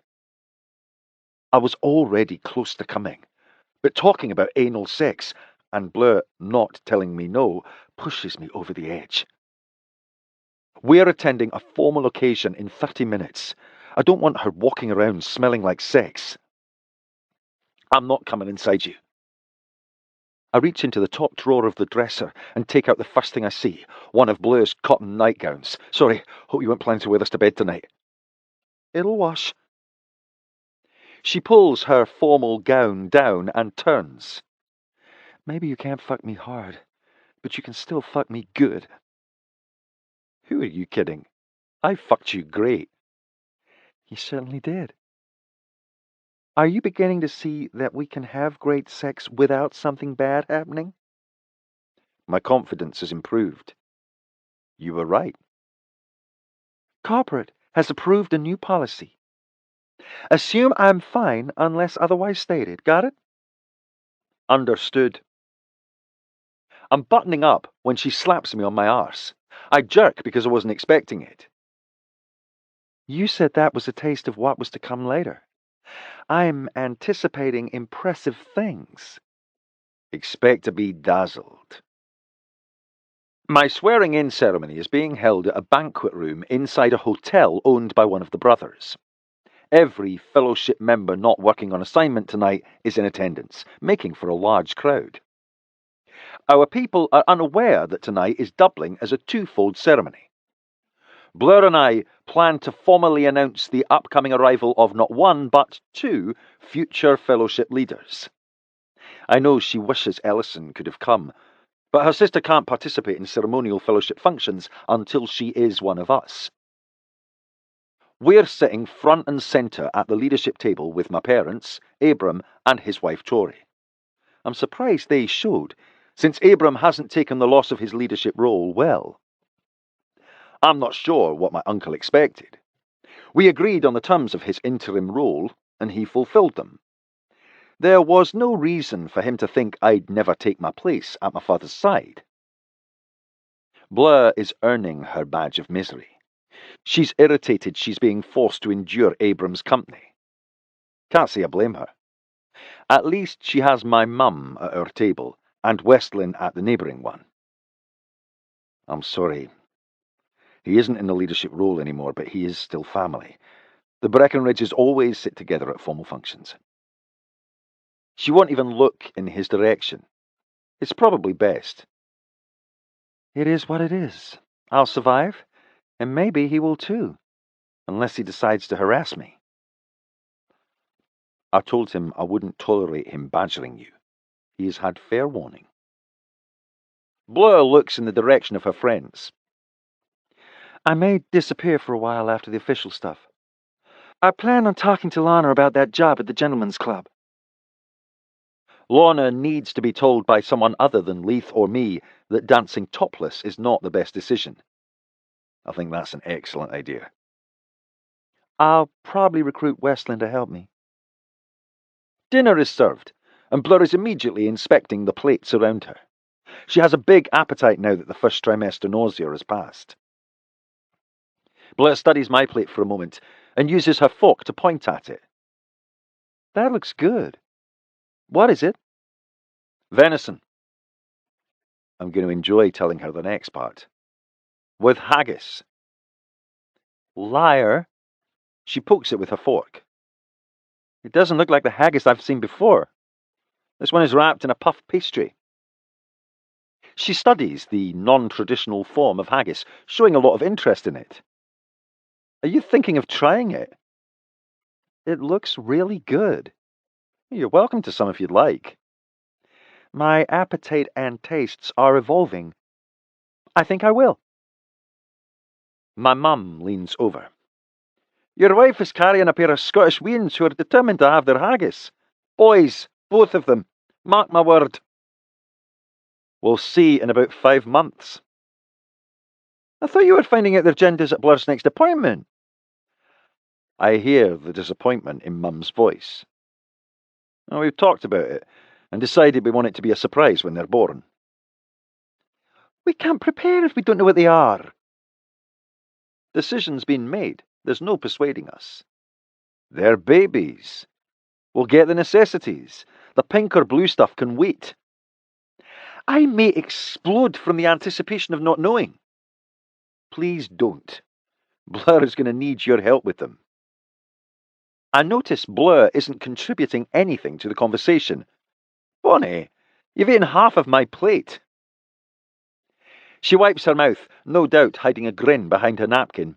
Sorry, I was going to get a taste and next thing I knew half was gone. It's really good. I swap out my plate of venison for her chicken.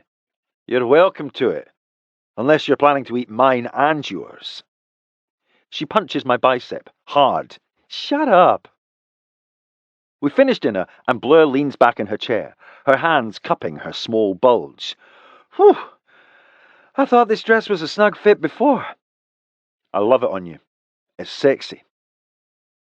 I spot someone very special across the room. Come with me. There's someone I'd like you to meet. I take Blur's hand and lead her through the crowd. This is Brooke Drummond, Callum's widow.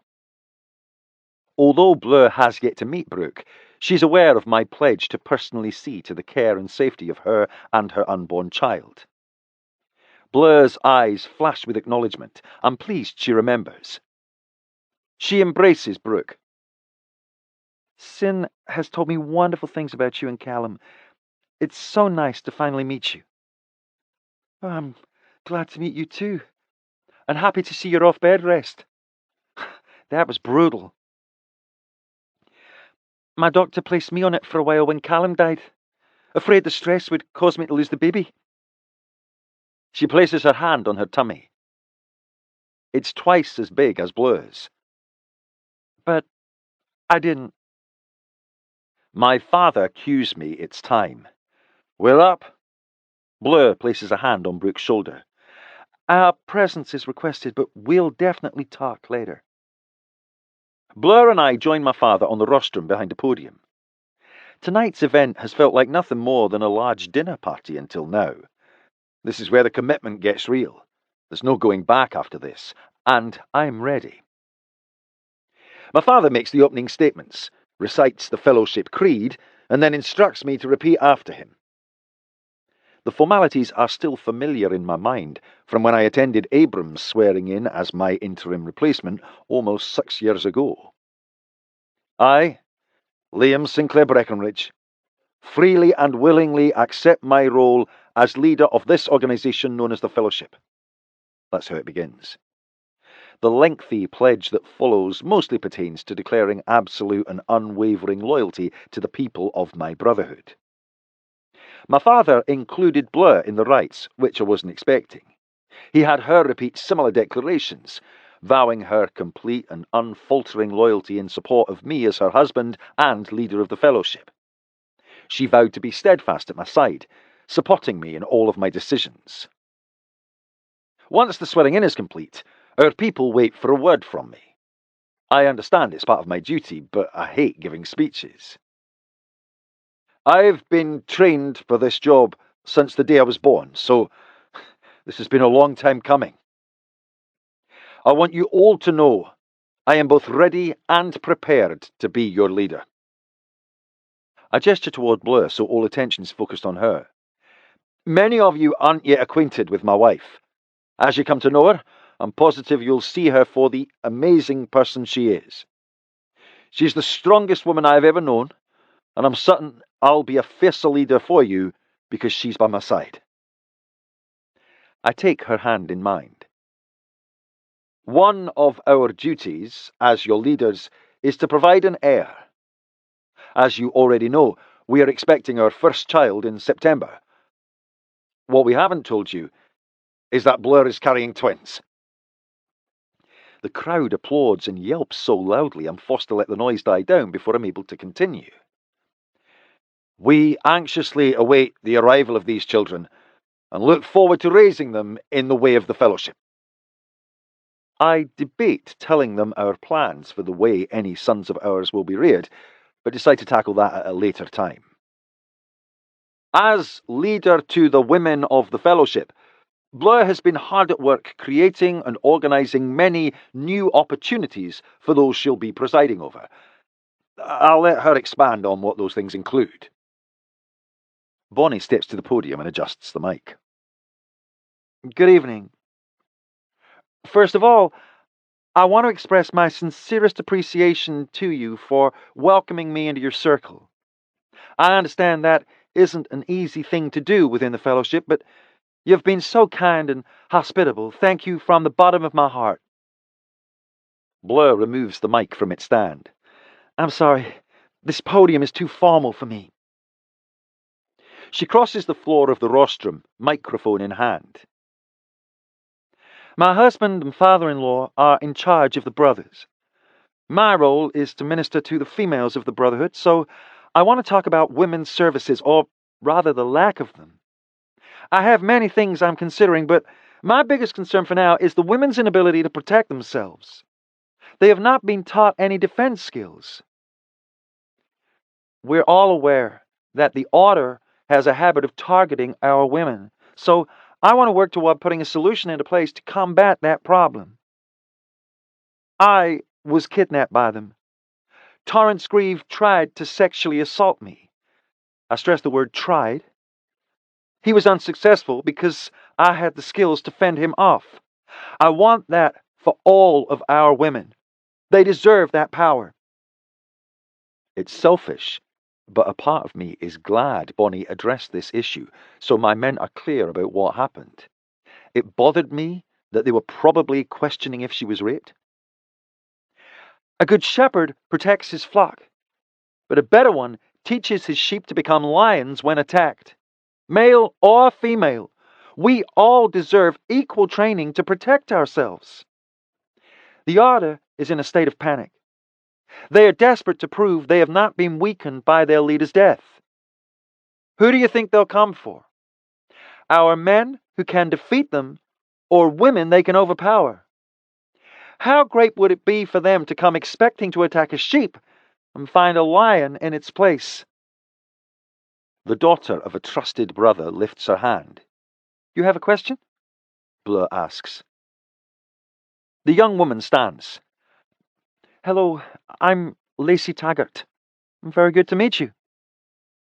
What do you mean when you say you want to make us lions?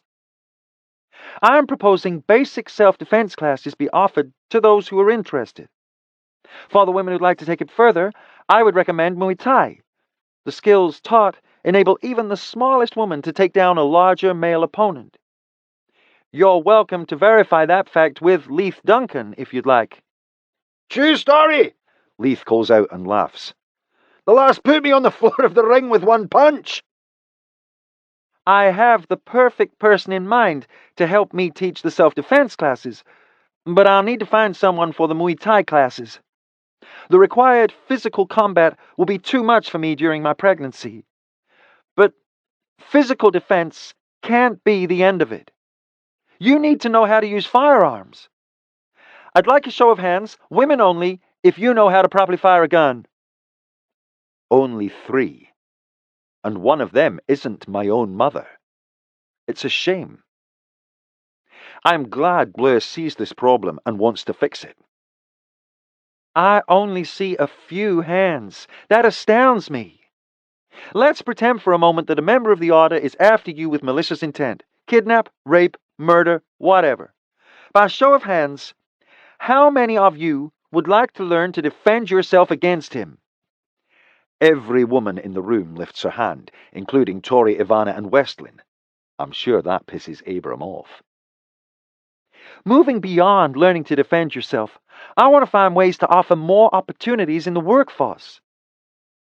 Perhaps you're in a marriage, or you've been claimed and you don't have to work. Maybe you like it that way. That's fine. so this isn't for you. But if you are interested in independence, then this opportunity could be of interest. Brothers must select how they'll contribute to the fellowship. Many choose to become professionals, go to college, and learn a trade or service. Women should be given the same opportunity. Abram lifts his hand, but doesn't wait to be acknowledged. I'm unclear about something. Did you learn your defense skills and how to shoot a gun while you worked as an FBI agent for the US government? Or were you taught elsewhere? Motherfucker just won't stop. Bleu doesn't miss a beat. I was initially taught by my father. It was important to him that I have the necessary skills to protect myself against those attempting to harm me. I learned to shoot a handgun when I was 12. I never missed my target. But I didn't master the use of high-powered rifles until I was in the academy. You don't deny that you once worked for the FBI? No, it's true. So why would I deny it? Good girl. She's making herself transparent. It's her only defense. You were an FBI agent, and now you're part of the fellowship. That's suspicious. Doesn't anyone else find Bleu's motives questionable? His tone is contemptuous. He's trying to place doubt about Bleu in the minds of our people. Sin is a lawyer. His professional career places him on one side of the law, but his loyalty lies with the fellowship. The same is true for me. I once had a career in law enforcement for the US, but my allegiance now belongs to the fellowship. My previous employment is nothing but beneficial for our brotherhood. You left the FBI less than a year ago. Your father was an agent, so you were raised to have respect for the law. Do you really expect us to believe that you have no regard for it anymore? Bleu remains cool, seemingly unaffected by Abram's accusations. I entered into the oath of marriage with the next leader of the fellowship. I am pregnant with his children, the future leaders of the Brotherhood. Do you really think it's a valid argument to propose that I have sacrificed myself and the lives of my offspring because I have such a high regard for the law? I think not. Furthermore, I'm American. Even if I were still an agent, I would have zero jurisdiction in Scotland. It would be useless for me to come to Edinburgh to infiltrate an organization I can't prosecute. What you're proposing simply doesn't make sense. Not a single agency in the US cares about the fellowship. You haven't addressed your motive. I have only one. Love. I love Sinclair and our children, not the law. Is anyone else unclear on this, or is Abram the only one? The room remains silent. I am very happy to answer any questions you may have. I actually prefer to get all of them cleared up now so there's no confusion later. The room is quiet for another minute before a man toward the back lifts his hand. I have 3 daughters, 14, 12, and 10. I worry for their safety, so at what age do you recommend that they are taught these things you plan to offer? I lean over and whisper to Bleu. He's the father of the girl who was beaten and raped by the Order several months ago. Well, 12 is the recommended age, but girls' bodies mature at different rates. I probably wouldn't recommend waiting that late if the girl matures early. No Order member is going to ask how old she is before attacking. Abram has been unsuccessful in planting suspicion against Bleu. Our people don't seem at all concerned about her past. Women and parents of daughters are more interested in hearing about what my wife has planned for their safety rather than who she once was. My gut told me Abram wouldn't be able to control himself, so I was prepared for him to act out. I ordered security to be in place in case he got out of control. Now that the attention is no longer on him, I think it's time he's escorted from the ceremony. I motion for my security men to come forward for him. Orders are already in place to take him to the black site. Abram has fucked this night up for me. Instead of going home to make love to my wife, I'll be tied up carrying out penance against him. He's going to rue the day he chose to go after Bleu. The Q&A runs longer than anticipated, but I eventually get Bleu on the dance floor. My dear Mrs. Breckenridge, the Fellowship is exceptionally happy with you right now. She runs her fingers over the front of my hair, smoothing it into place. Perhaps. I think they're highly pleased with their newest Breckenridge leader as well. Our people don't get a choice about liking me. I'm their leader, so they must do as I say. It's a done deal. But they get to decide if they are fond of my wife. And they are, very much. I saw something more in their eyes and expressions, respect and admiration. They really liked the things you had to say. I think so too. But I'm sorry I stole the spotlight from you. Our plans were so well received that I couldn't stop once I started talking about them. I knew Bleu was intelligent, but she absolutely blew me away tonight. Those aren't our plans. They're yours. Each idea was born through your vision of what you see for the future. You get all the credit for that. I don't care about or need credit. All I want is to see change for our women. You're making it happen, and they're going to love you for it. I know I do. I hold her close as we sway through 2 more songs. She places her head against my chest and becomes quiet. She isn't saying so, but she's drained. Things are dying down, so I'm going to have Sterling drive you home. Kyle and Blair will go with you because I have a matter to take care of. She cradles my face with her palm. You told me earlier that I was only getting a small taste of what was to come when we got home.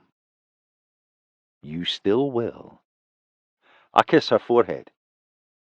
You're tired. Go home and rest. I'll be there in a little while to wow you. Has something bad happened? Aye. Abram happened. So I had him sent to the black site for me to deal with in private. Which I happen to think is pretty generous considering what he did to Bleu was so public. I handled him, and he didn't even come close to succeeding at what he was trying to do. True. You made me proud. But he acted against you in front of the entire Brotherhood. Because you're my wife, what he did is an act of betrayal against me. He's going to pay penance for that. You're going to have him beaten? Within an inch of his life. And I shall delight in it. What does Thane have to say about that? He grew tired of Abram's antics a while ago. He ignored them because he loves his brother, but he won't overlook Abram attacking the mother of his grandchildren. He won't go against me on it. Do you expect to be long? 2 hours, maybe 3. Then I shall be naked, wet, and wanting when you come home to me. Perfect. Just the way I want her. Abram is tied face down, his back bared. He's fighting to free himself, but it's useless. He should know that. What the fuck do you think you're doing, Sinclair? I stand over Abram, looking at the man I once adored as a most beloved uncle. That was before my immature mind could conceive of the evil things he was capable of. I told you I wouldn't tolerate any more acts against my wife. Thus is the consequence of ignoring my warning. You're a fool if you believe your wife's loyalty lies with us. She married me. She is carrying the next leaders of the Fellowship. What's it going to take for you to accept that she's one of us and is here to stay for good? Nothing will ever convince me of that.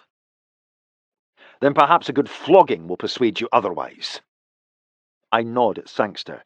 You may begin. I see the hint of a smirk on Sangster's face. I'm grinning on the inside. Bringing Abram to his knees for all he has done to Blur instills joy in me.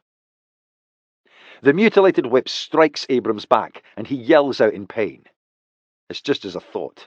He can dish it, but can't take it.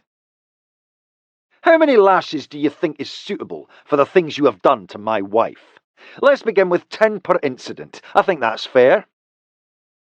Stop this, Sinclair! Can't you see what she's doing? She's a little bitch who's turning us against one another. No, you're the one who did that. I hold out my hand to seize the whip from Sangster. I'll take that. I've said it more than once. Bonnie is the only reason the light in me bothers to battle the darkness. But there is no light inside me now. I look at Abram and all I feel is hate. I'm glad, because I'm going to need it for what I'm about to do. Each lash you feel is a consequence of your offences against my wife. When I'm finished with you, you won't entertain the idea of crossing her again. Chapter 13. Bleu Breckenridge. Deborah and I have been working with our first self-defense class for an hour. We're both instructing, but she's the physical machine behind this. She has to be at least 50 and hasn't broken a sweat. Total badass. I hope I'm in that kind of shape when I'm her age. Sin gave us one of the vacant warehouses to turn into our training center. He had a small training arena constructed in the center of the building.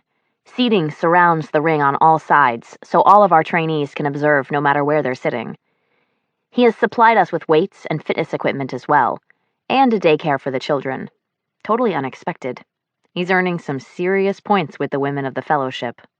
And me. It's time to begin the extreme physical part of the training, so Deborah is dressed out in a self-defense instructor suit.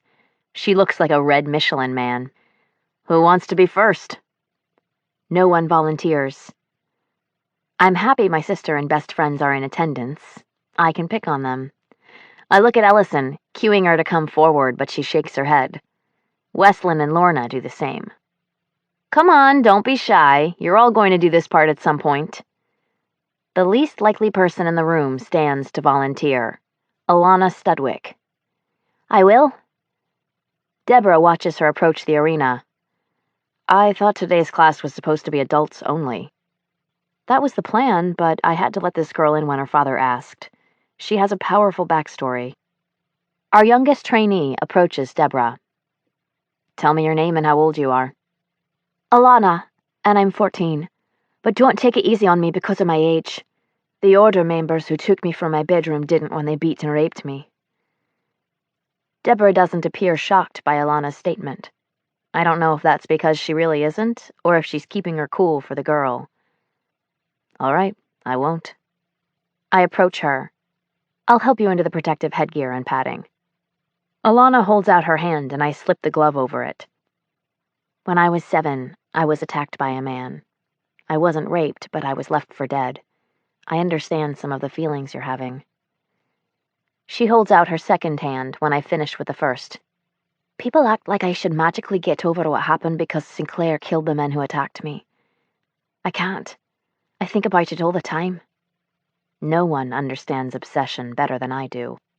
It's okay to still be pissed off about what happened to you. Use your anger for good. Use it to your advantage. Let it be your motivator, a catalyst driving you to learn the skills you need so it never happens again. Is that what you did? I nod. Men are bigger, stronger. Can't change that, so we must train to be faster and smarter. I want you to teach me those things so I can be like you. I finish lacing the second glove and push the protective gear over her head. Become proficient at what you learn in this class. We'll move toward Muay Thai once you've mastered self-defense. I'm not surprised by the drive I see in Alana. She reminds me of myself at that age. We were able to work with 6 women before break time. Good work, ladies. Let's meet back here on the mat in 20. Deborah, Ellison, Lorna, Westlin, and I go into the office space Sin has constructed especially for me. My place for scheduling classes or getting away when I need a moment of privacy. Alana is one pissed-off kid, Ellison says. I assume she's referring to the aggression she saw in her. It's good for her to get that out. I know how important it is for her to find an outlet. She did better than women twice her age. I have exceptionally high hopes for how well she'll click with martial arts. I hear the things the Fellowship women are saying about you. They think you're a wonderful leader. No one has ever done the things you're doing for them. They love you, Ellison says. I love them too. I want nothing but the best for all of them. That's why I won't stop pushing for their safety and equality. Sin had a last-minute trip to Dublin to meet with the Guild. He won't be back until late tonight. I'm sort of pissed off because that means he's missing my 18-week ultrasound today. Sin's leadership role means he's going to miss a lot of things where the babies and I are concerned. I should accept it now. I have Ellison. At least today, and until she decides to stay or go. Savannah, the same ultrasound tech who's done all of my scans at the OB clinic in Edinburgh, is doing my sonogram today. Where's Mr. Breckenridge? Away on business. He's busy transporting illegal firearms so he can stay in good relations with an Irish criminal organization. And they're probably planning the demise of a third criminal organization that is our nemesis. What kind of work does your husband do? Defense attorney. I'm so excited to see them. I can hardly stand it. I may pee my pants, Ellison says. She's fidgeting, her knees pumping her legs up and down. Savannah moves the wand over my belly and zooms in on the 2 little lives growing inside me. Felt any movement yet? No, but I'm dying to. I'm disappointed I haven't felt any flutters at all. I thought for sure I would this week. You should soon. Probably within the next 14 days. I know this routine well. Savannah always does the things she must document first, and then we get to do the fun stuff, spying on my wee ones. They're active today. Are we checking to see if they're boys or girls? Yes, Ellison squeals. No, my husband and I have decided to be surprised. Ellison huffs. I'm going to die if you don't find out. She can be so dramatic. Dying now would be a tragedy since you won't be around to find out what they are when they're born. You and Sin don't have to know. Just let me find out. I swear I won't let it slip. That's such bullshit. You have the biggest mouth of anyone I know. There's no way you'd be able to keep it a secret. I can, I swear. No. We want everyone to be surprised with us.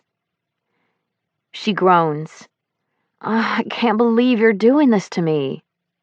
Believe it or not, this is about what my husband and I want, not you. I know, but I'm an excited aunt. I want to buy them stuff. Why does everyone think they must go out and get everything now? You can still buy them stuff, just nothing gender-specific until after they get here. You have the patience of a saint. Always have. While Ellison chomps at the bit. All right, done with the measurements. It's fun time. Yes! Ellison claps, reminding me of a 2-year-old about to get a cookie. Auntie Ellie finally gets to see her babies. She gets up and goes around to the monitor of the machine. Oh my God, they look like they're butting heads. I hear siblings do that from time to time. They're starting awful early. She studies the screen intently, never taking her eyes away from the babies. Are you trying to see what they are? Of course not. Yes, you are. I don't know how familiar Ellison's ER experience makes her with OB sonograms, but it's possible she knows just enough to be able to read them. Stop, or I'm going to make you leave. Blue, all I'm doing is looking at the babies, same as you. She tries to look innocent, but I can see the little devil sitting on her shoulder whispering in ear. Get your ass over here and sit down, now. She takes her seat, but she's wearing a shit grin. You saw, didn't you? Yes, but I could only make out one. Now I'm pissed off. And maybe a little jealous. She shouldn't know what my babies are, or one of them if I don't. If you change your mind about knowing, all you have to do is ask. No, and if you let it slip, I swear I'll never forgive you. I won't, promise. She's never been able to keep her mouth shut in her life. I suspect now won't be any different. We leave my OB appointment, and I'm feeling especially sulky. I'm sorry, Blue. I know you think I was trying to purposely see, but I wasn't. It popped up when she moved the wand. And I could be wrong. I'm not even that familiar with reading them. I can't tell if she's telling the truth or backpedaling. Let's not talk about it anymore. How about lunch? Or maybe shopping, she says. Lunch sounds awesome. I know exactly what I want. Haggis. I take Ellison to my favorite quick service restaurant. She isn't nearly as in love with the items on the menu as I am. Our plates arrive and she stares at my food. That is the nastiest looking shit I have ever seen. I thought so too, until I got pregnant. Now I crave it all the time. It's crazy. That's just wrong, whatever that is. I hold out a bite on my fork in her direction. I know it disgusts her. That's sort of why I'm doing it. It's good, wanna try? Hell no, she snarls. All the more for me, then. Ellison leans away and puts her fork down. What's wrong? Burger not good? It's fine. Something's up. You aren't eating. I can't stop thinking about the babies and how I'll miss everything if I leave. I wanted Ellison to be the one to bring this up when she was ready. I guess this means it's time. You already know I want you here.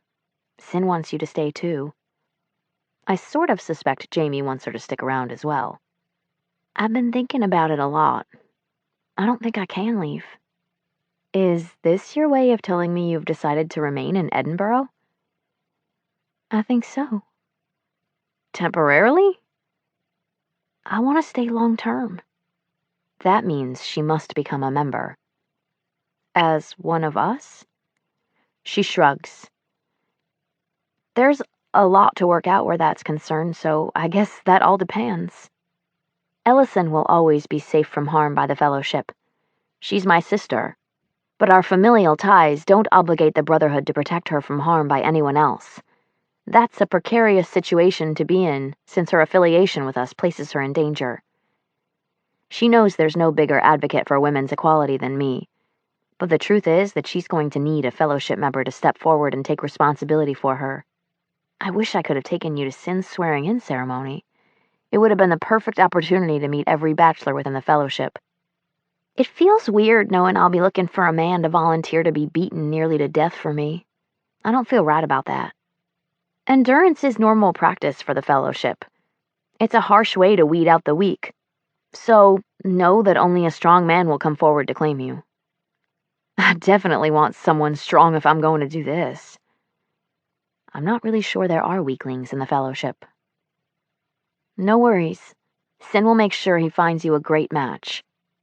My brother-in-law finding a husband for me doesn't sound the least bit romantic. Or hot. I guess not, unless you look at whom she could end up with.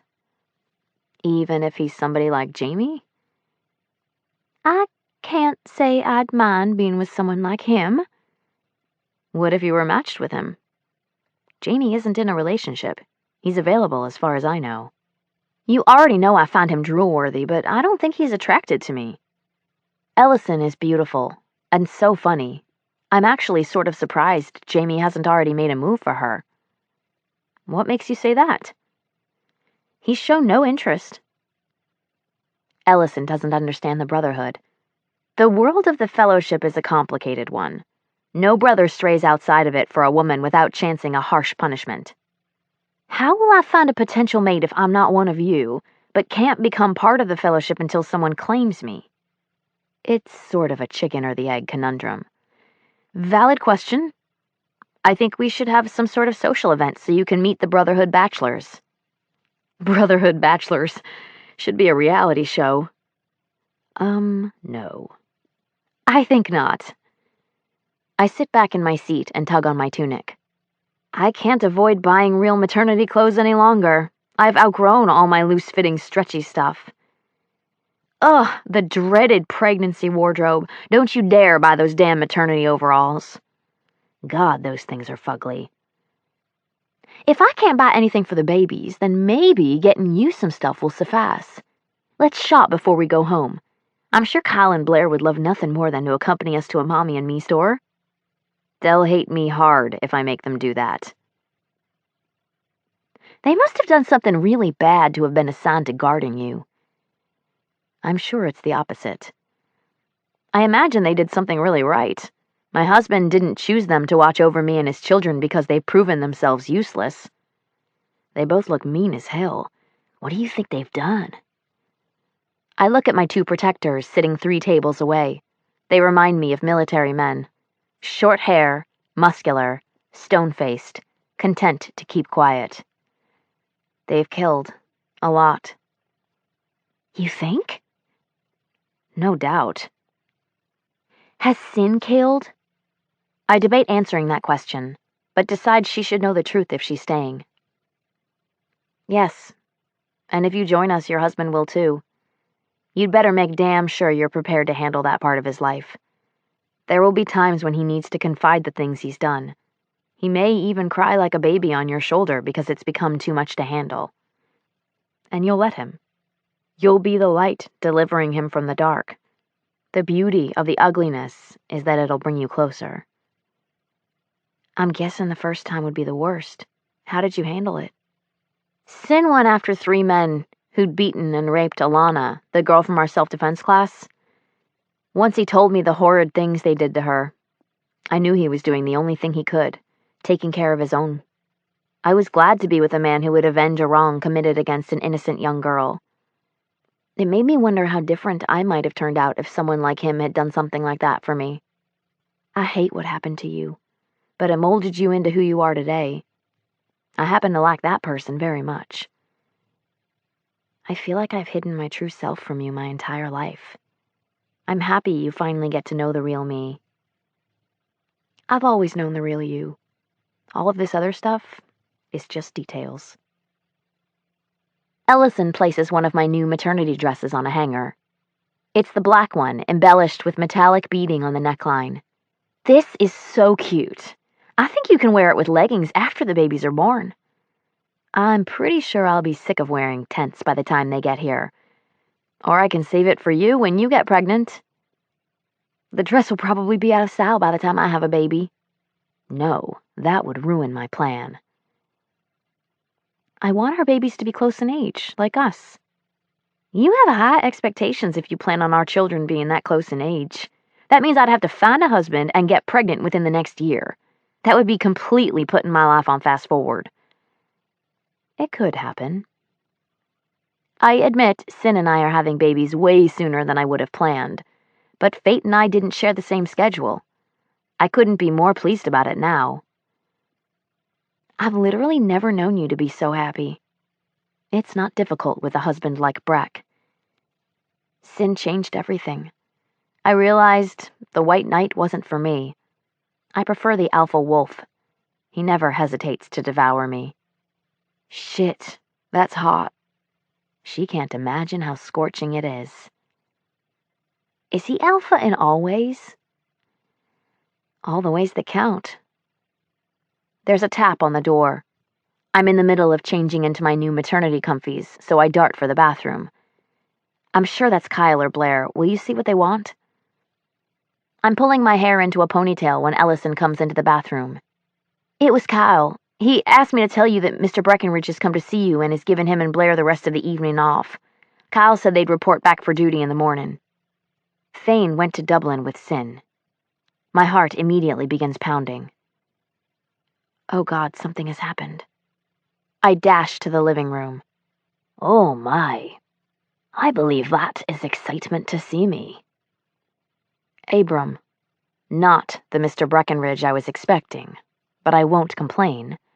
At least it's not Thane here to deliver bad news. Why are you here? We've not had the opportunity to talk since your husband gave me 60 lashes. I thought we might catch up while he's away on fellowship business. Sin delivered 60 lashes to Abram? He didn't tell me that. Abram's back is turned, so he can't see Ellison when she comes to the doorway. He briefly looks away when he places his hand in his jacket, so I motion with a quick nod for her to go. She promptly retreats. What do you want? Things were pretty perfect in my world until you came along. I can't believe he's going to be whiny about this. I expected better from him.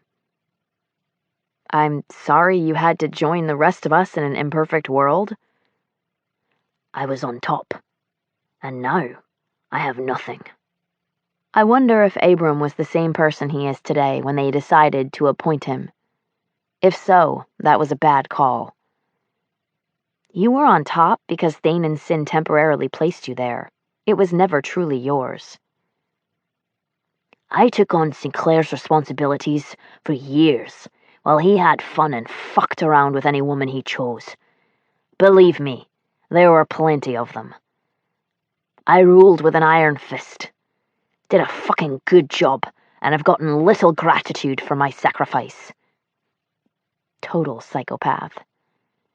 I think sacrifice is a poor word choice to describe your role as second in leadership. Regardless of the name we use, it all came to an end because of you. It's just like Abram to place blame. It was agreed Sin would take his place after he finished his traineeship. It would have happened even if I had not entered the picture.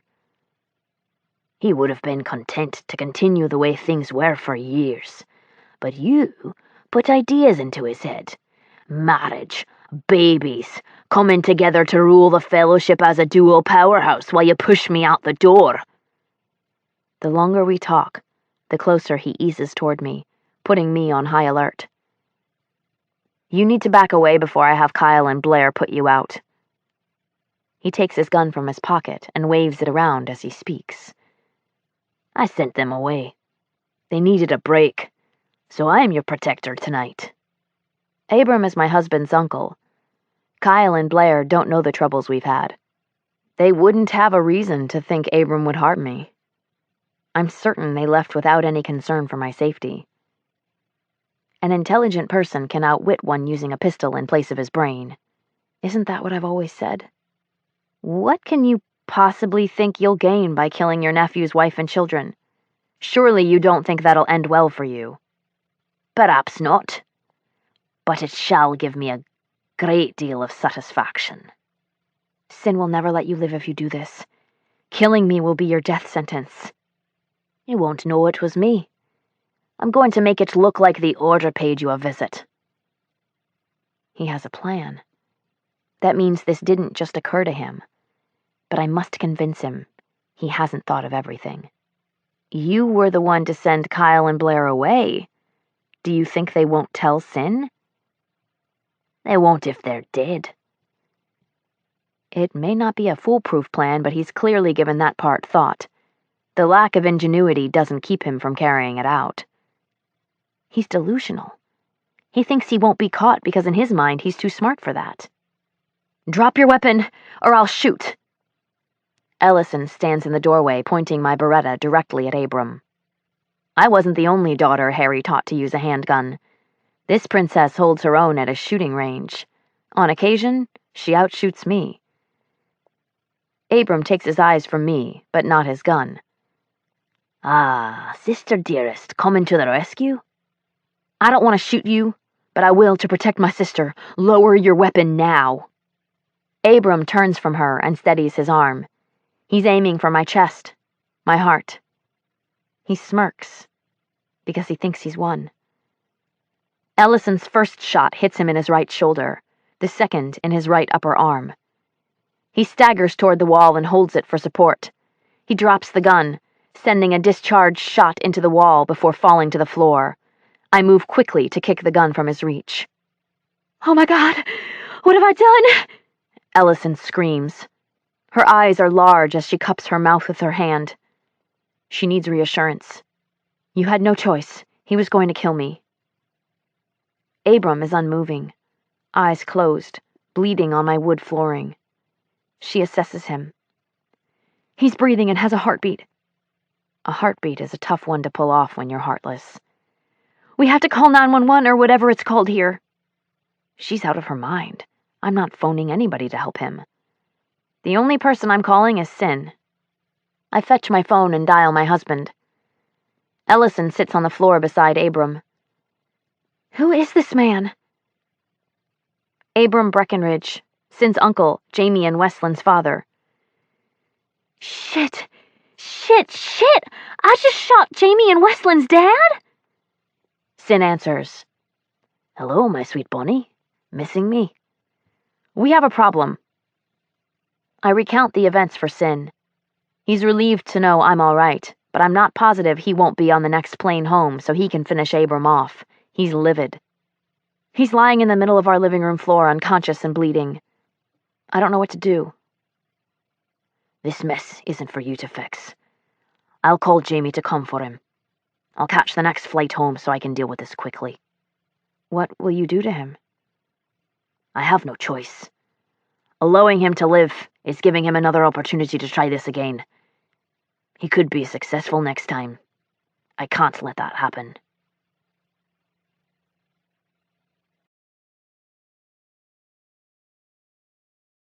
Chapter 14.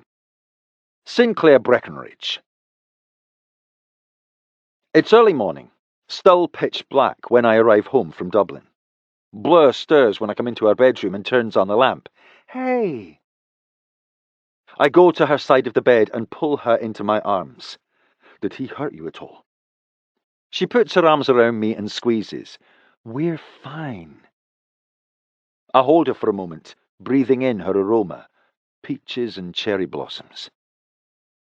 I knew he hated you, but I never suspected he was capable of this. Had I known, I would have already killed him myself.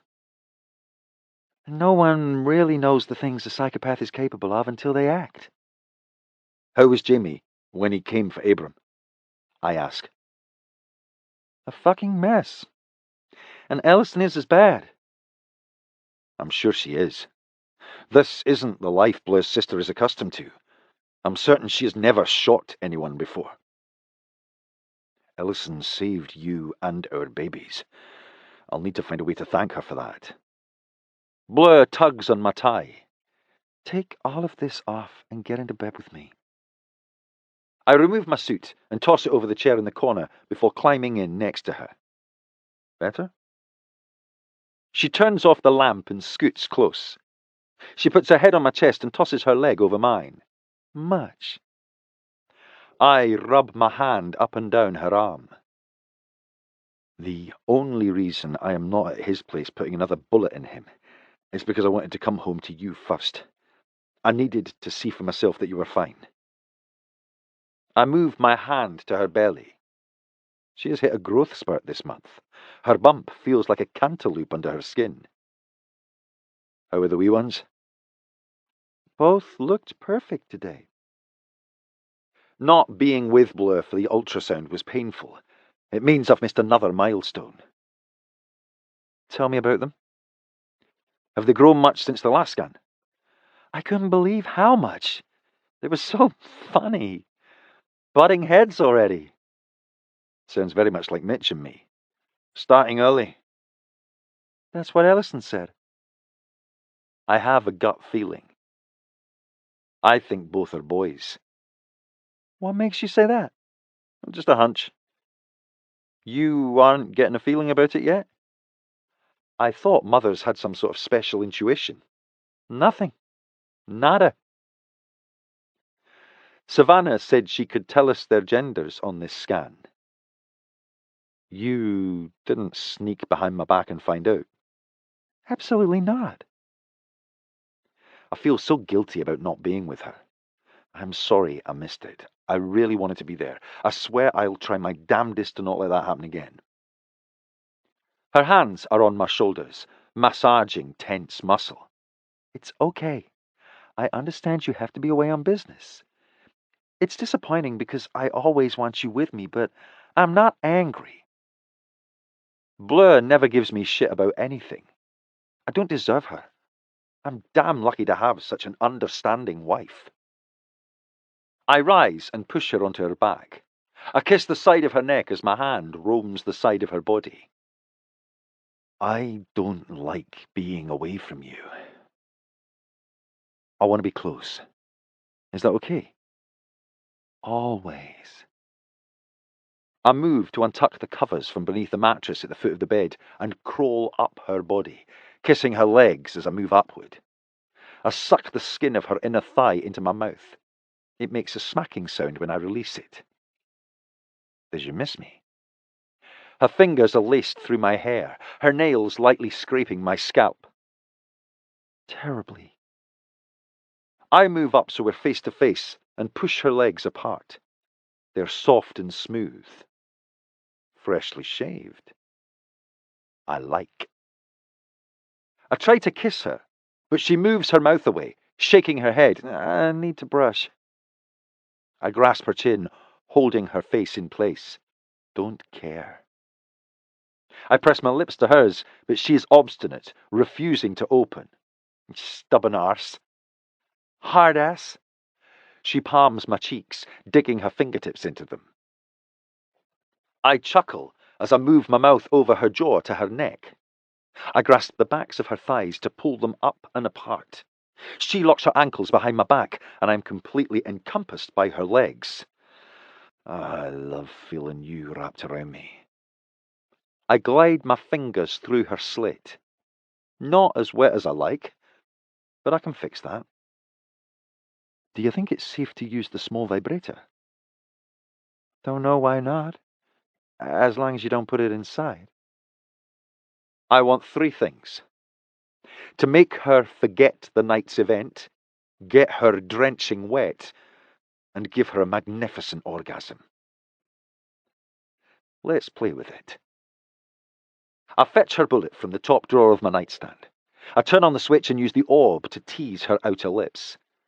I can't see her because we're in the dark, but I hear slow, deep breaths, the first sign I'm successfully warming her up. I press the vibrator to her entrance. Her breath becomes louder. I slowly drag it up and down her slit. In no time at all, she's slick and prepared to have me slide inside her. I position my tip at her entrance. I glide it through the moisture there, getting it slick before thrusting into her. Once I'm inside, I press the orb against her clit above our union. She spreads her legs wide and pumps her hips upward, meeting me stroke for stroke. This little vibrator is powerful stuff. It's stimulating as hell, even for me. Oh, shit. I love hearing her say that. That good, huh? Oh, yeah, it's that good. I thrust in and out while holding the bullet against her clit. I missed you so much while I was gone. She reaches for my face and pulls me down for a kiss. Still no tongue. I missed you too. I hate being in her bed alone. I move slowly, mindful of the hard bulge of her belly pressing against my abdomen. The vibration of the bullet intensifies as I allow more of my body weight to press against her. She squeezes her legs around me hard. Shit, I'm already coming. She tenses, holding me hard against her. She comes around me. An internal force grips my cock, milking it for everything it has. It's my undoing every time. When I'm completely emptied and satiated, I roll next to her. I find her hand and bring it to my mouth for a kiss. That was great. Quick, but still great. I can't help it. Everything down there is so sensitive right now. It's like dynamite ready to detonate with one touch. I'm not complaining. We get quiet. I'm relaxed, my eyes shut. It feels like only a frayed thread connects me and consciousness. Great sex is the best kind of sleeping pill. I'm in that realm just before you drift into sleep when my phone rings. I'd love to ignore it, but such is not a luxury I am blessed with. It's Dad. I'm with Abram. He's asking for you in Blue. That gets my attention. He comes to my house to kill my wife and then asks that we visit him. He's out of his mind. You have to be fucking kidding me. Not at all. I want to see him too. I am anxious to tell him he's going to die, and not quickly. We're on our way. Bleu isn't keen about going to see Abram. I tell her she doesn't have to, but she's like me. She's curious to learn what the devil wants from us. When we enter Abram's bedroom, he's lying in a massive four-poster bed covered in luxurious linens worthy of a king. He's surrounded by those who love him, Tori, Jamie, Ivana, and Westlin. It's difficult for me to believe I once loved him as well, but no more. I have nothing but hatred for him. Leave us, he tells his immediate family. I have things to discuss with Thane Sinclair and Bleu. His first words are for Bleu. You could have killed me while I was lying on your living room floor, but you didn't. I think that's because you're fellowship loyal. Bleu smirks. You're highly overestimating my character. You may have gone against your better judgment, but you still called Jamie to help me. That means I owe you my life. He's trying to smooth this over. A life you won't be clinging to for much longer, because you have given me no choice. Yours is the ultimate betrayal, and there will be no other. You are a threat to my family, and I have every right to end your life according to Fellowship Code. I understand your feelings, Sin. But I called you here to atone for what I did, to make a barter. My life in exchange for what your wife wants most. Of course he wants to barter, so he can live. No. I am not leaving you alive so you can make another attempt against my wife. She didn't end my life, but she had the opportunity. I'll never try to kill her again. You can trust my word. I can't give him the chance to make me regret letting him live. The cost is too high. You say that until you take the next stab at her. I can never put faith in you again. Bleu puts her hand on my arm. He said he could give me what I want most. I'd like to hear what he's offering. A smug expression crosses his face. He has captured her attention and he knows it. I've uncovered the truth about Amanda Lawrence's murder. He's going to use my wife's torment as a way to save himself. You have no honor. You're a disgrace to the Fellowship, and I'll be happy to rid the world of you. Then you'll need to ask yourself which you want more. To kill me or end your wife's church, which will make her very happy. You'd deny me of the truth? My father asks. I will, as long as I can use this information as a bargaining chip. I want to hear what he has to say. Bleu doesn't hesitate, taking no time to consider the consequences of his proposal. You want to know so badly, you'd choose to let him live after all he's done to you? I already know the answer. Yes. Abram will get to keep his life, but he won't live it within the Fellowship. That's one thing I will not bend on. I'll agree to this because it's what Bleu wants, but there are conditions. From this point on, you are exiled from the Fellowship. You'll never have contact with any of us, including your immediate family. You'll never see Tori, Jamie, Ivana, or Westlin again. He replies without delay, void of any reaction to being told he'll never again have contact with his wife and children. Done. I want this over as soon as possible. Get on with it. The Fellowship built its first US casino on the Mississippi coast in the early 90s.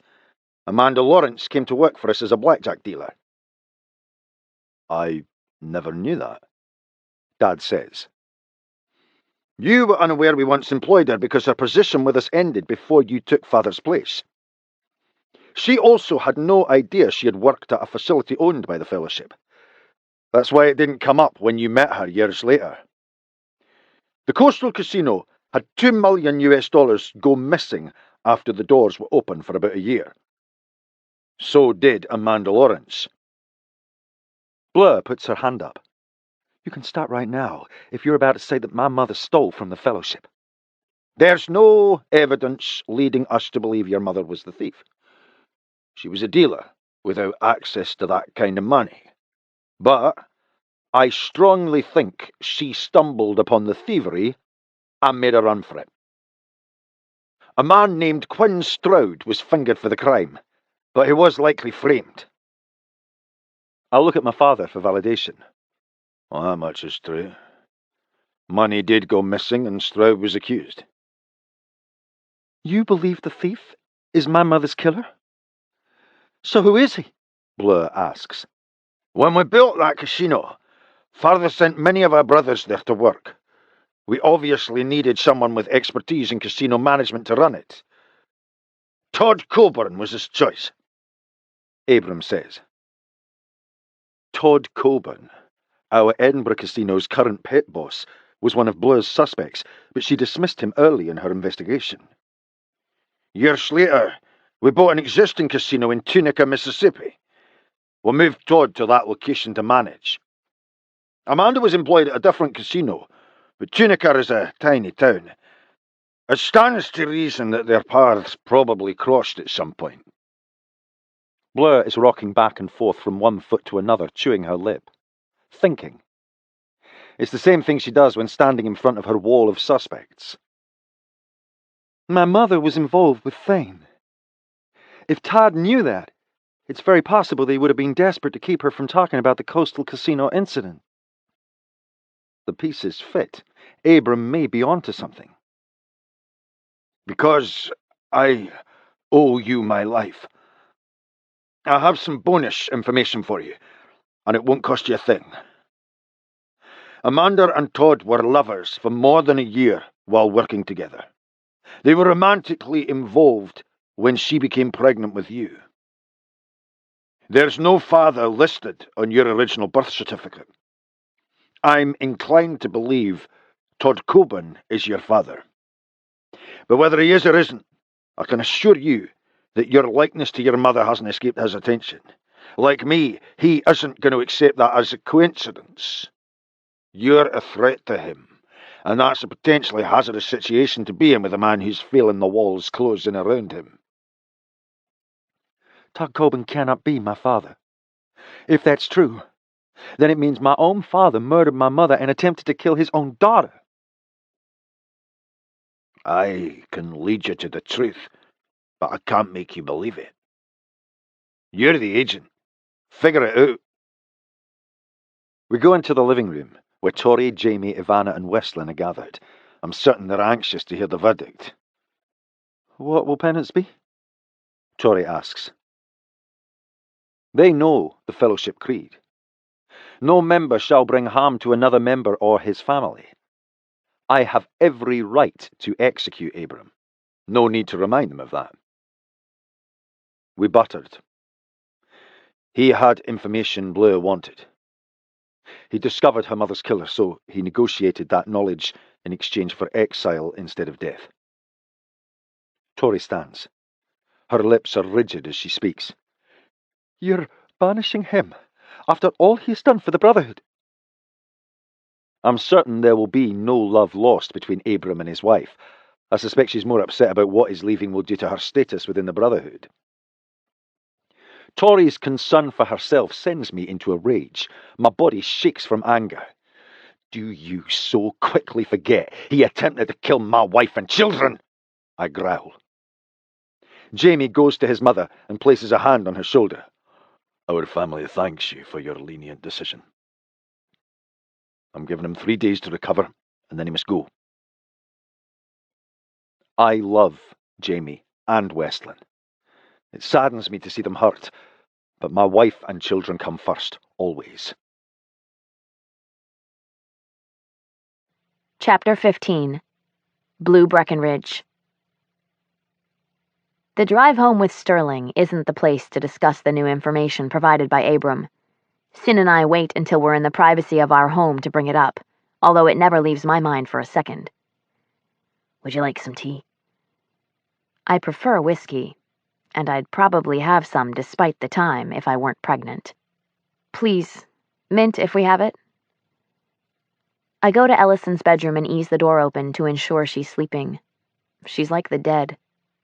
I return to the living room and sit on the sofa as unmoving as a statue while I wait for Sin to brew the tea. A million things clutter my mind at once, so no single thought has the space it needs. Sin places a cup and saucer on the table. 2 cubes and a dash of milk. Just the way you like it. Thank you. I lift the cup and hold it, not bringing it to my lips. My mother told me my father's name was Brian Fletcher, and he was killed in a drunk driving accident before they were able to marry. She had a picture of them together. Is he named as your father on your birth certificate? It's blank. Abram had that much right, but it could be coincidental. How did your mother explain that? She didn't.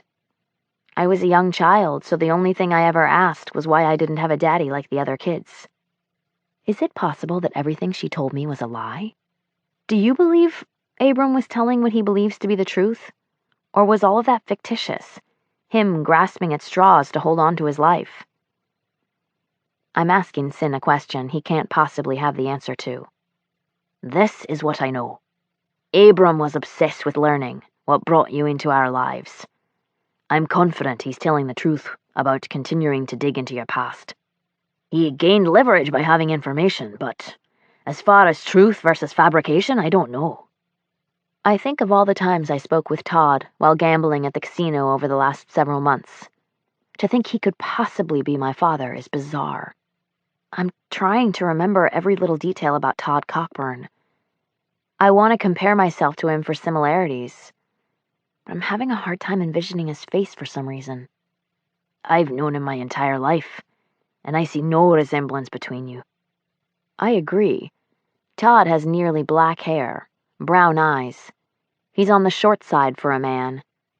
I'm not incredibly tall, but I look down on him when I'm wearing heels. Physical appearance isn't a tool for determining paternity. I'm my mother's clone. There wouldn't be much room for anyone else's features to come through. We can easily prove or disprove what Abram is claiming. Do a paternity test to see if he's my father and examine his leg to see if he's my mother's killer.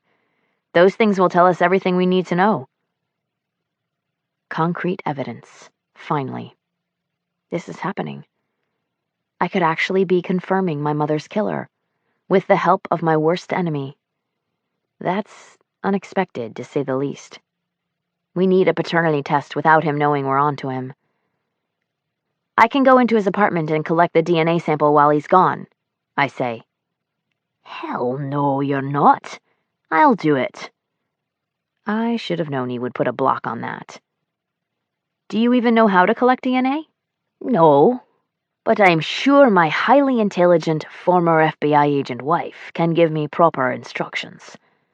I'll do a search of his place while I'm there. If he's not your mother's killer, we still need to know if he's a thief. Definitely. There's no room for thieves within the Fellowship. When do you think you'll do it? The next time he works, so I'm guaranteed the time I need to perform a full sweep. Good idea. I want you to take someone with you just in case. If Abram is right, Todd might respond like a cornered animal. That could make him very dangerous. Sweeps aren't Leith's strong suit, and I can't ask Jamie, not after this. There's potential for a bad outcome. Are you afraid of what this might do to our relationships with Jamie and Westlin? Sin looks at the ceiling and runs his hands through his hair.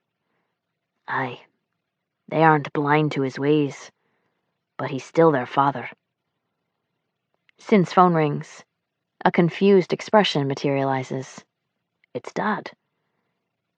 We just left Thane at Abram's house, so I instantly imagine the worst. Please don't let him be calling to nullify the exile. Thane knows Abram for the man he is, but still has a soft spot for him. They're brothers. I'm sure he doesn't want to see him leave forever. But Abram made his bed, now he must lie in it. The call with Thane is over almost before it begins. Dad wants us to come to his house. We just got home. Right now?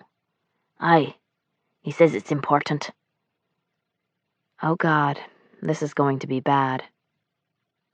I'm thinking of every possible scenario on the drive over, but there's one frontrunner. I'm afraid your father wants Abram to stay. Sin is already holding my hand, but he gives it a supportive squeeze. We don't know that. My father-in-law loves his brother despite his evil nature. Thane always lets Abram off the hook. I don't have to tell you that. You're right, but I'm not letting Dad overturn my decision. I love Sin for wanting to stand up for me, but Thane is still head of the Fellowship. His word overrides anything Sin decides. If Thane says Abram stays, then he does. End of story. He'll come for me again. I'm sure of it. I'm going to face the same scenario again and again. Kill or be killed. My choice will be the same every time. Kill instead of be killed. We go into my in-laws' home and find them waiting for us in the living room. We apologize for dragging you out into the cold again, but it's with good reason. Sin wastes no time jumping straight into why they're there. I assume something happened after we left Abrams. Aye. He demanded to be pardoned and allowed to return to the Fellowship. He threatened to join the Order and become their new leader if I don't agree. Oh God, here we go. Abram manipulates Thane and gets his way again. Isabel places a supportive hand on Thane's leg. It's odd. I've never seen them within touching distance. Their organization is in complete mayhem right now. I think they're desperate enough to accept his offer, regardless of him being raised Fellowship. His reputation precedes him. They'd be happy to have him for a leader, Thane says. Motherfucker, I hate his guts. I told him there would be no pardon, and asked him to not join the Order because it would make us sworn enemies. In fact, I forbid it as his leader. His response was that your twins would be the first to die under his rule if he wasn't allowed to return to the Fellowship. My stomach flips. I may literally be sick. Sin reaches for my hand and looks at his father. I let him keep his life by exiling him, and now he threatens to kill my children if he's not allowed back in? Surely you know I can't let this go on any further. He's giving me no choice. I have to kill him. I sit on pins and needles, awaiting Thane's response to his son's declaration. My heart will break if he rules against Sin in Abram's favor. He's ruthless.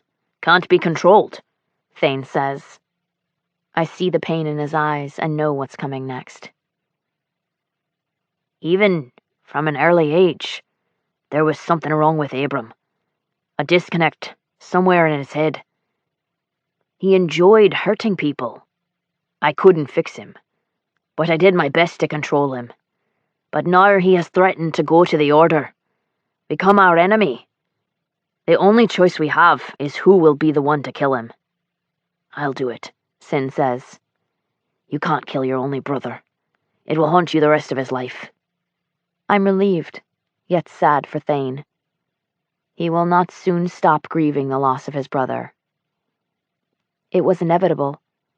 Abram had to die, so it wasn't one of us, particularly my children. I'm not sorry he'll soon be dead.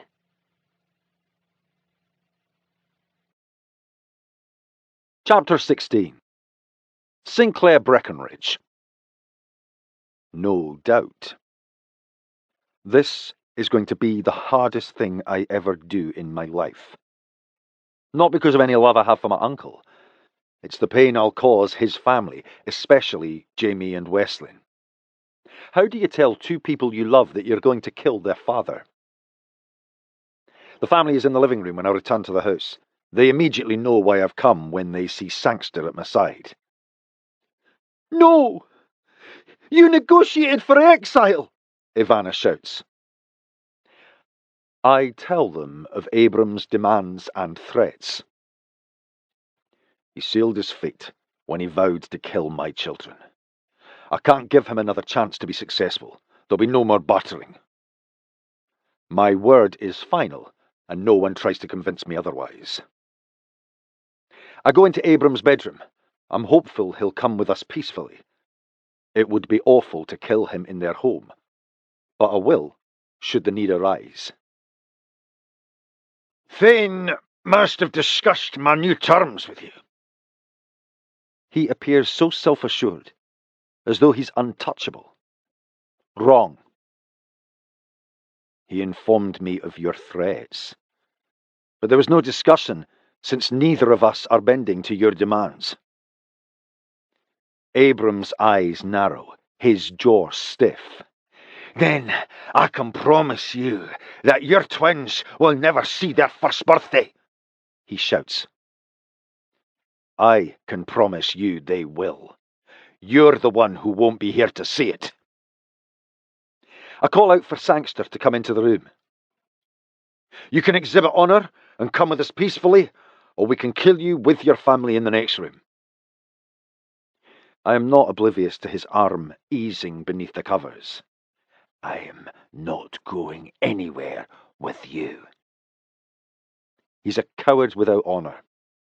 I know this, so I am prepared when he pulls a gun from beneath the bedding, but I'm the fastest shooter. One shot to the centre of his forehead and it's done. A woman's screams carry into the bedroom. Tories. Only one thing to do. I phone Oscar Lennox, resident cremator for bodies we need to dispose of. Come to Abrams for a pickup. I'm sitting on a cold concrete bench in Torrey's extravagant garden when Jamie and Westlin find me. Oscar has taken him away, Jamie says. Killing Abram wasn't the difficult part. This is. I didn't want to hurt you, but he gave me no choice. He was going to offer to lead the order. First on his agenda was killing my children. I came to Dad's bedroom. I wanted to talk to you, to see if we could work something out. But then I heard him tell you that your twins would never see their first birthday, and it was over for me after that. You did what a husband and father does to protect his family. Westlin and I understand. We don't bear a grudge against you. Westlin puts her arms around me and squeezes. We understand. Relief washes over me. I was so afraid both of you would hate me. Westlin continues. We will grieve the loss because he's our father. But he wasn't the same man we knew when we were children. He wasn't well and hadn't been for some time. He gave you no choice. It's been 5 days since Abram's death. My father won't soon stop mourning the loss of his only brother. But I think it's important for him to do something to get his mind off it. That's why I've asked him to accompany me on the sweep of Todd Coburn's flat. I remove Blair's lock-picking kit from my pocket and choose the tools I need. This may take a minute, I'm rusty. I insert the tension wrench into the lower portion of the keyhole. I put the pick into the upper section and rake the pins. Though I learned this when I was 8, I haven't had to use these skills in a long time. I continue unsuccessfully raking the pins with the pick. I should have brought Blair for this. She's damn good at it. She can pop a lock in a snap. I pass the pick a final time and hear the magical click. Got it. I push the door open and look inside before entering. A thief stealing large sums of cash will be looking to hold on to it. So I inspect the entrance and foyer before entering. Looks clear. I've never visited Todd Coburn's home. It's clean. No, immaculate is a better word. Most bachelors aren't this organised, even if they have housekeepers. I know I wasn't before I married Bleu. We need to get what we came for first in case we have to leave. I'll collect the sample now, and then we'll do a search front to back. I go into Todd's bathroom and retrieve his toothbrush from its holder. I swab the bristles, just as Bleu directed. I rejoin Dad at the front of the house. We comb through one room at a time, not moving on until each space has nothing left to search. Nothing. Oh, if he's a thief, he's a thorough one, Dad says. My gut says we're missing the evidence. I wouldn't expect anyone in the Fellowship to be less than methodical. It's here. We just have to find it. Well, there's nothing else to check unless you want to start ripping open furniture and mattresses. I look at all the potential hiding places. I don't think we can call this an extensive search if we don't take it all the way. Let's do it. I take my knife from my back pocket and stab it into the centre of a sofa cushion, dragging it downward in one motion like gutting a fish. I find zilch. Foam and feathers litter the floor after each piece of furniture has been dissected. He isn't smarter than we are, so let's think about this for a minute. I sit on the living room floor so I can get a look at my surroundings from a different angle. It's several minutes before I notice multiple dents and scrapes on the ceiling above the top of the built-in bookcase. Definitely looks as though something has been going on there. I stand on a dining room chair and run my hand over the top that's hidden by the wide decorative dental moulding. Got something? He's hiding something good up there, my dad says. Stacks of money is not what we discover. Looks like a coin presentation box, and it's locked. People hide things they want to protect from others. Rare coins can be worth a ton. That would be a good way of ensuring there was no money trail if he traded with the right people. My dad is right. There's no telling how many millions this little wooden container could hold. I inspect the bolt on the box. This is going to require a tiny peg. I open Bleu's paraphernalia collection for a second time and choose the smallest tool. Bleu's little kit's coming in handy tonight. I'm glad she had the foresight to send it with you. Aye, my wife's a clever one. I push the tip of the tool into the lock's hole and pop my second lock of the night. Got it. I open the box, but rare coins worth millions aren't what we find. A pair of women's diamond stud earrings, a child's ring with a green stone in the centre, a small golden locket. There's at least a dozen more items that have absolutely no value. Why would he lock these worthless things in a box and hide them? Only the diamond earrings can possibly be of value. My eyes are drawn to the necklace, so I take it from the box. I hold it by the chain, the golden locket dangling back and forth. I recognize it. CEB. Cara Elizabeth Breckenridge. Dad takes the necklace with his trembling hand. My sweet Cara. This is my sister's. She never took it off, but it was missing from her neck when we found her smothered body. Only her killer would have this. Dad closes his fist around it and brings it to his chest. My own fellowship brother killed my daughter. The epiphany of what this collection of items is nearly knocks the breath from my chest. These are his trophies, taken from people he's killed. Which would make him a serial killer, living among people who taught him how to kill and get away with it. It couldn't be more perfect for him. I look at the tiny ring with the green stone. Emerald is Bleu's birthstone. I think this could be hers. My father inspects the diamond earrings. I gave these to Amanda. There's no doubt in my mind. Todd Coburn murdered my sister, Bleu's mother, and attempted to kill Bleu when she was 7. They aren't his only victims, judging by the contents of this box. Todd Coburn is the worst kind of monster. He kills for sport, not necessity.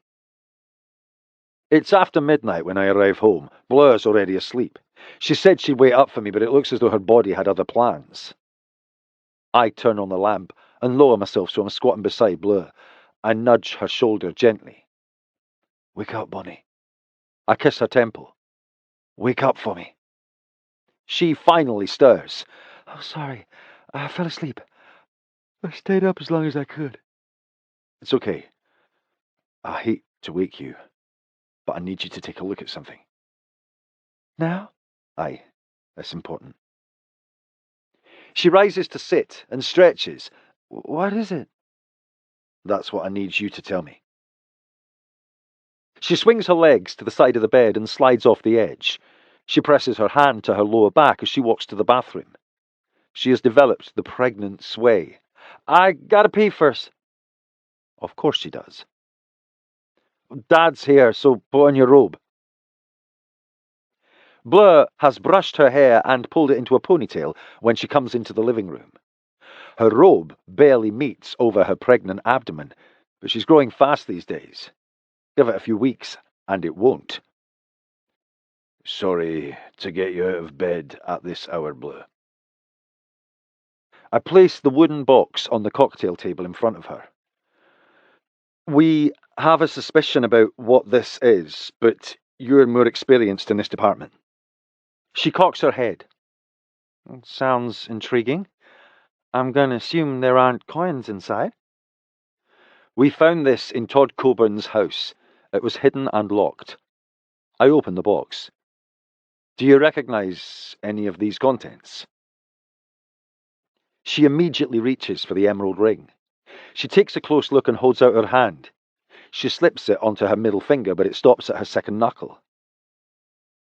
This is my birthstone ring. My mother gave it to me for my 7th birthday. She stares at the ring for a moment before looking at the rest of the collection. She removes the diamond stud earrings next and studies them intently. My mother's ears were pierced twice. She wore diamonds like these in the second hole. She never took them out. But there was no mention of them in her autopsy report. I assumed they had been stolen by someone who handled her body. I take the child's necklace from the box. This is my sister's locket, engraved with her initials. It went missing the night she was murdered. These are probably trophies from kills. What does he do with them? Killers typically take them as a show of accomplishment. For him, it's a souvenir to extend the fantasy. He needs something to get him through his downtime until he can kill again. He's using these as a way to relive the murders over and over. That means he takes these items out often to look at them. That would explain all the marks and dents on the ceiling. He was excited and careless when removing and replacing the box. Would it be a fair assumption to say that Todd Coburn is a serial killer? It's very likely.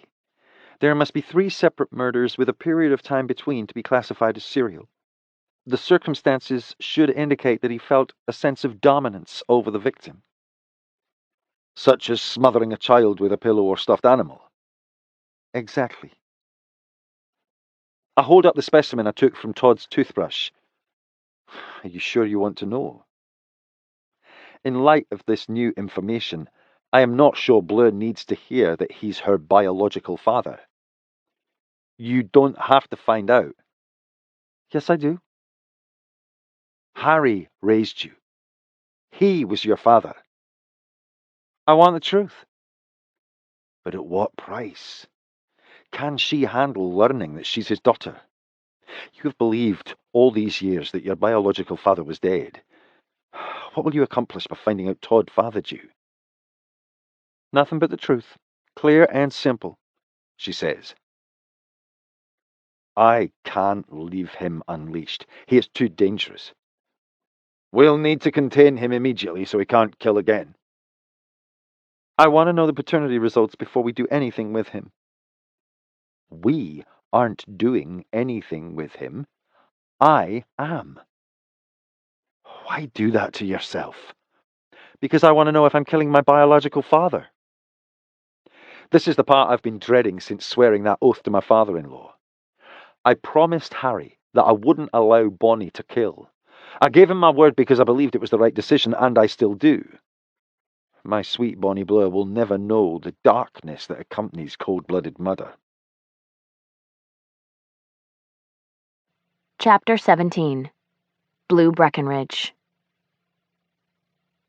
Sin kisses the side of my face and nuzzles his scruff against my neck.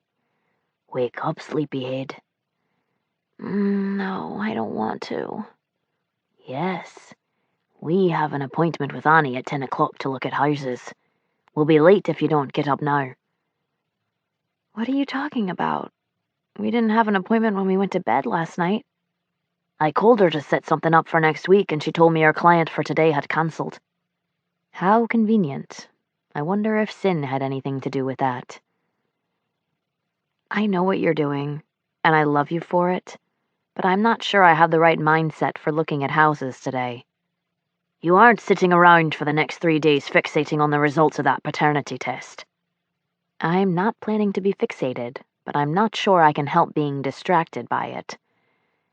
House shopping probably isn't the wisest thing to do during these 3 days. You're a week away from the halfway point of the pregnancy.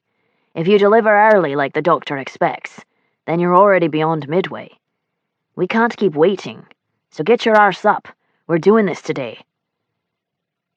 I groan loudly as I swing my legs over the side of the bed. You're such a bully sometimes. Dear wife, I'm no such thing. I would be far too afraid to bully you. Has he forgotten he has a job? What are you doing about work? I have several cases going to court next week, but none the next few days. I'm not going to have the energy for this. But Sin is right. We need a house. How many are we looking at? Your top 3 choices from the options Annie is sending over, plus the Hamilton estate by my parents. I already know which is my favorite. I want to see the Hamilton estate first. Anything you want, Bunny. 2 hours later, Sterling parks in the drive of my favorite property. Annie takes her folder from her briefcase. This home is an elegant and spacious 6-bedroom with an attached garage. As you can see, the property has been well maintained by the current owners. We've driven by this house often on the way to Thane and Isabel's. I've always admired it from the road. I love the mixture of modern architecture with the round corner castle thingy. It's called a turret. You'll see a lot of those paired with modern architecture on newer houses. We get out of the car and Sin reaches for my hand. He brings it to his lips for a kiss and mouths "I love you." We stand in the front yard looking at the exterior. What do you think?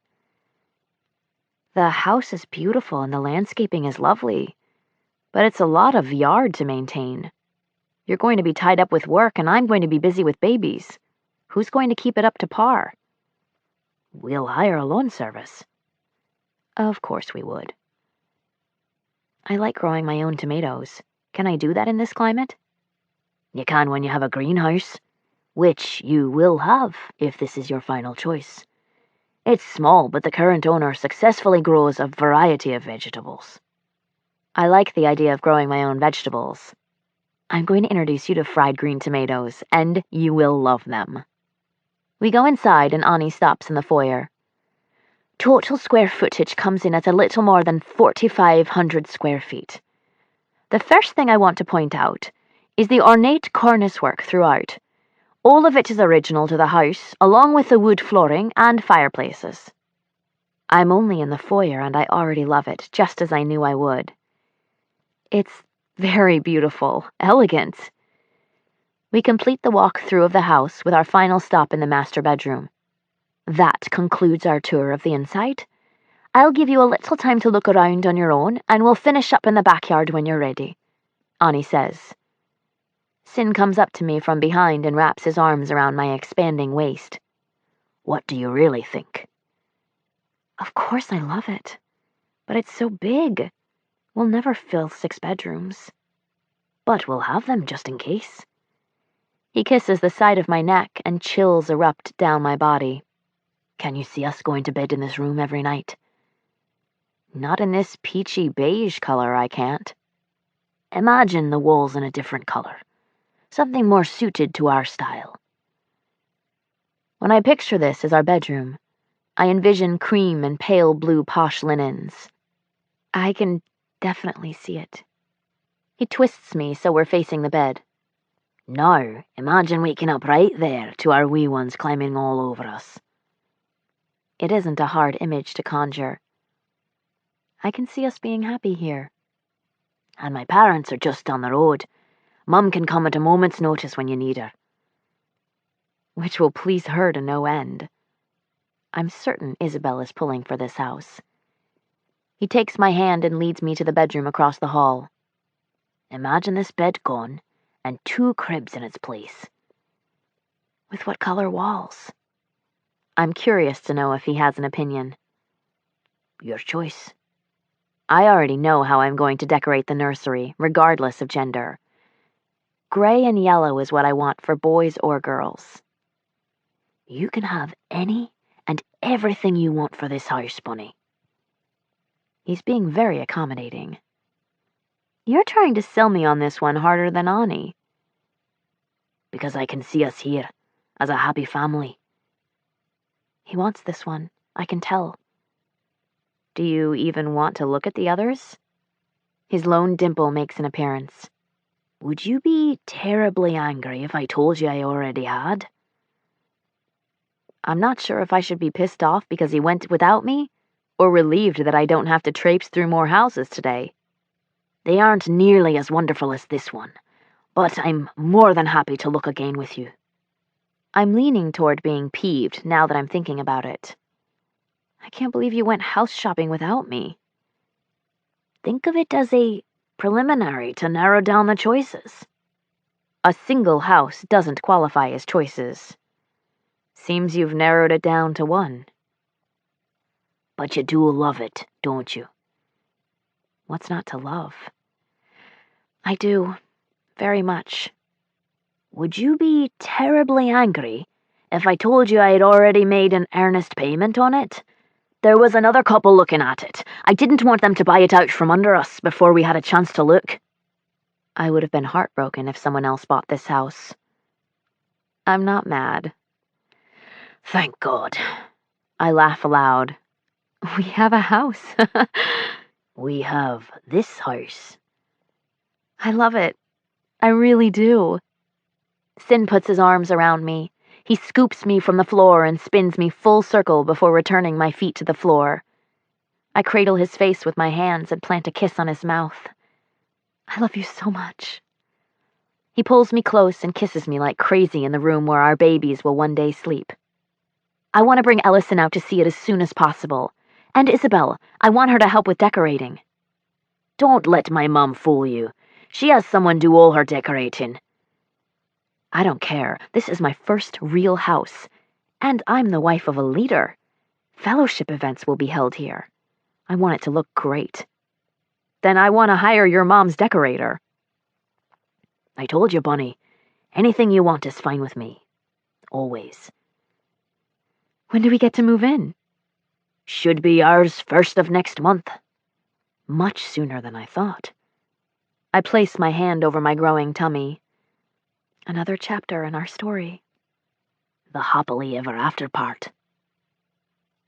Sin was successful at distracting me yesterday with the house. Now it's day 2.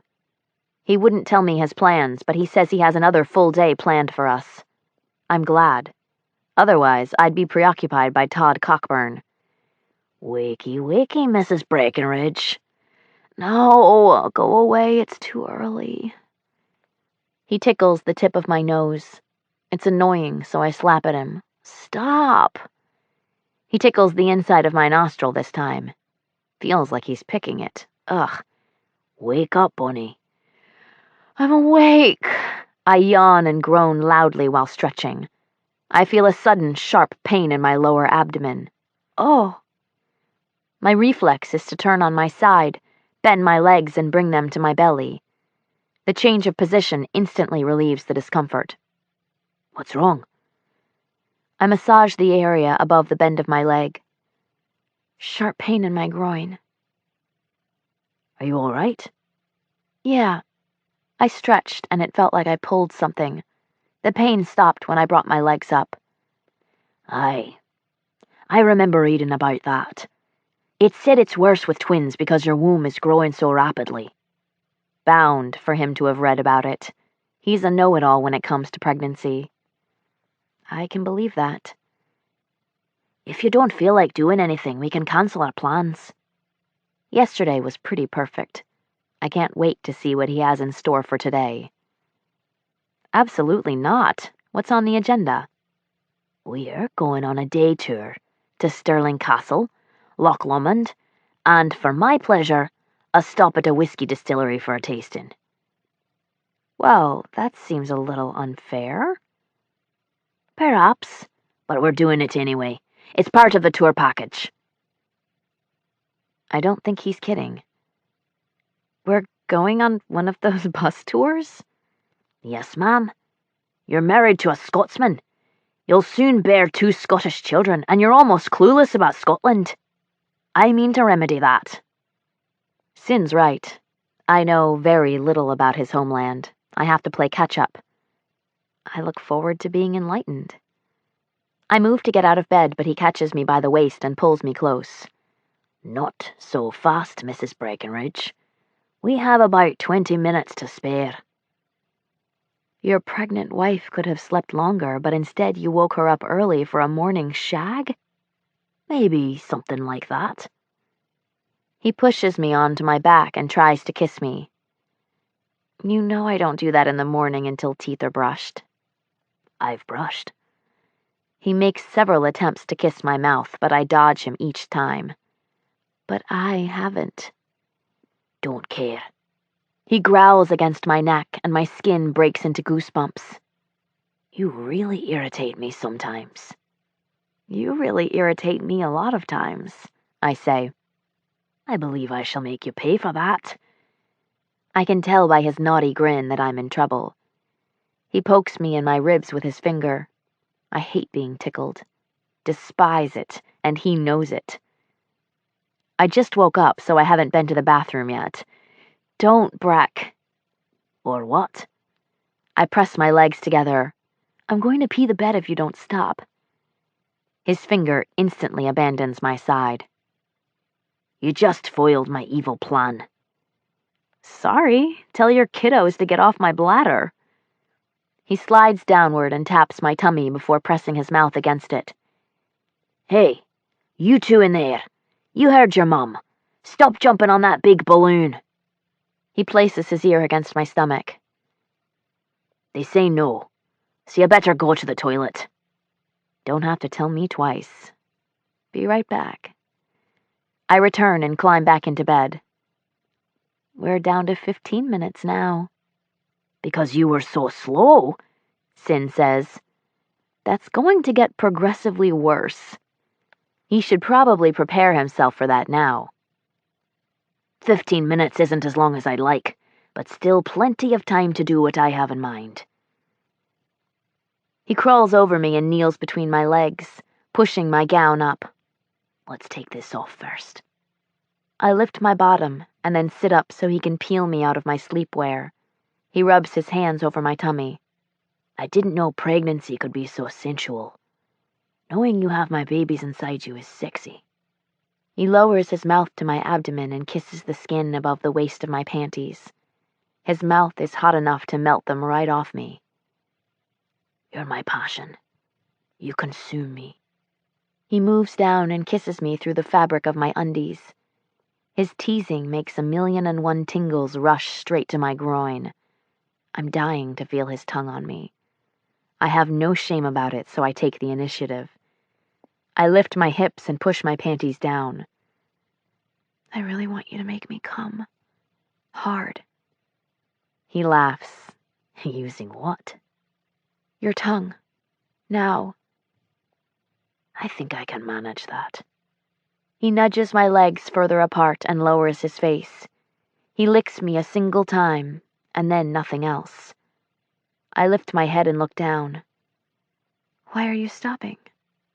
I want you to watch me eat you. Oh, my. That's a terribly nasty thing to say. And I love it. I'm even more turned on. I wedge several pillows under my back and prop on my elbows to watch the performance happening below my tummy, his head bobbing between my legs. I can't, and don't want to, stop the instinctive rocking motion of my pelvis. Together, my hips and his tongue are working against each other, and it's a glorious thing. You know how to make me feel so good. I'm not sure what's happening here. I think this could be classified as me fucking his mouth, But I don't care. It's too damn good to stop. Oh, here it comes. I grip the sheets beneath me and fall back against my pillow. Suck my clit, Breck, hard. He does, and the stimulation makes me come apart, shattering into a million shards. Oh, oh, oh. My toes are curled tight. My heart beats 1,000,000 times a minute. My face pulsates as well as my hands. Warm euphoria spreads down my arms and legs. Damn, that was mind-blowing. Perfect. Now turn over. We're running out of time and I really want to take you from behind. My body has turned to mush, but I manage to get face down. He puts a knee between my thighs and pushes them apart. His finger glides down my cleft. You make me want to fuck you so hard. I can barely stand it. He is in a nasty talk mood this morning, and it is turning me on all over again. I wish so much that you could. I put my head down so my bottom is where he wants it. He presses his tip against my entrance. I push backwards, forcing him to enter me a little. He pulls away and slaps my cheek. I'm in control. Always. Keep telling yourself that. He glides his cock up and down my slit, teasing me. I want to push back against him again so badly. You're killing me. Tell me what you want. You inside of me, right now. He continues teasing me, so I say the magic word. Please. Since you said please. He enters me in one fluid movement and goes motionless. Oh, Bonnie, that feels so good. Being inside you is pure heaven. Every time. He rocks against me, thrusting in and out. I can't help but move in counteraction. It's carnal instinct. He pops me on my ass again. Stop. I'm in charge. The spat doesn't hurt. It's intended to gain my attention and obedience, but it only manages to make me want to move faster. So that's what I do. Bonnie! I'm not doing anything that's going to cause harm. You can keep spatting me if you like, but I'm not stopping. You'll have to tie me down if you want me to be still. He holds my hips firmly. That can be arranged. I hear his prelude to an orgasm sound. He's going to come any minute. He pushes inside me one last time. Oh. His body is hovering over mine, his mouth pressed against my ear. I fucking love you. He finishes and pulls out. His hand rubs my ass before bringing it down, hard. Ow, that one hurt. I meant for it to. Have I gained your attention? You always have my attention. Perhaps, but that doesn't mean you always heed what I say. That's the truth. No, it doesn't. I know you think I worry too much, and maybe I do. But it's because I want to keep you and our bairns safe. I don't do it as hard as I'd like because I'm afraid of the consequences. I'd never forgive myself if something happened to them, because I gave in to selfishness for a moment of pleasure. I don't want anything bad to happen either, but please trust that I know my body and what it can tolerate. We're keeping it tame until they're born. Fine, but after that, I'm getting everything I want. The day they turn 6 weeks old, I want you to fuck me like a beast. Deal. Sin and I file onto the bus with the other tourists and choose seats at the back. It's where we belong. That's where the bad kids sit. The bus is warm, but the window is still cold. The glass is fogged, so I write in the condensation, Blue loves Sin. I draw a fat heart around our names. That's a work of art, Sin says. I take out my camera and snap several close-ups, making the words the focal point. That one is definitely going in a frame. Sin smiles and leans over to kiss me. Sin loves blue, too. I peek over the tops of the seats to see if anyone is paying us any attention. Nope. They're all too busy looking at their brochures. You don't even come close to looking like you belong on this bus surrounded by normal folk. Sin laughs. I'm not sure you do either.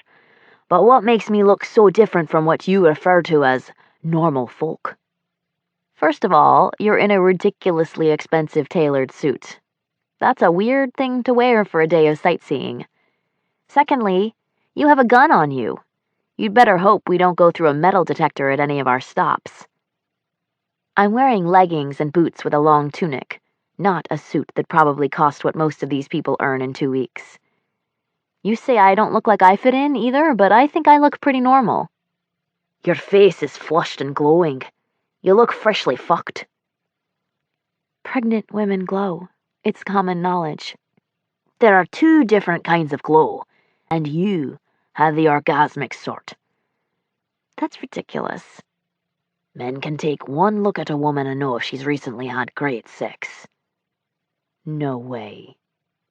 Shut up. You're screwing with me. I am, but I wasn't kidding about the way you radiate. Sin leans over and kisses the side of my face. Pregnancy looks good on you. Thank you. That's a very sweet thing to say. Just the truth. 8 o'clock arrives and we pull away from our departure point. The bus is less than half full. I thought there'd be more people. Scotland doesn't get as many tourists in the winter. I'm sure this bus is crowded in the summer months. I'm glad we're not packed in like sardines. We can stretch out and get comfortable. It's an hour drive to Stirling Castle. You can lean against me and nap if you'd like. I'm good. Well, I thought I was. I wake nearly an hour later to Sin nudging me.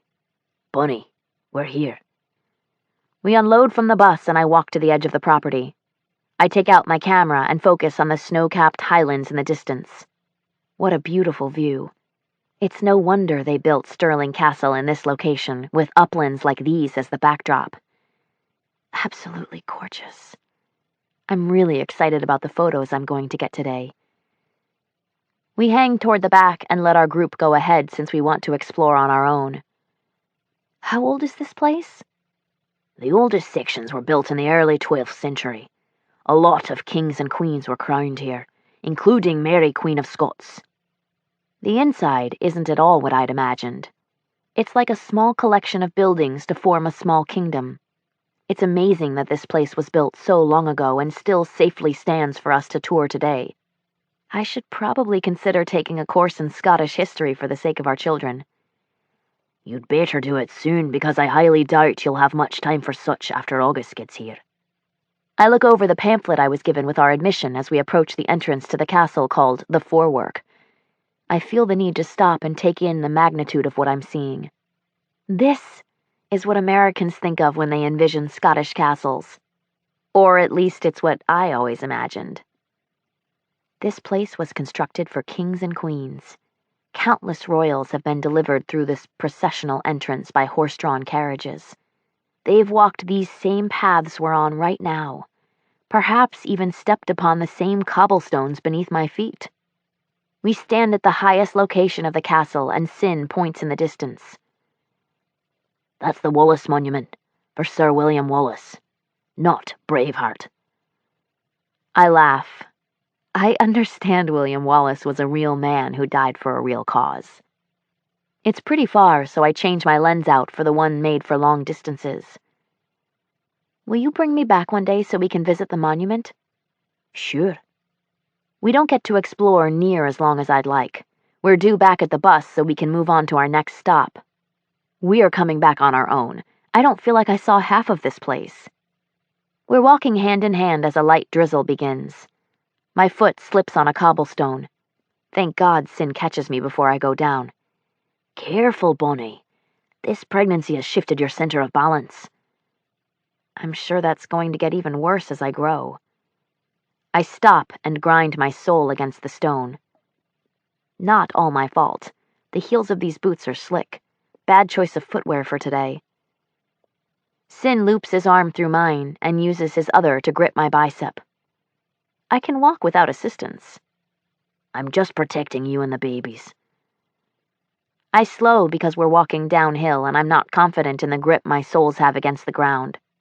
Have you stopped to think about the way our lives are going to change? Beyond the dream of having 2 cute little chubby-cheeked babies? They're going to require a ton of care. It's going to dominate all our time. Or at least mine. You aren't going to do this alone. We'll get through it together. Promise. We'll know each other 1.5 years when we become parents to 2 children. That's scary as hell. My boot slips a second time, and Sin saves me from tumbling down the cobblestone incline. I'll never let you fall. I straighten and look at him. Let me rephrase what I just said. Becoming parents is scary as hell, but I can't think of anyone I'd rather be terrified with. Our next stop on the tour is a charming village. I've seen them from the road, but I've not stopped to visit. It's lunchtime. Want to get a bite now or shop?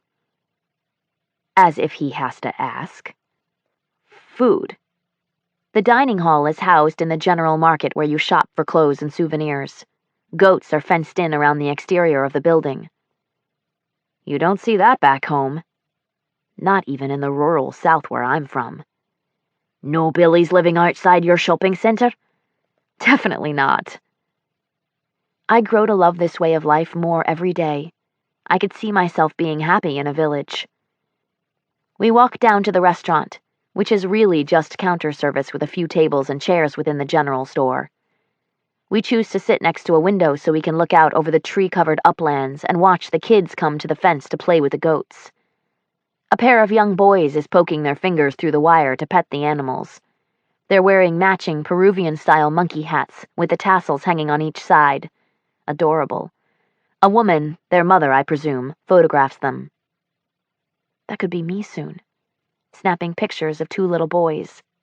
Except I always imagine us with a little girl. Maybe one with red hair like Isabel.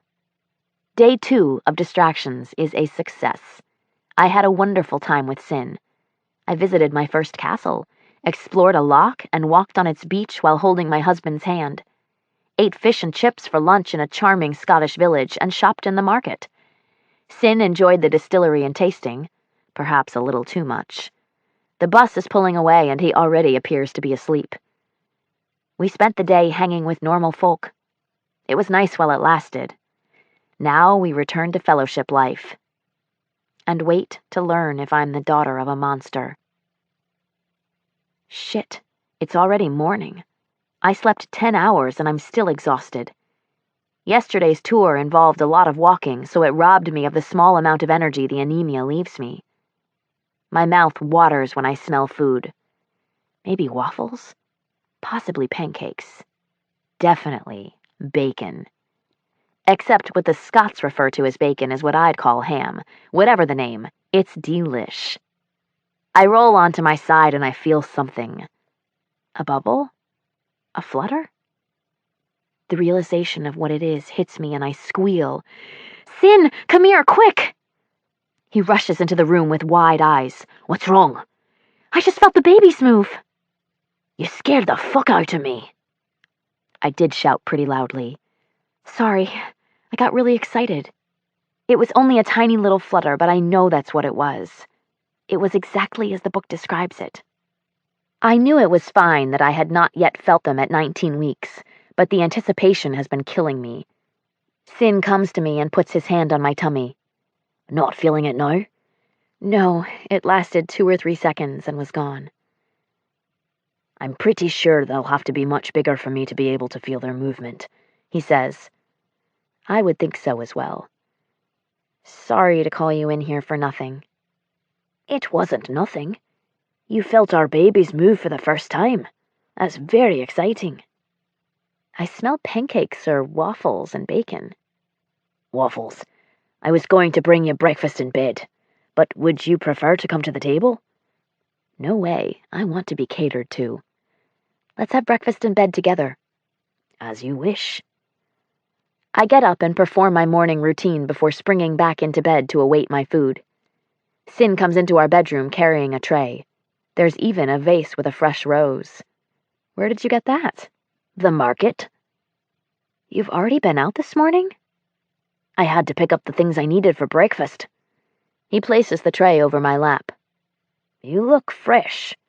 Does that mean you brushed your teeth and won't dodge me if I try to steal a kiss? Yes. He leans down and kisses me. Minty good. He goes around and climbs in on his side of the bed. I'm excited to hear what today's distraction will be. What are we doing after breakfast? I made an appointment with my mother's decorator. We're meeting with her and Mum at our new house in 2 hours.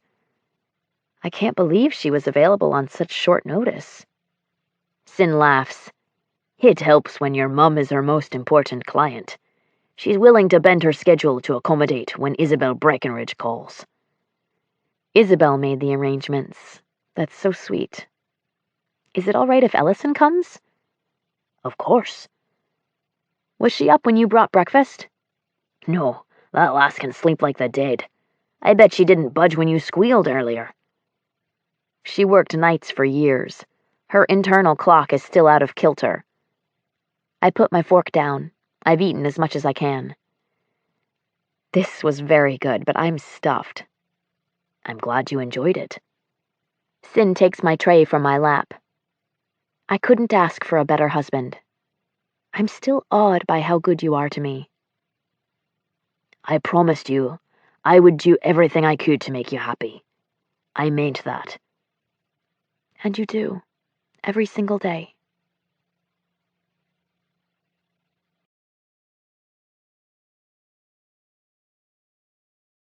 Chapter 18. Sinclair Breckenridge. House buying, castle tour, village shopping, interior design. It was fun while it lasted, but my game of distractions has come to an end. 3 days of waiting have come and gone. Time for the truth. Blair and I go into our bedroom since it's the only place we have complete privacy. We sit side by side on our bed. She clutches the manila envelope containing her paternity results, but makes no move to open it. You aren't obliged to read the results. If you don't feel ready, you can put it away until a later time. If you never feel ready, that's fine too. Understand that reading it right now isn't your only choice. I don't think I can deprive myself of the relief I'll feel if it proves I'm not his daughter. She's assuming Todd isn't her father. That might not be what it says. What then? You know me. I can handle anything as long as it's the truth. That's proven true so far, but this is a completely different circumstance. I'm afraid for Bleu, but I must support her decision. That's my job as her husband. She takes a deep breath and opens the flap, pulling out the test results. She passes it to me without a glance. Please read it for me. I can't do it. One doesn't simply glance at paternity test results for a quick answer. There isn't a yes or no box. It's complicated, but after a moment, I decipher the verdict. Conclusion cannot be excluded. Paternity probability is 99.99%. Todd Coburn is her father. You aren't saying anything. That can't be good. I fold the results and place it on the bed. He's your biological father. Blur nods and stares straight ahead at the wall. Okay. The only thing this changes is what I'll say before I kill him. We've had this argument before, so here's the same song's second verse. We've talked about this, Bonnie. You said you didn't want me putting myself in danger. Todd's contained. He won't be a threat to me. Firing a weapon doesn't put me or the babies in danger. That's her opinion. Physically, no. But you don't fully understand the impact a premeditated murder can have on your mental status. Now, it's further complicated by the fact that he's your biological father. There's no way that won't wreak havoc on her emotionally. It's not a complication. It's an unfortunate detail. one you have not yet had time to process. What is there to process? He knocked my mom up. She ran from him and gave birth to me. He killed her and tried to kill me. I think I've processed it all quite well. I wish it were that simple. What I'm about to tell her is going to cause problems. I can't let you do it. You won't let me? What does that mean? Exactly what I said. Who do you intend to have do it then? Me. You know what this means to me. It's my one last sin. I have spent 18 years searching for this man. I have devoted my life to it. It's all I have lived and breathed since I was 7 years old. 7! My entire childhood and adult life has revolved around this, and now you tell me you're going to take it from me? Please try to understand where I'm coming from. She shakes her head. Bonnie. I move toward her, but she puts her hands up. No! She is furious. She needs to cool down before we discuss this further. I gather my laptop and case files from the corner chair, putting them into my briefcase. I'll be at the office if you need anything. No reply. Love you, Bonnie. She responds by going into the bathroom and slamming the door. See you tonight. This situation is already turning my wife into someone she's not. Bleu is always mature and rational, more so than any other woman I've known. The person I just argued with was not. I arrive at BI, but it's not my office I go to first, it's my father's. I tap on his door. Do you have a minute? Sure. I need to update you about some new findings. He places his pen on his desk. Sounds serious. Bleu is Todd Coburn's daughter. My dad motions for me to shut the door. I assume she isn't taking that well. Her only reaction is that she wants to be the one to kill him. She'll need to take a number, because she's not the only one. I'm not sure how I've kept from going over to the black site and blowing his head off his shoulders. My father did not take well to finding out that Todd had killed Amanda Lawrence, but learning about Cara is what broke him and Mum. They immediately blamed themselves because Todd is part of our circle. They felt as though they didn't protect her from him. I appreciate you not doing that while we waited for the paternity results. Bleu's in no condition to be assassinating anyone. He doesn't have to convince me. Do I need to step in as her leader to solve the problem? No. She is very aware that the possibility is off the table if I say so. You're her leader. Yet she's fighting you on this. Bleu doesn't have a submissive bone in her body. She feels she can because she's my wife, and she's a hard ass. It complicates things. I'm about to ask the impossible of my father. I understand how much you want to kill Todd. He took your daughter and the woman you loved. But Cara and Amanda are gone. Bleu lives, and won't be whole until her mother's murder is avenged. I fear carrying it out herself will bring her more damage than healing. As her husband, I need to do this for her. With due respect, I am asking you to pass this duty on to me. This is a lot to ask. I know, Dad. My father and my wife want the same thing. I know what it means to both of you. So it's with a heavy heart that I make this request. I can't bring back Cara or Amanda. If you believe this will help heal Bleu, I won't deny you of that possibility. My mind is at ease. Thank you. When will you do it? I suppose that depends on how well things go with Bleu. I wish you the best of luck, son. My day is long. I'm distracted. I can only think of Bleu and how she'll react to what I'm going to do. I've texted her 3 times without any kind of response. I'm not at all pleased about that. I would be worried about her safety if Kyle and Blair went with her. The workday ends, and I'm not ready to go home to another fight, so I make a detour to Duncan's. Jamie has agreed to meet me for a whiskey or 2, maybe 10. I'm pleased he accepted my invitation. The last few days have been devoted to Bleu, so Jamie and I have only spoken briefly over the phone. He's told me several times that he's fine, but saying the words and them actually being true are 2 different things. I need to see for myself. He's waiting at our table when I arrive, 2 whiskies already in front of him. He's usually a Guinness man. Starting without me, I see. He pushes one of the whiskies in my direction. Only on my first, but definitely not my last. I gulp the Johnny Walker down. Damn smooth stuff every time. How are Westlyn and Ivana? I ask. Westlyn's grieving, but she's all right.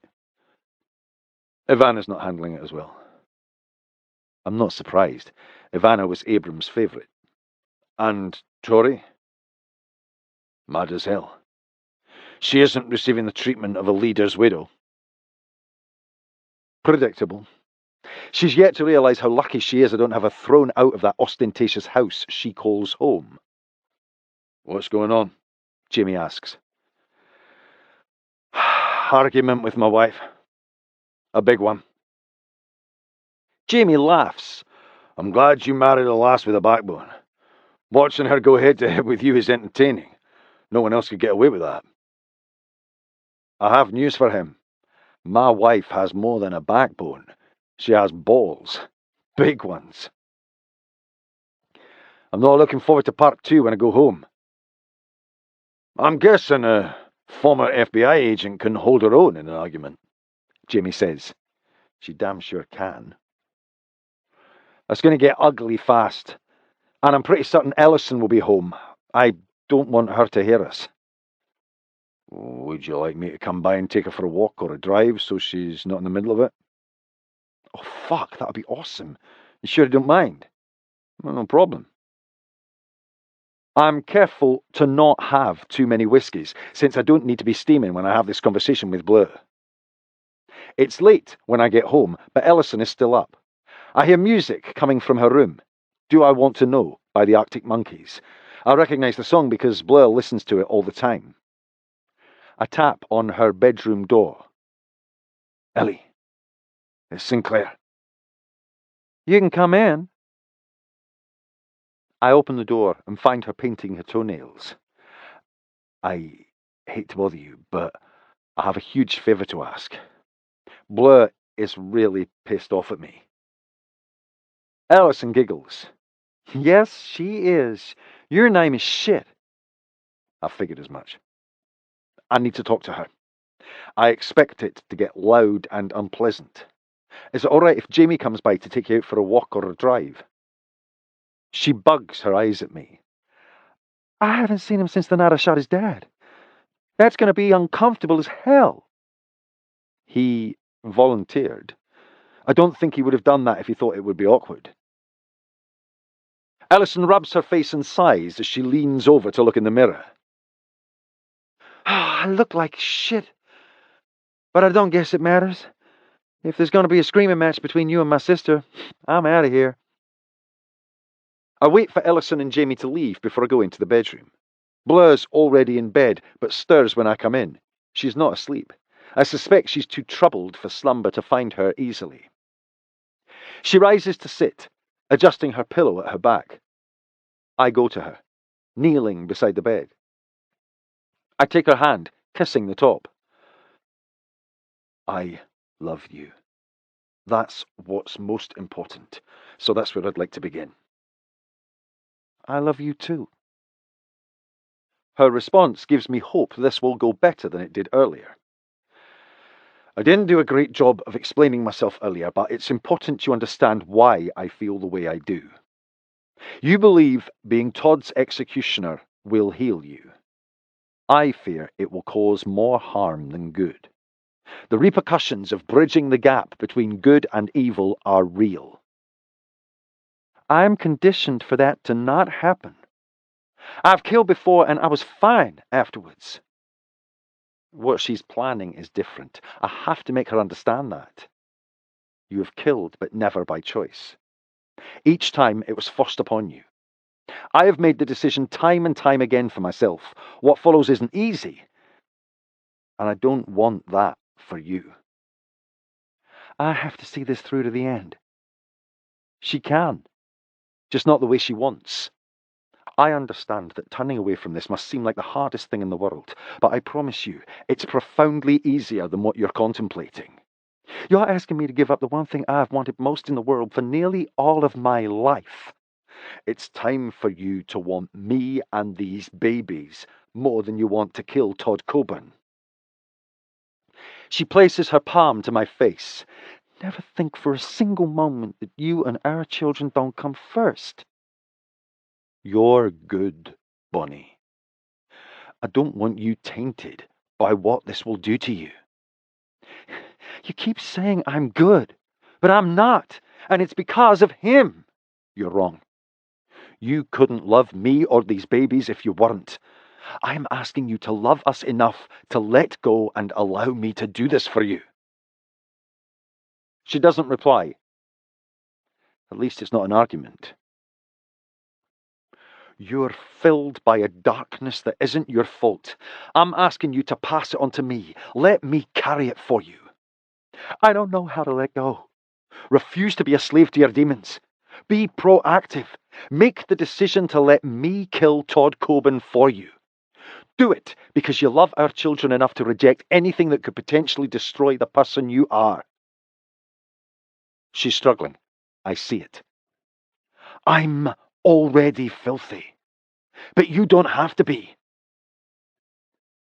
She closes her eyes and nods before the words come. Okay. Do what you gotta do. Concrete floor, cinder block walls, single light hanging overhead. Nothing in this room would be what I'd want to see as I took my last breath. Todd Coburn has known 4 walls of iron bars as his home for 4 days. A cage for an animal. Very fitting. He's been freed from his enclosure. He now sits with his wrists and ankles securely buckled to the arms and legs of an execution chair in a corner of the black site. My parents, Bleu, and I approach him. He looks relieved, but he shouldn't be. Oh, thank God you've come, Thane. These fools have kept me in a steel cage for days. I'm not even sure how long I've been here. I motion to 2 brothers. Find chairs for my wife and mother so they may sit. I don't understand. What is this about? I'm not sure if Todd has yet to realise he's caught, or if he's figured it out and is planning to lie. You'll find out what this is about when I am good and ready for you to know. Blur takes a seat and stares daggers at her mother's killer. Todd Coburn, you are accused of the murder of Cara Breckenridge, Amanda Lawrence, 11 victims who are unaccounted for, and the attempted murder of my wife, Stella Bleu Lawrence MacAllister Breckenridge. He feigns surprise. I have no idea what you're talking about. Then allow me to refresh your memory. I place the opened box of trophies on the table in front of him. He fails to react. My father steps forward. You attended a casino staff meeting in my home 16 years ago to discuss changes we'd be making at our Edinburgh location. Sometime during the meeting, you slipped away unnoticed and went into my daughter's room. You used her favourite stuffed animal to smother the life out of her. My father takes Cara's necklace from the contents of the box. When you were done, you took this locket from her neck and positioned her body as though she was sleeping so we wouldn't discover her death until the morning. You murdered my only daughter. My mother gets up from her chair and stands before Todd. My God, how I love that child. She was the only one Thane didn't take from me. Isabel, please believe me when I tell you that I did not kill your daughter.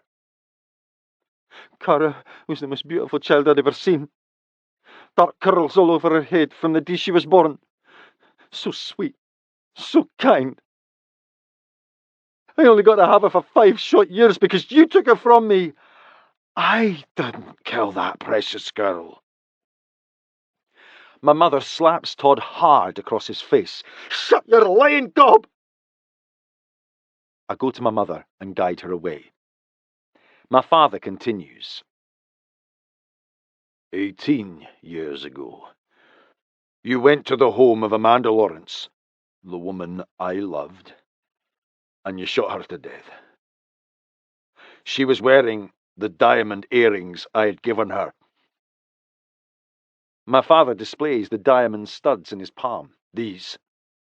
You took them from her body, and when you finished, you went into her daughter's room. You shot their dog, but not before being attacked by him. Next, you plucked her daughter from her hiding place beneath her bed and put a pillow over her face to smother her. Dad takes the ring from the collection. You took this birthstone ring from that little girl's body and left her for dead. But something happened that you couldn't possibly have anticipated. Dad points at Bleu. She was saved, and there she sits. My son's wife is the little girl you thought you murdered 18 years ago. But I'm guessing you already have that figured out, since I strongly suspect it was you who phoned the authorities the night we were making a trade with the order for Bleu's return. I didn't do any of these horrible things. Someone is framing me. Let's entertain the idea of you being innocent. Amanda's killer was bitten by their German Shepherd on his right leg. If you didn't kill her, you won't bear the scar of a dog bite. One of our men steps forward and takes a knife from his pocket to slice open the fabric of Todd's trousers from the hem to the knee. My father motions for Bleu to come closer for inspection. Is the scar on Todd's leg consistent with the one you'd expect from the attack you witnessed? Bleu goes closer to examine his leg. That's exactly what I'd expect to see from Max's bite. She stands before Todd, studying his face. Do you know who I am?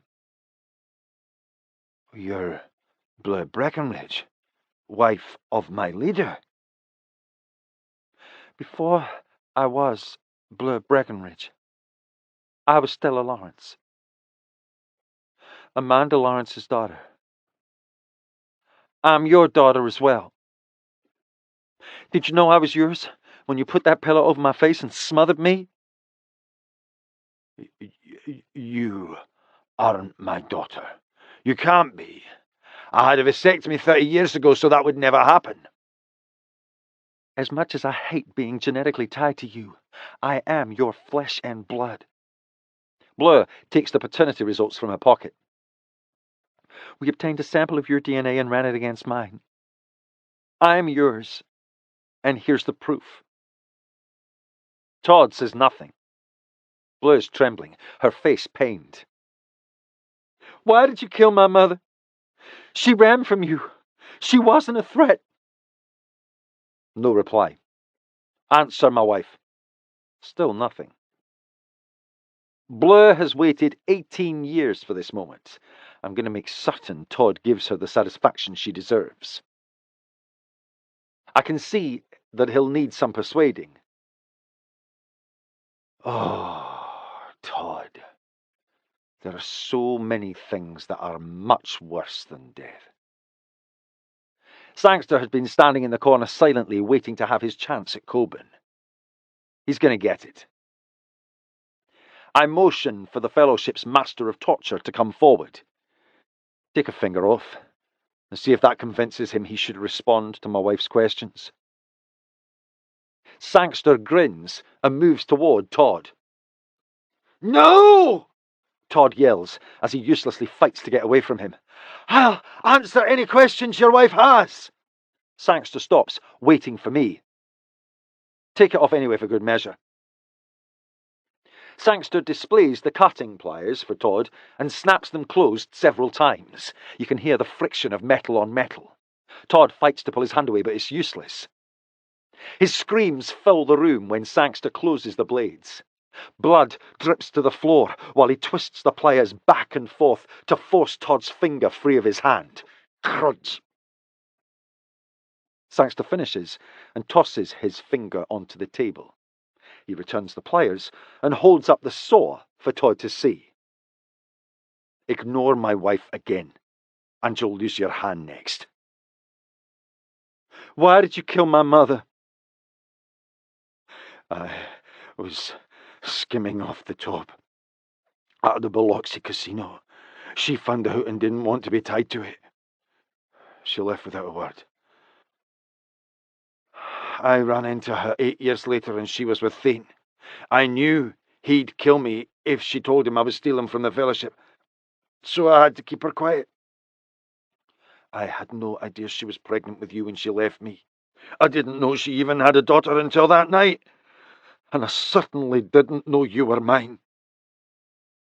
"I wouldn't have been able to identify you. You could have left me unharmed, but you chose to kill an innocent 7-year-old. Why?" Todd closes his eyes and lifts his face to the ceiling. "I couldn't help myself. I don't know why I do the things I do. It's something I don't understand and can't explain." Bleu paces back and forth in front of him as she speaks. "It starts as an itch and spreads until you have no choice but to scratch it. If you don't, you'll explode.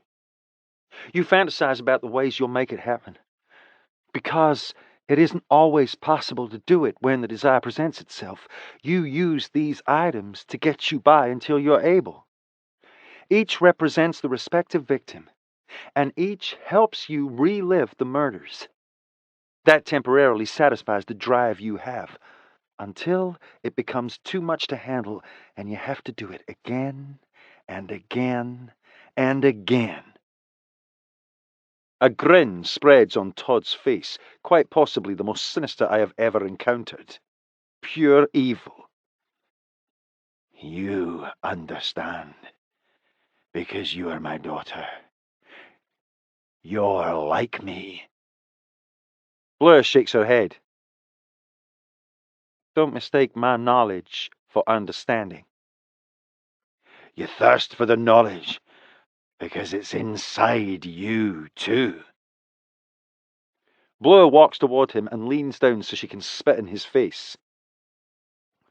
"My only thirst was to hunt you down so I could kill you." "Your craving is displaced." "You can't see it, but you're just like me. You're my daughter. A part of me is inside you, and in those babies you carry." "Don't you dare speak my children, ever!" Bleu shouts. "Your babies have 2 parents who kill. Their potential is endless." I have heard enough of Todd's insanity. Bleu has her answers. It's time to end this for good.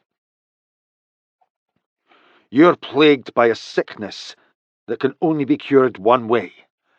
Let my daughter do it. She knows she wants to." "I've spent my life dreaming of the way I'd kill you. I was so obsessed. I allowed it to ruin me. And then I met Sin. He sees the damage you have done to me and wants to take all the ugliness away. And I am letting him." "Killing me isn't gonna fix what's inside you." "I'm certain it won't, but it's a damn good start." Bleu comes to me. I can't listen to him anymore, and I don't want to be here another minute. Todd's taunting can be heard loud and clear as we walk out of the building. She stops by the car and puts her arms around my midsection. "Knowing you're going to do this for me is enough. You were right all along. Killing him won't bring me the closure I need, only more torment. It will be the worst mistake of my life because I'd always wonder if on some level he's right. He's not. I know. And I'm proving it by walking away. Being the one to kill him isn't what is going to heal me. It's you. And these babies. It's the life we're going to have together. Our happiness. I pull Bleu into my arms. I'll take care of everything. I kiss the top of her head. Mum doesn't need to stay for this. I'm going to send her out so Sterling can take her home. I probably shouldn't expect you home soon. No.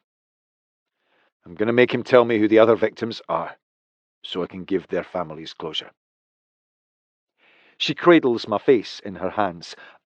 I love you, Brick. I press my forehead to hers. Love you too. She kisses me quickly and gets into the car. I wait until Mum is gone to pick up where I left off. Now, let's talk about who these items belong to. I don't remember. Sangster, what'd you say about refreshing his memory? He chooses the saw. As you wish. Chapter 19. Blue Breckenridge. I wake to the sound of water running in the shower. It's Breck's routine after a kill. He's never admitted it, but I strongly suspect it's his way of washing away the filth he feels after taking someone's life, even if they deserve it. I need to go to him. This is the time he needs my support more than ever. I slip out of my gown and panties. I'm coming in with you. He needs fair warning so I don't startle him. No, Bonnie, go back to bed. You need me to be with you. He's standing with his hands pressed against the tile wall, water cascading down his back, head lowered. He won't look in my direction. I don't want you to see me like this. I'm not leaving you. I wrap my arms around him from behind and squeeze, placing my face against his wet back. You aren't alone. You never are. Sin shivers. He admitted to horrible acts. Things that will haunt me until the day I die. Had you not left on your own, I would have sent you away. I'm sorry you had to endure that. All females. Mostly adolescents from the States. The ones he killed here are from the Order. Their deaths and disappearances were blamed on us anyway. The whole thing is horrible, regardless of who they are or where they came from. He'd been toying with the idea of murder for years before he killed your mother and attacked you. Since it was his first slaughter, he'd not yet honed his skills. It's likely the only reason you survived. I was his first taste of blood, so to speak. His initial involvement in the death of a child was with his own daughter. The irony is extraordinary. You can't make that kind of stuff up. I squeeze body wash into my palms and work it over his back. I want to help him wash away the night's events. Todd Cockburn's death had to happen. We both know that. Don't suffer a single minute of guilt over an act that was completely unavoidable. Despite what you're feeling right now, you righted a wrong within the world. You have saved innocent children from whatever he had in store for them. He wasn't afraid to kill fellowship children. For all we know, our babies could have become his victims. Don't say such things. I'm trying to make you see that you shouldn't regard what you've done as bad or evil. It's good. Serial killers are creatures of habit. He would have done it over and over again, but you've stopped him. You're a hero because you've saved the victims who would have fallen into his snare. But you're my hero as well. You've saved me. Sin looks at me for the first time since I came into the shower. Saved you from what? Myself. I don't feel that dark place inside anymore. You've taken it from me, and its vacancy is filled with hope and love. He turns in my arms and holds my face. Say it with me, Bunny. We look into one another's eyes and together speak the words that express the deep intimacy we share. Into me, you see. I'm in front of the bathroom mirror wearing only a bath towel. My teeth are brushed and I'm twisting my wet hair into a pile on the top of my head when Sin calls out for me from our bedroom. Be right there. I find him standing by the bed holding an envelope. Harry wrote a letter to me before he died. He gave it to me the day he passed away. There were 3 additional letters inside the envelope with mine. One is addressed to you and labelled with instructions to give it to you after it was all over. The second is for Ellison, and the third is for the man she marries. Theirs are to be given to them on their wedding day. He entrusted me with delivering them.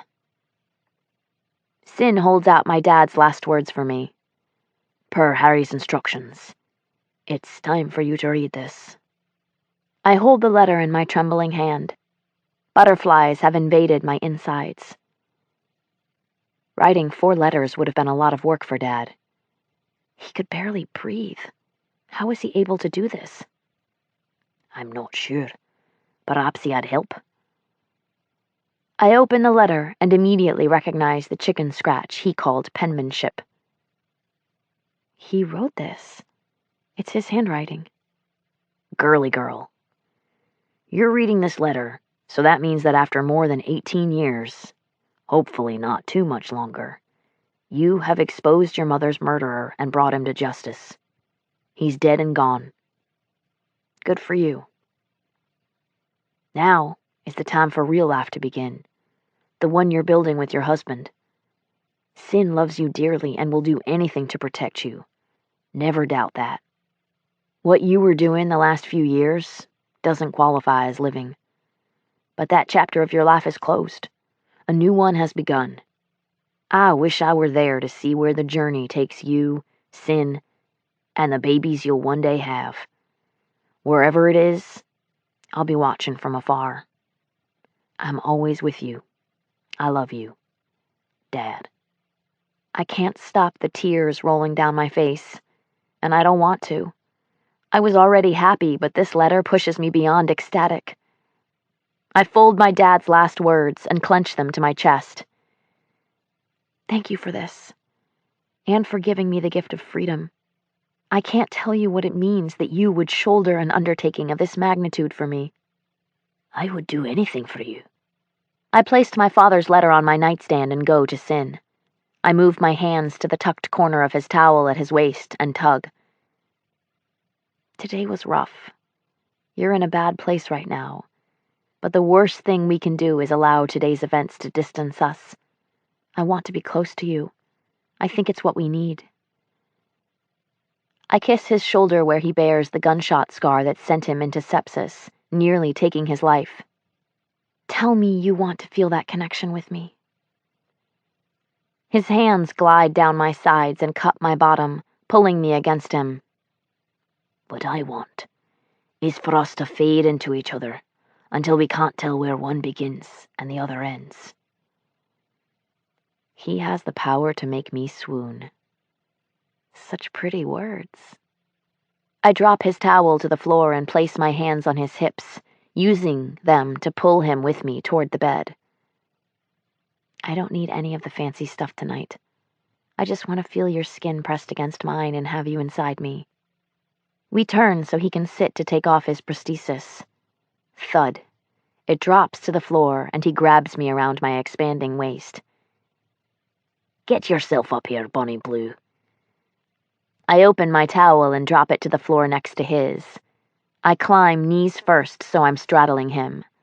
Our skin, still damp from our hot shower, sticks together.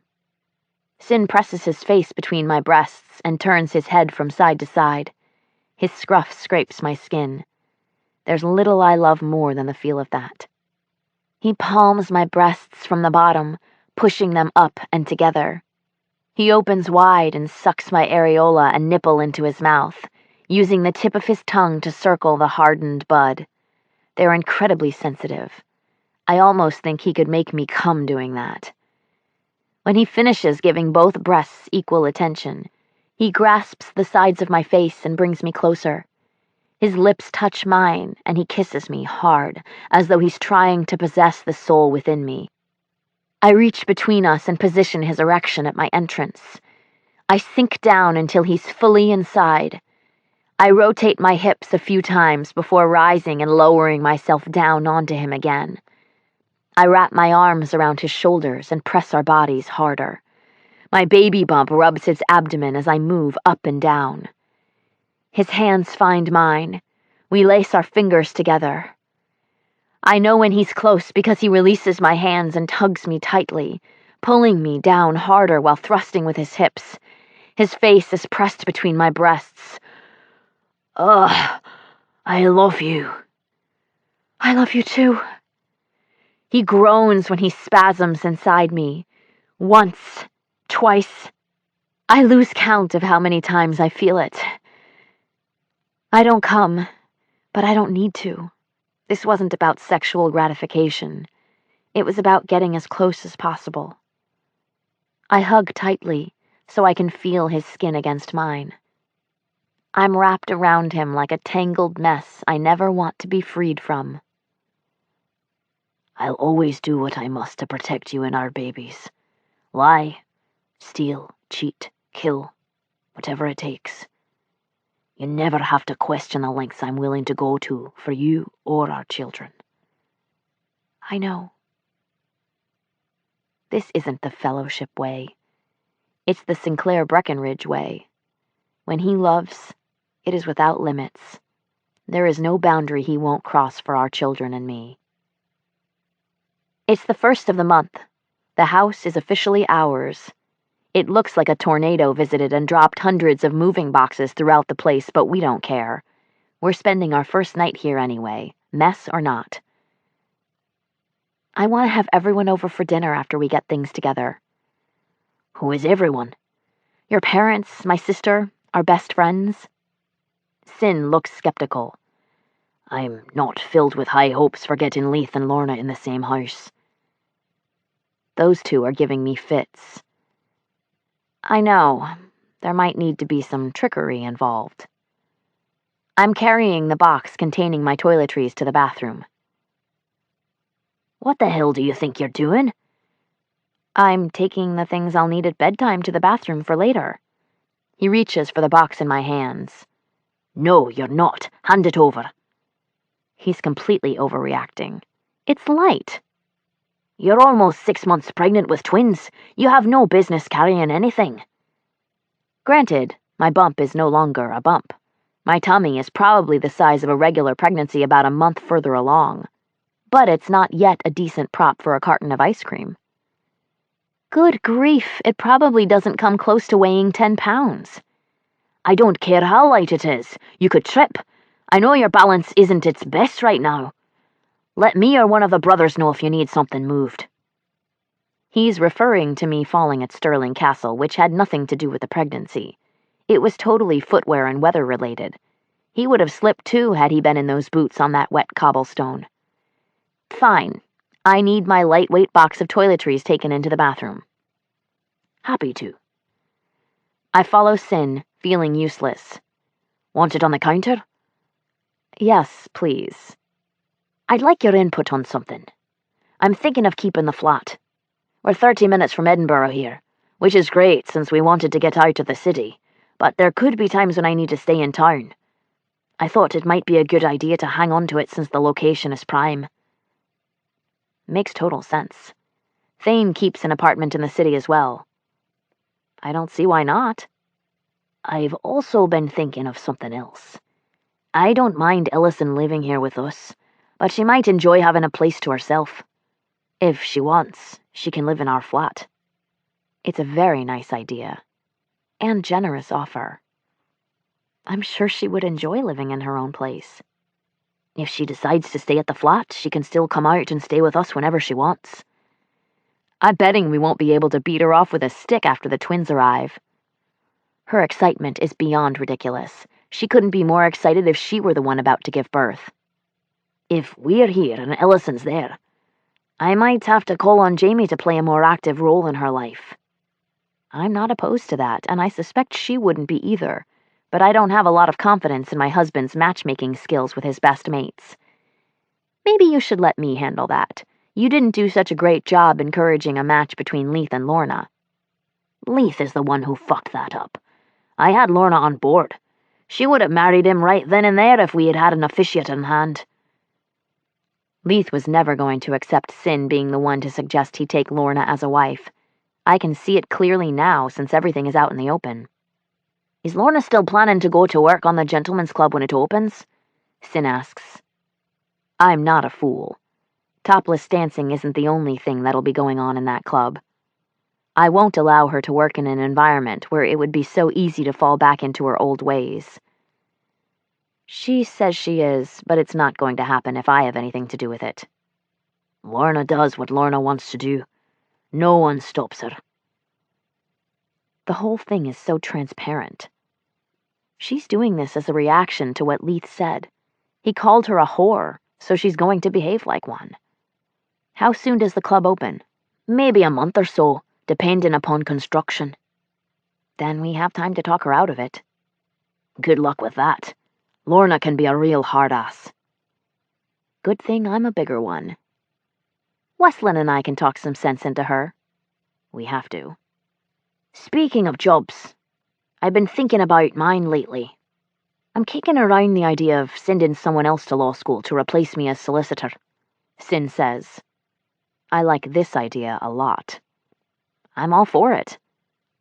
I'm juggling 3 positions: husband, leader, lawyer. Father to 2 newborns will soon be added to that list. It's a lot. My position as leader is growing by leaps and bounds every day. It's interfering with my role as solicitor for the Fellowship, and that's not beneficial to the Brotherhood. But it's interfering more with my time at home. I think it's best I head it off now, rather than later. I know the perfect person to take his place. I think it's a wonderful idea. You should offer the position to Lindsay. She's already familiar with the job, and she's driven. She would be great at it. You think? Without a doubt. She'd be an asset to the Fellowship. It would be beneficial for the other women to see a female in an important role such as solicitor. It might inspire them to shoot for higher goals. It doesn't escape me that all decisions being made now are in preparation for Sin to take over. I'm not ready for that. I don't want to sour this happy time by thinking about this right now. I take his hand and pull him toward the door. I couldn't choose which color paint I liked best for the nursery, so they rolled on samples of my 2 favorites. We have to choose the one we like best so they can paint tomorrow. We examine the samples on the walls of the room our babies will soon occupy. I went with gray, just as I planned. The one on the right looks too lavender. Sin laughs. They look the same to me, both grey. One's more on the purple side, while the other is more green. He stands behind me and puts his arms around my tummy. Won't be long until they're completely stretched to encompass my roundness. Whatever you say, Bonnie. My doctor said he wanted me to make it to 37 weeks. That's 13 weeks away. Not long. We're going to have babies soon. That's what they keep telling us. 2 little people are going to be sleeping in this room in just a few months. They're going to depend on us for food and shelter and safety. And love. Lots of it. You're the one they're going to depend on for food. Sin pats his chest. They'll get nothing from me. The thought overwhelms me. 2 babies needing to nurse at the same time. How do you even do that? 2 babies? 2 breasts? I bet we can figure out something. I hear a ringtone in the sea of boxes. That's my phone, but I have no idea where it is in this mess. Sin finds it and passes it to me. I don't recognize the number. Hello? Hi, Blue? It's Brooke. The widow of Callum Drummond, one of the brothers killed during a raid on the Order several months ago. I bet you can guess why I'm calling. Your baby must be coming. My water broke about an hour ago and I'm already dilated 4 centimeters. I look at Sin with wide eyes.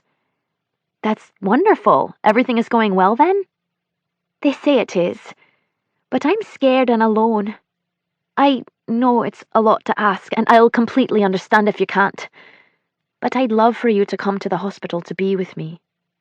I've spoken with Brooke on several occasions since Sin's swearing in, but I was not expecting to be asked to attend her baby's delivery. Sin vowed to personally take responsibility for Callum's family. He died by Sin's side. As Sin's wife, the duty falls to me if Callum's widow needs someone to be with her while she gives birth. I can't tell her no. Of course I'll come. I'll be there within the hour. I end the call and look at Sin. Brooke is alone. She asked me to come be with her. He looks as surprised as I feel. Is that a good idea? It might make you want to back out of having these two. Ha ha, very funny. I'm not sure I need to see all of that so close to my own delivery. There must be dozens of women she could have asked. Why me? The women of the Fellowship adore you. I'm sure she considers it an honor to have the wife of her leader attend the birth of her child. Maybe, but it still feels weird. She has no immediate family? No. She and Callum were both orphaned when they were children. And now she doesn't even have her husband. It must be horrible for her. She has no one.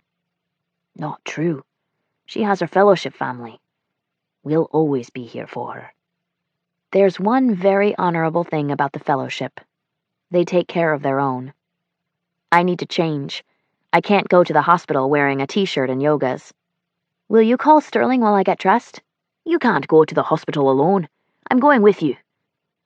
What will you do while I'm with her? I'm sure it'll be hours.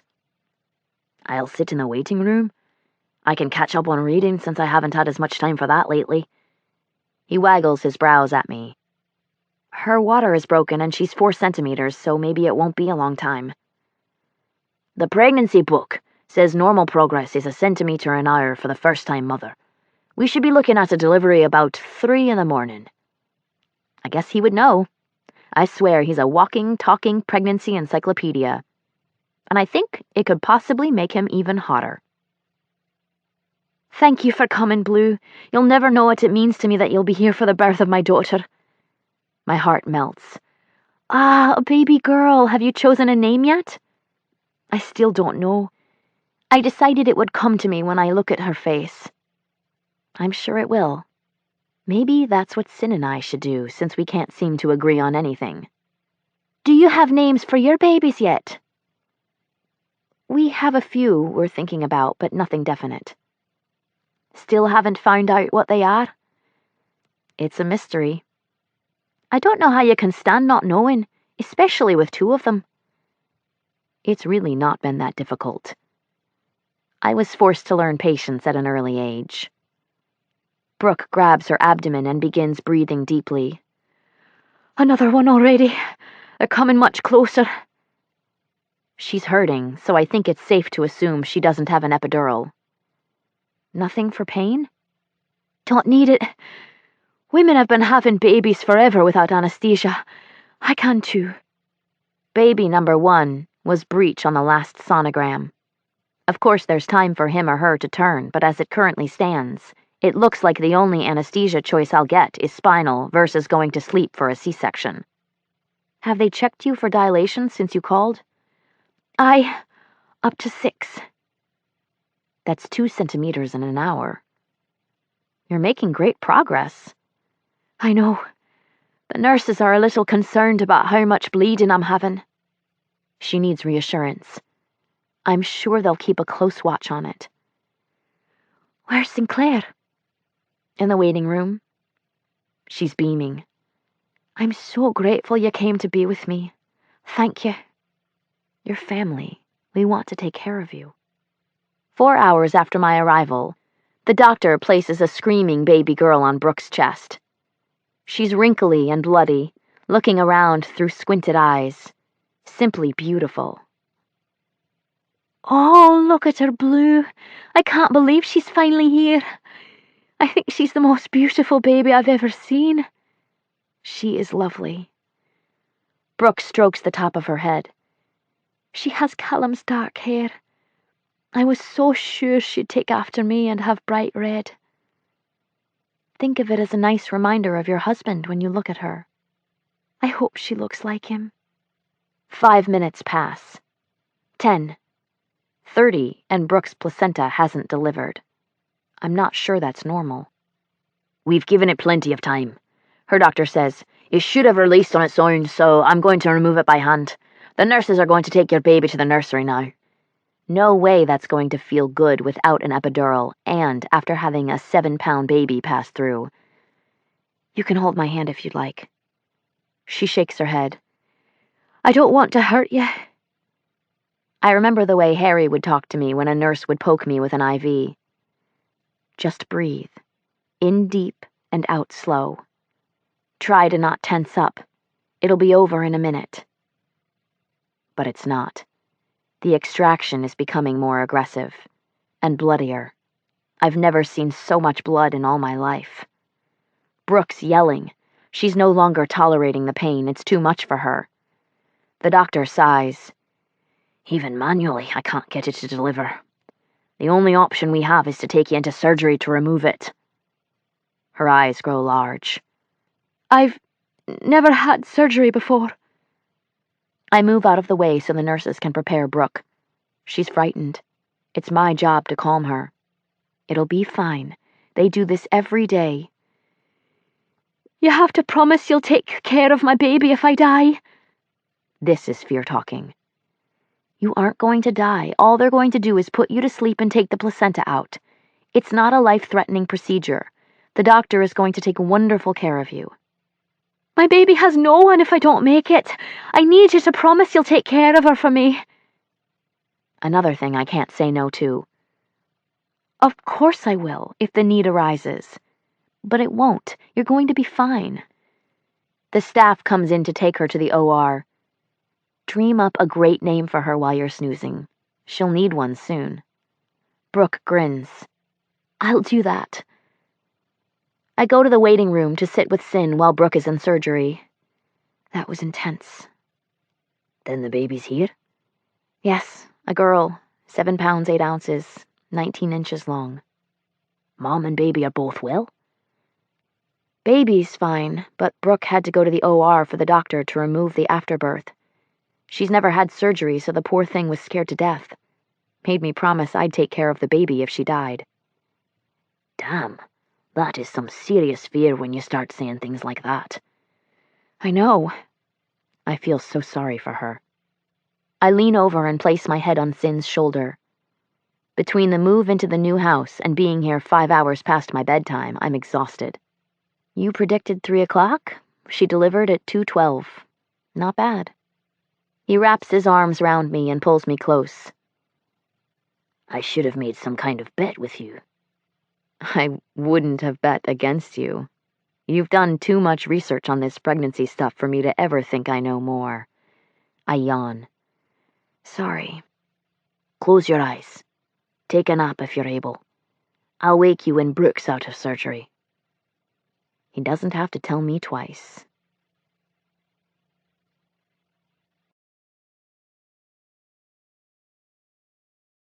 Chapter 20. Sinclair Breckenridge. You're with Mrs. Drummond? Aye. I nudge Blair's shoulder. Wake up, Bunny. Doctor's here. Blair straightens in her seat. She pushes her hair from her face. Everything went all right with Brooke? The doctor sighs before beginning. Uh-oh, that typically isn't a good precursor.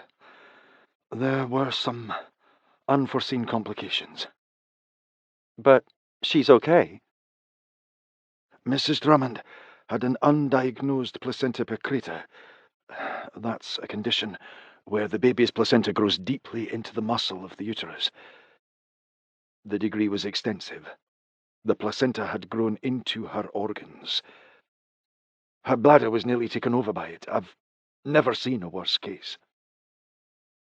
He said undiagnosed. Shouldn't they have seen something like that on her ultrasound? How do you treat that? Hysterectomy and corrective surgery for the involved organs. I called a general surgeon to assist, but Mrs. Drummond had excessive bleeding in the meantime. That blood loss led her body to develop a condition where the blood clots abnormally. The disorder resulted in the formation of a life-threatening clot. I'm very sorry. She didn't survive. No! Bleu dissolves into a sobbing mess in my arms. I'm so sorry. Do you know if Mrs. Drummond has family we should notify? No. She was a widow, and her parents and in-laws have been dead for years. We are her only family. Our social worker won't be in until the morning, but she'll need to speak to you in regards to the baby and the handling of the body. Of course. The doctor leaves, and Bleu sits upright. That poor woman. She was terrified. And I told her not to be because they did procedures like this every day. I convinced her everything would be fine. And she believed me. Then you did your job well. I didn't. I think she knew she was going to die. She made me promise I'd raise her baby if she didn't make it through the surgery. Bonnie, we can't take her baby. I promised her I would. Surely, you don't think the hospital is going to hand her over to us? We have no claim on her. The legal system isn't going to recognize her as a child of the Fellowship and allow us to have her. You're a lawyer. A damn good one at finding ways to bend the law. Even if it's not us who takes her, I'm certain you can find a way to keep her within the Fellowship. I don't know family law. Then learn it fast, because we aren't allowing that baby to go to anyone outside of the Fellowship. She's one of us, so she stays within the circle. It's what Brooke would want. Otherwise, she wouldn't have asked me to take her. My wife is very good at getting what she wants. Probably better at it than I am. Bleu stands over the bassinet intended for our children, rocking Brooke and Callum's baby. I never imagined we'd become foster parents before we became parents to our own children. When we bought this house, I pictured us bringing our babies home to it, not someone else's. But Bleu was adamant. No strangers in the foster care system were taking this baby. We had to jump through a lot of legal hoops, but we managed to be granted temporary custody of the baby until the case goes to family court. That means we have to find a family to adopt her before the proceedings are heard by a judge. Bleu's eyes are a little too dreamy, so I feel the need to remind her again that she shouldn't develop too much of a fondness for this child. Don't get attached. I'm not. I understand this is temporary until we can choose a family for her. We have to work on that immediately. It isn't wise to let Bleu spend too much time with Brooke's daughter. I'm going to set up interviews for Friday with all couples who are interested. Bleu isn't listening to me. Did you hear what I said? I'm sorry, what? I said I'm going to have all the interested couples come so we can interview them. We'll stagger the appointments on Friday. How many do you suppose there will be? Infertility isn't something every husband and wife would choose to make public within the Fellowship. I'm not sure. There are a few couples who have been married for several years and have not had children. That could be by choice, so I have no idea how much interest there will be. We have to call her something. It, her, the baby, she, not working anymore. She needs a proper name. Choosing a name for her probably isn't the best idea. It'll only deepen what Bleu feels for her. But she's right. We can't continue calling her the baby. Do you have a suggestion? Brooke was going to choose her name when she looked at her. She said it would come to her based on her looks. To me, she looks like a Lourdes. I like it very much. Very pretty. But it's not Scottish. Doesn't have to be. And it probably won't be her permanent name anyway. Whoever adopts her will want to give her a name of their choosing. I know. So I guess for now, Lourdes it is. Is it a name you had chosen for us to use if one of the twins is a girl? I had considered it. You sure you want to use it for her? That means we can't give it to our daughter. We don't know that we're getting a girl. Bleu caresses the baby's cheek with the back of her hand. I want her to have it. It suits her. We have to find a family for this baby soon. I can't let Bleu become too attached. It'll cause her too much pain when she has to let her go. The third couple we interview is barely out the front door when Bleu rejects them too. I don't think they're right for Lourdes. Finding parents for this baby isn't going well. You don't think anyone is right for her. Well, they seemed cold and unfeeling. She needs parents who are warm and welcoming. I see no foundation behind the things Bleu is finding wrong with these couples. You see, these people were cold, and the first husband and wife were too young, which, by the way, they happen to be older than we are. You got an overall bad feeling about the second couple because you claim they didn't smile enough. You're going to find something wrong with anyone who wants her. Choosing a family for Lourdes is an enormous responsibility that I accepted. Getting it wrong means we sentence her to an unhappy life. Nothing is wrong with being picky on her behalf. Think of it as me trying to make a good match for her, only with parents. None of these couples are going to mistreat her. They're all very well aware they'll have me to answer to if they do. They'll have to answer to me as well, because I can't let anyone have her without watching their every move. I'm not sure when Bleu thinks she'll have time to be a social worker, since she'll soon have her own babies keeping her busy. Let's hope this last couple is the right family for her. Agnes appears at my office door. The last couple is here. Thank you. You can show them back. Bringing Agnes out to help Bleu with the house was one of the better decisions I've made. She has been more assistance than we could have imagined with caring for Lourdes. Our last couple of the day arrives. Like the others we've interviewed today, I've known Josh and Rachel Glenn my entire life. They're good people and would love Lourdes as their own, I'm sure of it. You've met my wife, Bleu. Yes, we met at the initiation ceremony, Josh says. And I'm in your women's self-defense class on Tuesdays. Good. Maybe that means Bleu has some kind of relationship with Rachel. Of course, I remember you. You signed up for the beginner Muay Thai class as well. I did, and I'm very excited about it. Have you found an instructor yet? I'm interviewing with a master next week. I'm hoping he'll be a good fit for our group. I want a male instructor with a larger build, so the women can gain hands-on experience with fighting against the larger assailant. That's smart. You make it sound like so much fun. I'm eager to get started. The meeting with Josh and Rachel goes perfectly, far better than the first three. So I'm wondering what in the world Bleu can find wrong with them.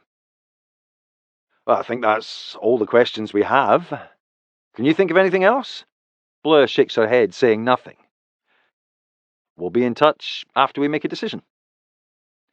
Bleu trails behind to see them out. Thank you for coming. I'll see you on Tuesday night. I wait until they're gone to say anything. That was unquestionably a better interview than the others, don't you agree? It was, but I'm still not sure they'd be right. What could you have possibly found wrong with them? She shrugs, saying nothing. They're perfect, Bleu. Mature, stable, they clearly want a child. I can't argue that. They are all of those things. They would love Lourdes, so what is wrong? They aren't us. I knew this would happen. I understand that you care deeply for Lourdes, but we can't keep her. We have 2 more that will be here soon. 3 is too many. You aren't saying anything I'm not already aware of, but I don't know how to let her go. You do it because you love her and want the best for her. I do. But what if I think we're best for her? Bleu has no idea what she'd be setting herself up for. You can't take on raising a third baby when you don't yet know what it is to mother two. Her jaw is set. She's ready to argue. I've been taking care of her all week. I know it won't be easy to split myself 3 ways, but I'm not afraid of the challenge. I am much more fearful of what letting her go will feel like. You're letting your heart dictate your actions. You have to use your head on this. I am listening to what my heart is telling me. I am not ignorant to what keeping Lords means. It'll be difficult, but not impossible. I am certain giving her away will be much harder. Bleu acts as though we're throwing her away. We're not. We'd be entrusting her to a family who will love and cherish her. She'll be adopted by a good family within our circle who will raise her with love. She'll remain within our family. You'll be able to watch over her. I don't want to watch over her from afar. I want to be her mother. You're going to be a mother to our 2 babies. Let a woman without a chance have this opportunity. It's the only right thing to do. I'm very aware of how selfish I'm being. Keeping her means I'm taking another woman's chance at being her mother. I should be ashamed of that. But I'm not. Keeping her will have an impact on our children, our marriage. She'll be another person I have to share Bleu with. I'm not sure I can do it. We don't have to make this decision right now. Our day before the judge isn't scheduled until October. The twins will be here by then, and she'll have a full taste of what it'll be like to care for 3 newborns at once. This situation will likely fix itself. She comes to me and puts her arms around my neck. She rises on tiptoes and presses a kiss to my lips. I understand you aren't saying yes, but thank you for not saying no. I always want to give you everything you want, but I don't know if I can give in on this. A week isn't long enough to make this kind of commitment. Let's give it time. I am confident that the right answer will come to us. You are going to be a wonderful mother. It's so apparent in the way she cares for Lords. I love you. She rises again, this time kissing the side of my neck. She's asleep. We should have at least 30 minutes before she wakes for her next feeding. She tugs on my hands. Come to the bedroom with me. I'd better take her up on her offer at every opportunity. I'm not sure there will be many of them after the babies get here. How could I possibly decline such an attractive invitation? 4 more weeks under the pregnancy belt. Judging by the size of Bleu's belly, the babies have grown a ton this month. She looks like she might pop any minute. The complications associated with twins are rearing their ugly heads. Borderline blood sugars, rising blood pressure, lots of Braxton Hicks whenever she's active. Luckily, the contractions aren't enough to send her into a preterm labour, but who knows when that could change. All of these things combined were enough to convince Dr. Kerr that Bleu needs to be on modified bed rest for the remainder of the pregnancy. A 1-month-old does not understand the concept of bed rest. The majority of Lourdes' care should have fallen to my shoulders when Bleu was put to bed, but I'm not here all the time. Hell, I'm not even here half the time. Changes are happening within the Fellowship, and our alliance with the Guild. I'm expected to oversee that. We have been forced to hire Agnes as a nanny in addition to housekeeping. It's working out, but she can't be here 24/7. Lourdes requires care around the clock, so my mum comes to help Bleu when Agnes is off. I don't have a fucking clue how we're managing to make this work, but we are. For now. I meet my mother in the living room when I come into the house. Thank God you're back. I was only gone 2 days. Something wrong? Everything's fine. I just can't help myself from worrying about you more now that you have a family. All went well this trip to Dublin? Aye. We negotiated the takeover for October. 3 months, and the order will cease to exist. It won't come a moment too soon. The Guild understood that I couldn't agree to anything earlier since the babies are due in September. You and I both know she'll never make it that long. I am hopeful she'll last another 6 weeks, so the babies won't have to be admitted to the neonatal intensive care unit. But I can't lie. The blood sugars, the blood pressure, the Braxton Hicks contractions, all of it worries me. How is she? Fine. She had me put Lourdes in bed with her about 20 minutes ago. They're both sleeping. My mum and I haven't had a chance to discuss the newest addition to our household. Bleu is utterly in love with Lourdes. I say her name, and even my mum lights up. I can't see I blame her. She's pretty easy to love. Bleu wants to adopt her. That's crazy, right? Taking on a baby who doesn't belong to us when we have 2 of our own on the way.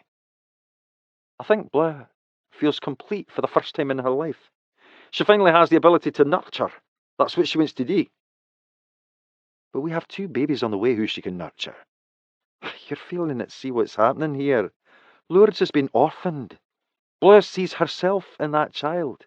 She wants to save that sweet baby the same way she was saved by Harold MacAllister.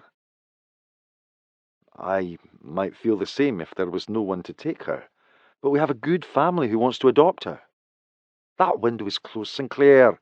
Bleu's in too deep. She's fallen head over heels in love with that baby. You don't think that'll change when our twins get here? No. She's a mama bear, and she considers Lourdes her cub. You couldn't pry her from Bleu's arms if you tried, and you don't really want to do that. You love that girl too. I'm fearful of how our lives will change with 3 bairns. I can promise you it'll be crazy, but you'll get by. And you'll look back on it one day and wonder why you were so scared. Speaking to my mum changes my perspective. I feel like I'm able to see things from Bleu's point of view for the first time. I appreciate the talk. Anytime, son. Can I do anything for you before I go? Are there plenty of bottles? Aye. I sterilised the mix 6 just before you came home. They're in the fridge. That should be more than enough to get you through to morning. You can probably expect her to wake up hungry in about 30 minutes. You should take one out now so you don't have to heat it. I'll do that. Call if you need anything. I can be back in 5 minutes. Buying a house so near was the best decision we ever made. I will. Thanks, Mum. I grab a bottle from the fridge and go into our bedroom to see my sweet Bonnie Bleu. I was only gone for 2 days, but I missed her terribly. She's napping in the middle of the bed, her upper body propped by 2 pillows since she can't tolerate lying flat. Lourdes is sleeping soundly on her chest, only inches above Bleu's swollen abdomen. It's in this moment that I realise these might not be the 3 most important people in my life. They could be the 4 most important. I'm not sure I can ask Bleu to let Lourdes go because I'm not sure I want to give her up either. I don't wake Bleu. Instead, I sit in the corner chair and take in the beauty of my family.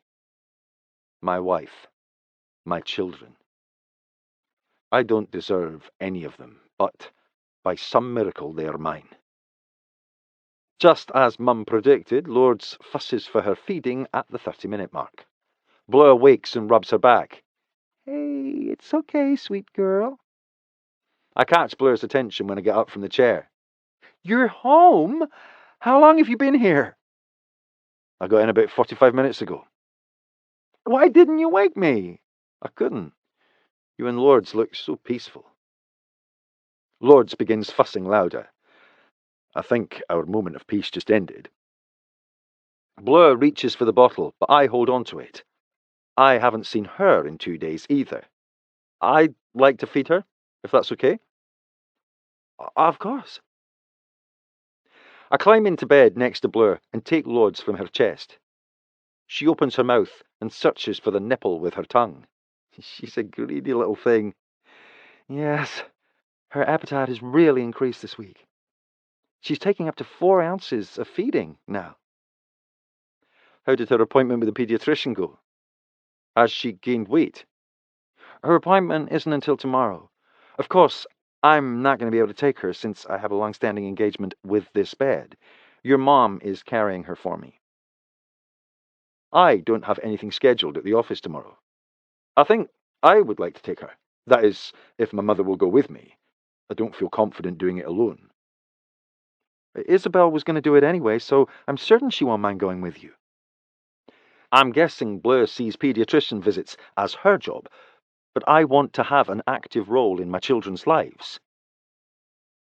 Did you see Lainey while you were in Dublin? I did. She's quite well. Seems to be fitting in perfectly with the guild. I'm happy she's all right, but I wish she were here instead. I'd really like her to come back to Edinburgh once this mess with the order is over. Perhaps join us. I like Lainey as well, but that will open a whole other can of worms, considering she's order and was once married to its leader.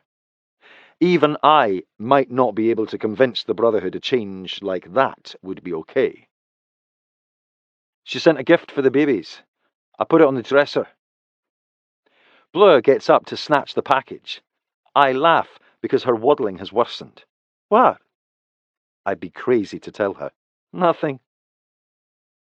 She climbs back into bed and tears into the present before I can blink twice. She lifts the top of the box. Inside are 3 silver coins engraved with a bee. What are these? Some Scots believe it's good luck to place silver in an infant's hand. I guess each baby is getting their own personal piece as a keepsake. I told Lainey we had taken in an orphan, but I never mentioned keeping her. I guess she assumed. I love these. They're very thoughtful. Lourdes has sucked down half of her bottle, so it's time for burping. I lean her tiny little body over my hand and pat her back just the way Bleu showed me. We're going to figure all of this out, aren't we? Bleu leans over and kisses the top of her head. She places her finger inside Lourdes's tiny palm. She instinctively grasps it. I think we already have. Chapter 21. Blue Breckenridge. It's official. I'm 37 weeks pregnant with twins. Full term. My pregnancy lasted longer than we ever thought it would. Weight gain, stretch marks, pelvic pressure, insomnia. That's just the short list. I've achieved a level of misery I never dreamed possible. My belly is getting sliced open tomorrow. That's okay because it means we're getting babies. We will finally meet our children. I can hardly wait to know what we're getting. Boys, girls, or a combo package. I'm showered and shaved. Everywhere. Can't lie. That wasn't an easy thing to accomplish. But I did it for Sin. I want to give him one good night before his 6-week dry spell. I'm wearing the only piece of sexy lingerie I have that still fits over my tummy. Sort of. A baby doll top with matching G-string. My breasts are spilling out of the top, but I don't think he'll mind. I'm standing next to the bed when he comes into our room. He doesn't notice me. I guess he thinks I'm still in the bathroom since he calls out, "I think Lourdes is finally down for the night." Is she? He stops, dead in his tracks. What do we have here? You, Mr. Breckenridge, have a wife who'd like to show you a good time before our 6-week vacation from knowing one another. I do enjoy getting to know you better. I thought you might. He comes to me. I go up onto my tiptoes and lace my fingers through the back of his hair as I kiss him. His hands are at my lower back. He pulls me closer, but it's mostly my belly pressing against his. We move toward the bed, kissing en route, before we stop next to it. His hands are exploring my breasts through my baby doll top. They've gotten bigger the last couple of weeks, so they're really jacked high. These are fantastic. He caresses each one before pulling my top up and over my head. He thumbs my nipples, watching them harden. I fist the back of his hair when he takes one into his mouth. I should probably warn him. They've been leaking. A lot. Maybe that's why they taste so damn sweet. When he finishes, he pushes my panties down my legs. I'm left standing completely naked before him. He steps back, looking me over from head to toe, and I suddenly feel self-conscious about my body like never before. I clasp my hands in front of my large belly because I'm afraid my stretch marks will turn him off. He comes to me and caresses my bump. Please don't cover yourself. I love looking at your pregnant body. The only thing I see is the beauty of my children growing inside you. He pulls me close and my abdomen presses against his again. He holds my hips as he drags his lips over my shoulder. What position is going to work best for you? It used to work best with me on top before this last round of bed rest. But my belly is much bigger now. I'm not sure I can ride him like I did 5 weeks ago. It's going to be a long time before we get to do this again. I want it to be good for him.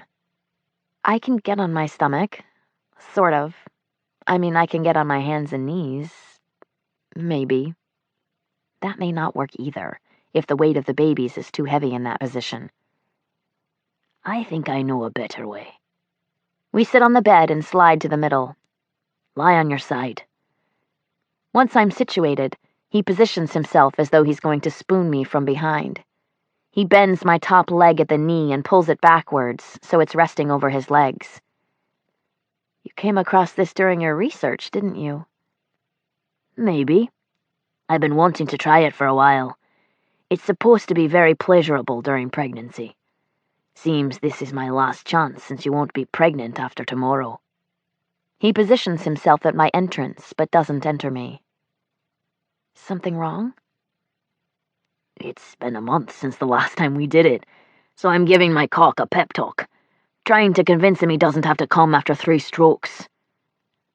If he doesn't obey, you can always do it again. You know I'm always the hardest on round 1, so I'd rather make it last a while if possible. He kisses my shoulder in the bend where it meets my neck. He eases into me slowly and groans. Fuck, that's good stuff. He pulls back and thrusts slowly again. I can't believe how tight you feel. He moves inside me a few more times. Is this good for you? I move my hips to deepen the penetration. Mm-hmm. He bends my knee and puts the sole of my foot flat against his top leg so my leg is hiked out.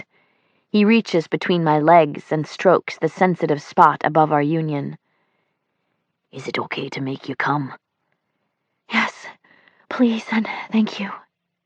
He circles my clit fast and hard, and then slow and soft. He's stroking me on the outside with his fingers while his cock does the same job against my G-spot on the inside. It's fucking fantastic. It's been too long. I'm the one who's going to come in 3 strokes. Shit, it's already building. He's moving faster now. Come all over me. I want to feel your body quiver and contract because you're orgasming so hard. I move my hips, meeting Sin stroke for stroke. Then the first wave arrives. Oh, that's it. It's starting. I'm there with you, Bunny. Very little sets him off faster than hearing me say that he's making me come. I think it's because he loves knowing he's the only man in this world holding the power to shatter me into a million magnificent pieces. My orgasm feels different, like quivers radiating throughout my vagina. It's tingly and weird. I assume it's because my womb is so full and pushing my cervix lower. When he's finished, he kisses my bare shoulder. That was fantastic. I still, and the babies suddenly become very active. I put my hand to my belly and it gets kicked. I do believe they've been provoked. I want to feel. Sin places his hand on my abdomen. I grab his wrist and move his palm to where most of the action is happening. My God, they never cease to amaze me. Won't you miss this? Feeling them move inside you? Maybe a little. But I won't miss all the other discomforts that accompany a twin pregnancy. I can't believe we get to meet them in 14 hours. Still no premonition? Sin asks. 2 babies. That's all I'm certain about. I wish I did have some sort of mother's intuition. Don't you think we should have their names since they're arriving tomorrow? The boy names are half chosen. Well, we know one will be Liam something, and the other will be Harrison something if we get 2 boys. Aye, the something part is what we have to work on. It's such a hard decision. Have you thought of anything new? How about we combine the boy names if we get one? Liam Harrison? I like it, and the combination makes sense. That would work. We have Harrison after Harry, but what about MacAllister for a girl? We could call her Allie. Allie. It's sort of like Ellie. Yes. I like it, and I've been thinking about Evelyn. Aye, Allie and Evelyn go together well. At least we have one name per child, that's progress. I'm too excited to sleep, so I'm very aware when the contractions begin. I'm accustomed to having mild ones, but these are closer and stronger. The ones I've had over the last hour are downright painful. I get up to walk, hoping it might relieve the discomfort in my back. It doesn't. I try a warm shower. The pain only becomes worse. I give up on any relief after an hour. I have to wake Sin so we can go to the hospital. I'm going into labor. I turn on the lamp by his bedside and say his name. I nudge his shoulder when he doesn't stir. Wake up, Breck. After a 3rd attempt, he finally awakens. His eyes widen. What's wrong? We have to go to the hospital. I think I'm going into labor. Okay, we need to call Agnes to come stay with Lords. Already done it. She's on the way. He sits on the edge of the bed and reaches for his prosthesis. Do you want to call the family now, or wait until we get there and find out what's happening? I think your mom would never forgive us if we didn't call, but let me get dressed first so she doesn't beat us to the hospital. We can call her and Ellison when we're on our way out the door. At least we're already prepared to do this today. Sin goes to my set of drawers. What do you want to wear? I'm all about comfort right now. Yoga pants and a t-shirt, 2nd drawer. Black or grey? Another contraction is starting. I can already tell it's going to be a bad one. Don't care. Which shirt? I breathe deeply and slowly. Again. Don't care. Once I'm dressed, I pull my hair into a ponytail and brush my teeth. All ready. We can leave as soon as Agnes arrives. Sin's impatient. He calls Isabel to let her know what's happening. Mum says she can come stay with Lords until Agnes arrives so we don't have to wait. Agnes lives 30 minutes away, and she's older, so she's slower about getting here. The pain is getting much worse. That might not be a bad idea. Tell Isabel I would very much like her to come, and thank her for me. Sin relays my message and promptly ends the call. You must be in a lot of pain since you agreed to let my mom come now. I can't lie. It's getting bad, Breck. I've known since I was early pregnant that I would likely have a C-section. That's where my mindset has been for months. I'm not prepared for labor. I thought I would get to bypass this part. No worries. Mum will be here in a minute. I'm leaning over the sofa, holding it for support. My lower back is killing me. Sin comes to me so he can rub it. Up? Down? Lower, both sides. I have a couple of really bad pains before we hear the sound of a car in the drive. Thank God she's here. See? Good thing we bought this house instead of one 30 minutes away. Isabel comes in with a change of clothes and her cosmetic bag. I've never seen her without makeup. For the first time, I see more than a little resemblance between her and Sin. Thanks for coming so quickly. Happy to. Agnes shouldn't be long. She holds up her change of clothing. I'll be ready to go as soon as she arrives. I have to kiss Lourdes before we go. I go into the nursery and stand over the crib to look at my sleeping angel. I love her so much it hurts. I try to bend down to kiss her, but my belly gets in the way. Instead of waking her, I kiss my fingertips and transfer it to her cheek. I love you, girly girl. I'm going to miss you. I'll be back in a few days with your brothers or sisters. I don't say it aloud, but it's what I'm thinking. I feel like crying. We'll be back before you know it. I can't imagine 3 days without her. It's going to break my heart. If I can barely manage a few days, how will I manage forever? Sin probably thinks the twins will fill the space in my heart reserved for her. But that's not true. I can't think about this now. The drive to the hospital is almost unbearable. The pain is worsening by the minute. This could get crazy fast. The baby coming first is breech. If I'm dilated a lot, I think they're going to have to do an emergency C-section.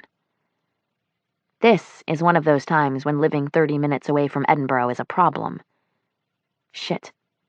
I just remembered I forgot to call Ellison. Guess what? I drag the words out like only a true Southerner can do. You went into labor on your own! She squeals, so I take the phone from my ear until she's finished. I'm getting up now, but I'll have to wait on a taxi. Don't you dare give birth before I get there. I'm starting another contraction, so I'm done talking. I'm hanging up now because I'm in too much pain to talk. I'll see you in a few. I'm immediately taken into the observation area of labor and delivery. Sin helps me change into a hospital gown and get into the bed. It's a slow process since my contractions are so close. The nurse takes a quick assessment and does an exam. You've dilated 5 centimeters and thinned almost all the way.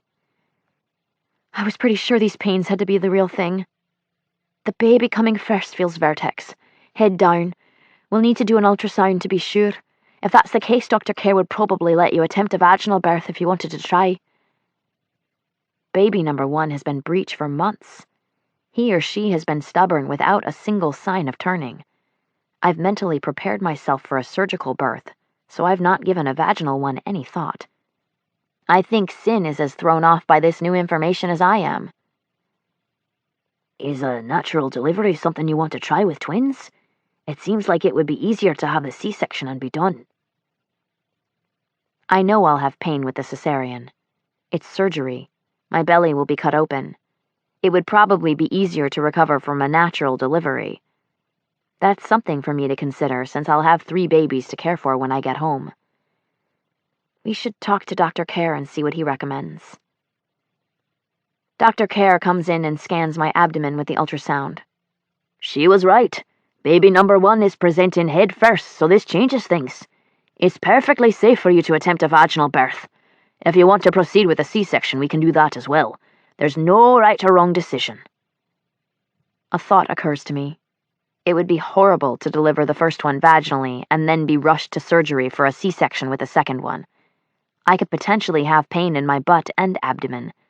That would make it very difficult to recover. I don't think I want to risk it since there's no guarantee things will go well. I prefer to deliver both babies the same way. The only way I guarantee that is to opt for the C-section. I don't want to attempt the vaginal delivery. Is that okay with you? It's your body, Bunny. Your decision. I'm fine with whatever you decide. Then my mind is made up. Let's do the cesarean. I moved over to a surgical table. The room is freezing cold, the lights bright. A nurse helps me to sit on the edge of the OR table, and I'm told to curl my spine like a C. I'm shaking, jerking. I can't control it. It's impossible to be motionless despite the warning it's what is expected of me. Just getting started. This part feels like a bee sting. Oh! Shit, it does. A huge-ass bumblebee. Hold very still for me.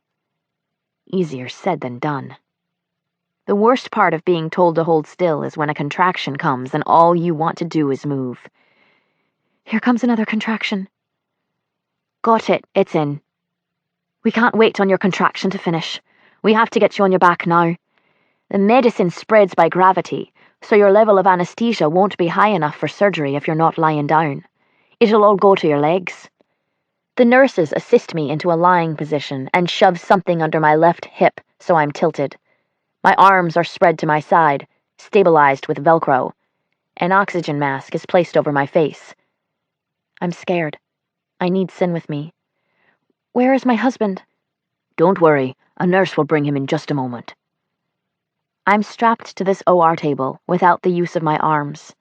The mask presses on my face, and I can't move it. Doesn't matter that it's blowing oxygen into my mouth and nose. I feel trapped, helpless. The onset of a panic attack is dancing across my chest. I can't breathe. Your oxygen saturation is at 100%. I assure you that you are breathing just fine. The anesthetist doesn't know my history, doesn't understand that my body may be breathing fine, but my mind tells me it isn't. I'm having a panic attack. It feels like I'm smothering. I need to sit up. My doctor calls out. Tilt her to her left side a little more and see if that helps. I feel the surgery bed beneath me move. Try to calm down, Mrs. Breckenridge. Your surgery has started, so we can't allow you to sit up. Damn it. I haven't had an attack in 2 months. Everything has been going so well. Why now? Where's my husband? I need my husband right now. Hey, I'm here, Bonnie. I hear his voice, but I can't see him yet. Where are you? I can't breathe, Breck. I lift my chin to look in the direction where I think I heard his voice. I'm relieved when I see him coming to me. Sin notices the restraints around my wrists. She has issues with her mobility being restricted. Is there any way we can take those off?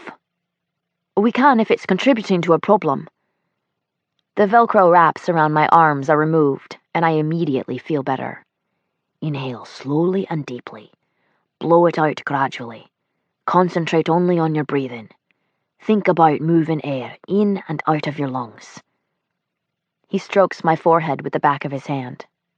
Own it, Bunny. You're not a slave to it. I can put you to sleep if it becomes too much for you, Mrs. Breckenridge. Going to sleep means I don't get to see my babies when they are born. I don't want that. I reach out to touch Sin's face.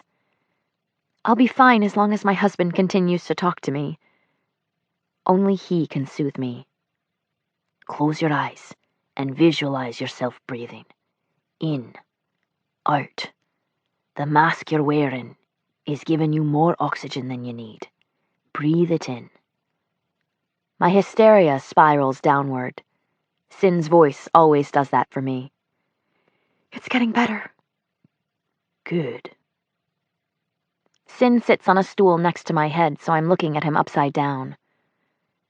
You look weird, says the woman who is wearing a plastic mask over her face. Right. I laugh. I'm sorry I freaked out. Perfectly understandable. Dr. Kerr calls out. Just made an incision into your uterus, Blue. Won't be long now. Sin kisses my forehead. Only a few more minutes, and we finally get to meet them. I'm trembling, almost violently. Nervous? Sin asks. Nervous doesn't even begin to cover it. Extremely. Just broke the bag of waters on the first baby. The room immediately fills with the sound of suctioning, very similar to what you hear during dental work. Oh my God, this is it. Our first child is about to make his or her entrance into this world. Sin leans down to kiss the top of my head. Boy or girl? Last chance to make a guess. I've been taking care of lords, so now it's hard to imagine myself with a boy. I think this one is a girl. What's your guess? Boy. A high-pitched cry fills the room. The most beautiful sound I've ever heard. Sin and I look at one another, grinning and waiting for the verdict. Number 1 is a boy. Sin leans down to kiss my forehead. I can't believe it, Bonnie. We have a son. A moment later, our newborn is placed upon my chest. I stroke my hand over the top of his head. Hello, Liam. We've been waiting for you for a long time. The nurses wipe him off and cover his head with a beanie before tucking him inside my hospital gown, so we're skin to skin. I don't get to admire him for long before a second cry pierces the room. I look at Sin. Quick, boy or girl? I'm going with another boy. It's what I've been saying for 2 months. I'm sticking with girl. I hear some guessing going on down there, Dr. Kerr says. My husband says boy. I'm going with a girl. Mr. Breckenridge has it right again. Another boy. Liam is scooted aside to make room for Harrison, so both of my sons are lying against me, skin to skin. Oh my God. I can't believe how much hair they have. They must get that from you because I was almost bald until I was 2.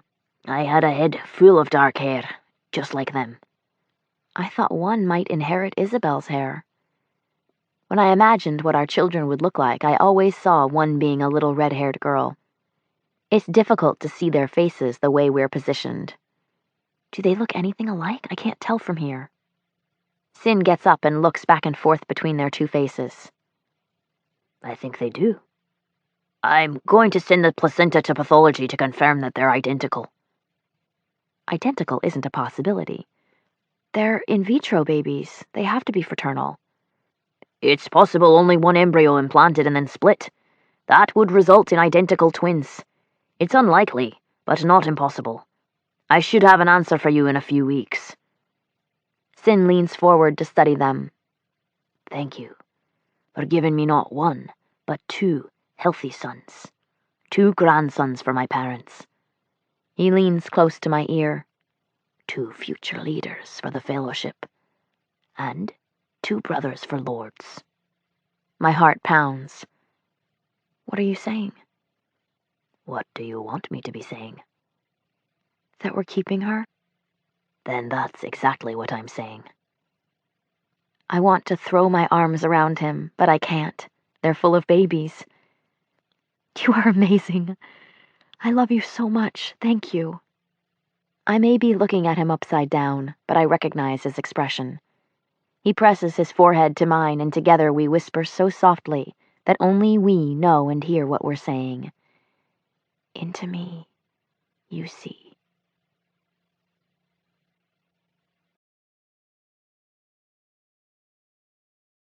Epilogue. Bleu Breckenridge. This was bound to happen. 3 babies, 3 nappies. I knew at least one of them would shite and need a changing before the ceremony. Language, Sin! We've had this conversation. They're babies, but they won't always be. We must learn to control our tongues now so we don't teach them to be cursing toddlers. Sin holds Liam out to me.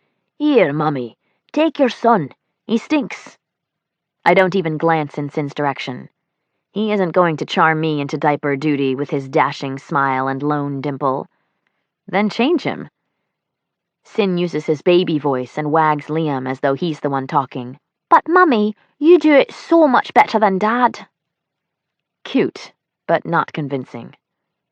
Because I have far more practice.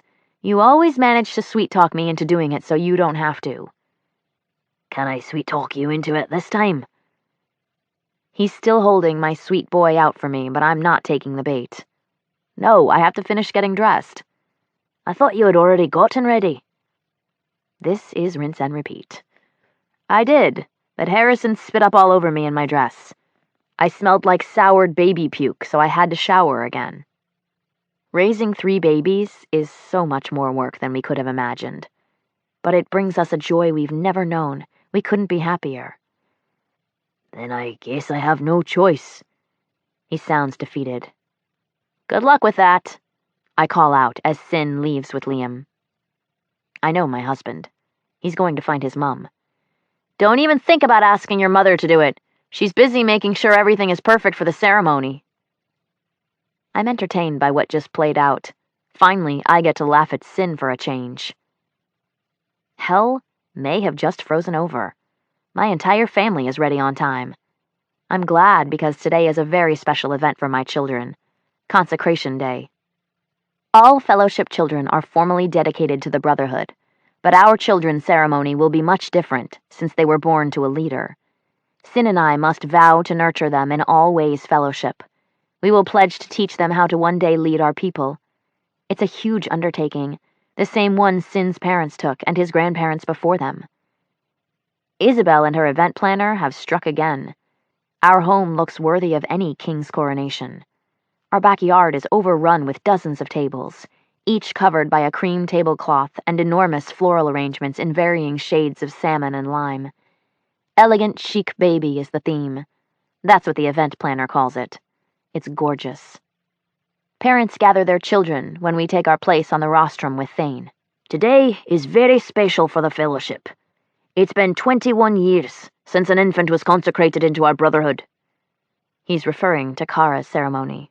Sinclair and Bleu have been ardent in their duties to produce future leaders for our Brotherhood since they are bringing forth 3 children. That earns a laugh from the crowd. Thane motions for us to come forward before taking Liam from me. What name is given this child? Liam Thane Breckenridge, Sin says. Liam Thane Breckenridge is Sinclair and Blue's child. But today, he becomes our child as well. This covenant reflects a solemn, symbolic act on the part of his parents to rear him in the nurture and admonition of the Fellowship. Do you accept this responsibility? Sin and I say the words together. We do. We pledge the same vows for Harrison MacAllister and Lords Elizabeth. It's done. All 3 of our children have officially been dedicated to the Fellowship. With the formalities behind us, Westlin, Lorna, and Ellison take over temporary care of my wee ones. My hands are empty. It's a rare moment, so I'm not sure what I should do with myself. Sin comes up behind me and slips his hands around my waist. I'm still a little self-conscious about the stubborn bulge that hasn't gone away. Dance with me, Mrs. Breckenridge. He leads me onto the dance floor and pulls me against him. The band is playing their rendition of Blessed by Elton John. The songs were chosen by the event planner with the idea of maintaining consistency with the ceremony's baby theme. Sin brings our clasped hands to his mouth so he can kiss the top of my hand. It never gets old. I'm blessed with everything I didn't know I wanted or needed. I have it all. A beautiful wife I love. A precious daughter who already wraps me around her tiny finger. 2 sons who will one day make me proud by taking my place as leaders to our people. What else could I possibly ask for? I can hardly recall the person I was before Sin and our babies. I was dead inside, filled only with hate and thirst for revenge. But then, hate met love. My desire for vengeance became a longing to love, and be loved. Sunshine meets rain and makes a beautiful thing. The same can be said about me meeting Sin. I was in the dark. Our love illuminated my world with its light. And together, we have made beautiful things. The end. This book is over, but the story continues. Keep listening after the credits to hear the beginning of Endurance, Book 4 in the Sin series. This has been an Audible Studio production of One Last Sin, written by Georgia Cates, performed by Jennifer Mack and David Thorpe. Executive producer Will Snape and Mike Charzak. Producer Bruce Kitovich. Copyright by Georgia Cates 2015. Sound recording copyright 2019 by Audible Inc. Audible Studios is a division of Audible Inc. And now, a free preview of Endurance, Book 4 in the Sin series. Prologue. Ellison MacAllister. I left everything behind. Everything. My possessions, my career, my friends, my past, my present, my future. I've traded my nursing clogs for rain boots, shorts and tank tops for jackets and scarves, sunscreen for an umbrella. I've been calling Bonnie Scotland home for the last 9 months. I spent the first 5 weeks living in a bubble within my sister's domain where the criminal world known as the Fellowship didn't exist. I believed Bleu and Sin were a normal husband and wife, expecting not 1, but 2 babies to go along with the precious baby girl they'd adopted. They were a beautiful family, a living and breathing fairy tale in my mind. He was her rich and handsome Scottish knight in a shining black luxury sedan. She was his beautiful, badass princess who carried a Beretta, but still needed saving. I envied the fuck out of them. And then the bubble burst. That was almost 8 months ago. Everything changed. I know about the Brotherhood's world of organized crime, or at least as much as any outsider can know without being clipped, burned, madav. I don't know what that word means, but I've heard Sin use it with an angry tone more than once when talking to a brother. I haven't asked, but I'm pretty sure it means somebody fucked up big time and they're about to get whacked. Fellowship 101. Lying, cheating, stealing, killing. That's just the short list. I got the Cliff's Notes version, but it didn't change my mind about staying in Edinburgh. Nothing will ever separate me from my sister or those precious babies. Sin's finally resigned to my choice to become part of the Brotherhood. He agreed to let me attend an official fellowship function tonight for the first time. The baby's consecration. Their official dedication to the Brotherhood, where Bleu and Sin vow to raise the children in the way of the fellowship. Oddly, I didn't feel surrounded by liars, cheaters, thieves, and murderers when I was at the consecration ceremony earlier tonight. I felt the deep love the fellowship has for Sin, Bleu, and their 3 babies. Their affection radiated like a fire, emitting both light and warmth. It was a beautiful thing. Yet, one lone, uncontained spark has the power to burn down everything within its path. My sister calls those dangerous people family. And I will as well. Soon. The normal procedure for someone who isn't born into the fellowship but wishes to become a member is to participate in endurance. The man wishing to join must prove he is strong enough to endure a beating that will send him so close to the gates of hell he'll return with singed eyebrows. Barbaric. The case is different for a woman. No female has ever undergone endurance. Not even my tough-as-a-motherfucking former FBI agent's sister. Sin voluntarily stood in her place so she wouldn't be hurt. He was beaten to a bloody pulp so his people would accept the woman he loved as one of their own. She was the first of her kind to be adopted into the Brotherhood by this method. And that's what a man, a fellowship brother, will have to do for me. Bleu says it's an act of love in its purest form. Sounds more like an act of stupidity, but apparently a necessary idiocy if I'm to stay. It isn't right that some innocent man, the word innocent being used loosely, should endure that kind of suffering so I can be with my own family. But I don't think these people really get the gist of what's right anyway. They aren't exactly sitting around polishing their halos. I agree with one thing Bleu says. No man will volunteer to go through something so barbaric unless he loves me madly. Men are horny bastards, but I don't know a one who would sign up for endurance just to get between my legs. That means he will truly love me, and no one in the fellowship will ever question it. I haven't been allowed to mingle with the brothers, with the exception of Jamie, Leith, and Mitch. Sin says I need to be properly introduced before that can happen. He wants the brothers to know and understand exactly who I am and how he expects them to behave toward me.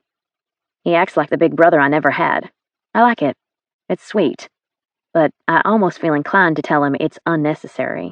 I know how to manage men, even when they have no clue how to handle me. Just call me the man whisperer.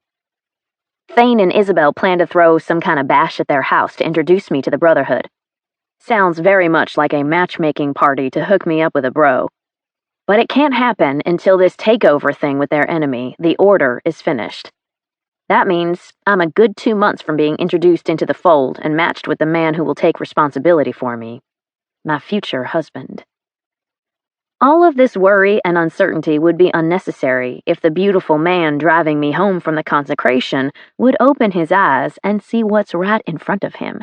Me, standing before him with my heart in my hands. Silent, but wanting so badly to give him everything I have to offer. Jamie Breckenridge. The blind bastard just won't see me. But how can he when he rarely even looks my way?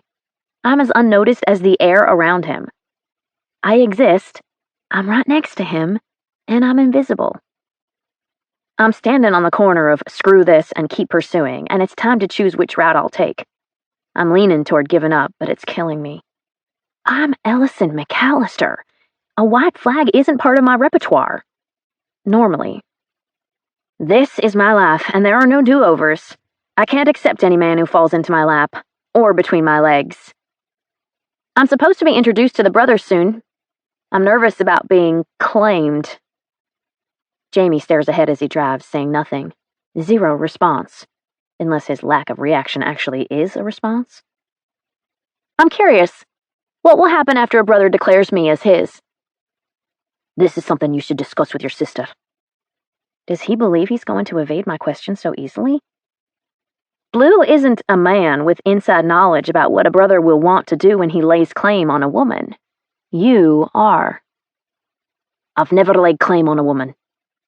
And thank God for that. True, but you will one day, so you must have thought about what it'll be like. The stick I'm using to jab Jamie through his cage isn't long enough. I'll have to stretch harder if I'm going to poke him in the ass. Unless you like men instead. Of course I've thought about what it'll be like. With a woman. I battle the giggle in my throat working its way upward to make its getaway. A small chuckle squeezes out during the struggle, and I attempt to disguise it with a cough. Do you think about it a lot? With a woman, I mean? He hesitates before answering, and I want to climb inside his head and spy on all the secret thoughts whirling around in there. Could images and thoughts of me possibly be bouncing around behind those striking amber eyes? Yes. Tell me about it. What you anticipate, so I can form my own expectation for when I'm claimed.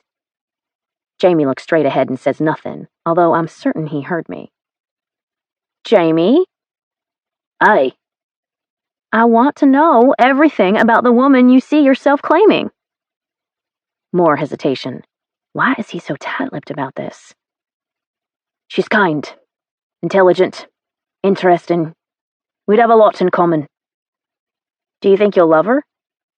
Of course I'll love her. Is she beautiful? Beauty is subjective, but yes, to me, she's breathtaking. Beauty is subjective. Well, clearly in his eyes, I'm no beauty. All I see when he looks at me is indifference. Would she be marriage material? I wouldn't claim a woman unless I intended on marrying her. I like the way Jamie didn't hesitate. He's given this enough thought to have already made the decision to be fully committed. What will you do with her after you claim her? I can only see half of Jamie's smile, but I don't mistake the naughty smirk beneath his lips. What do you think I'll do with her, Ellison? He believes he can turn the tables on me? That's cute, but I'll have to do better than that. Let me rephrase. Will you gently make love to her as though she's a delicate china doll, or fuck her hard until she shatters into a million pieces? Jamie clears his throat and adjusts in his seat. I guess that would depend on what she wants. What she wants? I would expect a badass fellowship member to tell me he'd fuck her hard until she explodes like dynamite. That's what I'd hope for. An alpha who takes what he wants and is unapologetic about it. At least I believe that's what I crave. I've yet to experience it, but I think it would be hot as hell. Better than being asked by your boyfriend to do a three-way where you strongly suspect he's more interested in the other man than in you. There's a pause in the conversation, and it's impossible not to notice the way Jamie is gripping the steering wheel. An alpha, aye. I'll need to remember that one. Sex would be great, but it isn't my ultimate goal. You said you'd never claim someone you didn't intend to marry. Would that be the mindset of most brothers? Aye. I need Jamie to consider the future and what it might look like with me. Guess that means I'll be getting married soon. Maybe even getting pregnant with my first fellowship baby. I turn away to look out the window. giving him time to think about that for a minute before I continue my seduction stratagem. Arranged marriages can be successful, right? Aye, they're common among our people. I know many happy couples who didn't choose one another. This isn't how I pictured my life, but I plan to make the most of it. And I'm going to start by choosing my own destiny. I think I could be happy if Jamie were my husband. I hope I get someone who treats me well, and I hope I'm able to love him one day. It would be a tragedy to be married to someone I didn't like. I grew up with parents who hated one another, and it was exactly that. A tragedy. Especially for my sisters and me. I turn to Jamie, and he briefly glances away from the road to look at me. The contact of his eyes on mine in this pivotal moment leaves me breathless. What is it? Dad told me not to settle for less than what I deserved. The best. Jamie is the one for me. I know he is. It was the opposite for me. My parents had a love so deep the ocean would envy it. The only thing powerful enough to part them was death. I don't think I could bear being in a marriage where I didn't know that kind of love. It won't work for me. Sin won't let that happen to you. Sin won't let that happen to you. Jamie's words are a reminder that my brother-in-law has more say about the man I'll marry than I do. No brother will get to me unless it's through him first. Not at all romantic. Not at all the kind of marriage I've dreamt about. Not at all the kind of life I imagined for myself. This conversation has suddenly taken a turn I wasn't anticipating. This game I started is one I no longer want to play, so I'm happy when we arrive at my apartment. Did you leave the lights on when you left? Probably. I was running late and in a rush to get out the door. Jamie turns off the engine of his Range Rover, and my heart thunks against the inside of my chest wall. That means he's coming inside, right? Why else would he turn off the motor? I have to come in to sweep the flat. He has to. My brief flicker of hope dies like a covered flame starving for oxygen. Just a precaution since you attended a fellowship event tonight. Don't be frightened. It isn't fear on my face. It's disappointment. I'm not. Jamie gets out, but I don't make a move to open my door. He was very clear when we got into the SUV that he would be the only one opening and closing the passenger door. I thought it was him being a gentleman until he explained it was for my safety, per Sin's order. I admit, it stung a little to be told he wasn't doing it to impress me, to please me. I unlock the front door, and he reaches into his jacket to take out a handgun from the holster at his side. Disarm the alarm and wait in the hallway. Don't come inside the flat until I tell you it's clear. I enter the passcode into the security keypad. Yes, sir. Jamie, with a gun, protecting me, risking his safety to ensure mine. Hot, hot, hot. I push aside my thoughts of Jamie with a gun and consider the serious side of this scenario. This is what being part of the fellowship will be like. Always on guard. Always looking out for the enemy to strike at any moment. Always depending on a man to keep me safe. My sister tells me the Order has a nasty habit of lashing out against the fellowship through the women. Kidnappings, beatings, rapes. A few women, teen girls actually, have needed surgery to repair the damage the Order caused. Some haven't survived. Many who do wish they hadn't. I'm going to become one of those at-risk women soon. I'll be like Hester Prynne, except I'll wear a red and white bullseye in place of a scarlet letter. I'm the sister-in-law of a fellowship leader. I won't be able to walk down the street without being in danger. The fellowship has had enough of the Order. They're ready for an all-out war, a battle for dominance, if it means bringing safety to their women. I must be out of my damn mind for choosing this life. Maybe I shouldn't do this. Maybe I'm not cut out for a Mafia world. Maybe I should leave Edinburgh and go back to the States. Jamie opens and holds the door for me. All clear. I lightly brush against him as I pass. So gentlemanly. Are all the brothers so well-mannered? His chuckle is enough to answer my question.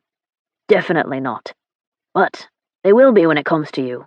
Sin will have their balls if they don't treat you well. I suppose that should be reassuring. But I tend to be attracted to naughty bad boys. Nice guys bore the shit out of me. True story. I've always gone after the guy who was all wrong for me. Guess that's why I've never been in love. Jamie laughs again. Trust me, you won't have a boredom problem with a fellowship brother. We aren't nice. Sin is nice. Bleu would kill him if he weren't. Never mistake him for anything other than what he truly is. A ruthless motherfucker. I assumed as much. I've heard him on the phone and walked in on a few conversations with the brothers. They weren't discussing world peace. Sin has to be a beast. Weak leaders don't survive this kind of life for long. Kill or be killed. Survival of the fittest. King of the jungle. Sin doesn't have a choice. I knew he must be tough for my sister to find him attractive. She's not exactly a delicate flower. Blue's a total badass. They're a perfect match for one another. She's always been that way, even when she wore a tutu. And now she's someone's mom. 3 little someones. I drop my purse on the table in the foyer and hold on to it for balance as I kick out of my heels. I'm glad to get those off. They were killing my feet. I'm a good 4 inches shorter now, so Jamie towers over me nearly a foot. I love tall men, especially when they look and smell like him. Wanna come in for a whiskey? I have Johnny Walker Black Label. The bottle was left behind when Sin and Blue moved. I'm never going to sit around drinking it alone. Might as well use it as a way to get Jamie to stick around for a while. I appreciate the offer, but I have somewhere to be. He has somewhere to be. With someone who isn't me. More proof the guy's really not into me. I've been sending all the right signals for months and Jamie hasn't shown any interest. What I did tonight in the car borders on pathetic. It's time to take no for an answer. I'm done trying. Adios, amigo. Sure. I step around him to open the door. I appreciate the ride and the sweep of the flat. Makes me feel a little better about being here alone tonight. He stands unmoving while looking at me. There's the open door, pal. Your escape route. Bolt for freedom. Lock the door behind me and set the alarm. He continues standing there, his expression unreadable, and I feel the need to fill the silence with something. Will do. The windows. Didn't secure them. It's fine, Jamie. I know you're ready to get going. I can check them. There's only 8. Not like it's that big of a deal. No. I have to do it. Jamie inspects the 4 across the kitchen and living room, and then I follow him into my bedroom. There's no telling what he may see in there. I was slinging shit everywhere in my mad dash to get out the door on time for my first fellowship event. My cheeks heat when I see my black lace panties next to my bed. Shit. I never leave stuff like that on the floor, but I took them off at the last minute because of a visible panty line. And that's where they landed when I kicked out of them. He stills when he spots them on the floor.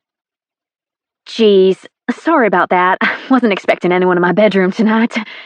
Or any other night, unfortunately. I quickly bend down, fetch the pile of lace, and ball them into my fist behind my back. His eyes meet mine, and my body tingles. I'm pretty sure my temperature just spiked, judging by the heat in my cheeks. We stand in the center of my bedroom, eyes locked, the awkwardness growing with every passing second. I hate awkward silence. Last-minute decision to go commando so I wouldn't have a panty line. Fuck, Ellison, that was such a dumb thing to say. The words are barely out of my mouth when Jamie stalks toward me, shoving me against the wall, his mouth coming down hard against mine. He pins me with his hips, and I'm trapped. There's no escape. Not that I would try. My lips immediately pulsate from the sudden assault as I moan against his mouth. Nothing about his kiss is gentle. It's fierce, frantic, frenzied. He went from nothing to all-consuming in a split second. Holy shit, the man can kiss. His hand grasps my lower back, and he pulls me against his body, ensuring I remain a prisoner within his embrace. He presses himself against me, and I can easily feel how hard he is. For me. Jamie's hand grips my hip tightly as his mouth leaves mine and drags across my face to cover my ear. An alpha who takes what he wants, and is unapologetic about it. Sure that's what you really want, Ellison? There's an obvious catch in my breath as the reaction of his words, pure liquid seduction, pools between my thighs. He has the ability to weaken my knees, and my body is no longer mine to control. It belongs to him, to do with as he wishes. Yes. I don't know whose voice I hear, but it sounds nothing like mine. It's that of a desperate woman. I sense what's coming next. I feel it in my bones and my groin. I'm engulfed from the inside out. He's going to touch me there. I want it. I will it. I silently beg for it. Jamie's hand abandons my hip and glides down the front of my thighs, inching toward the spot where I crave his touch most. Yes, please, there.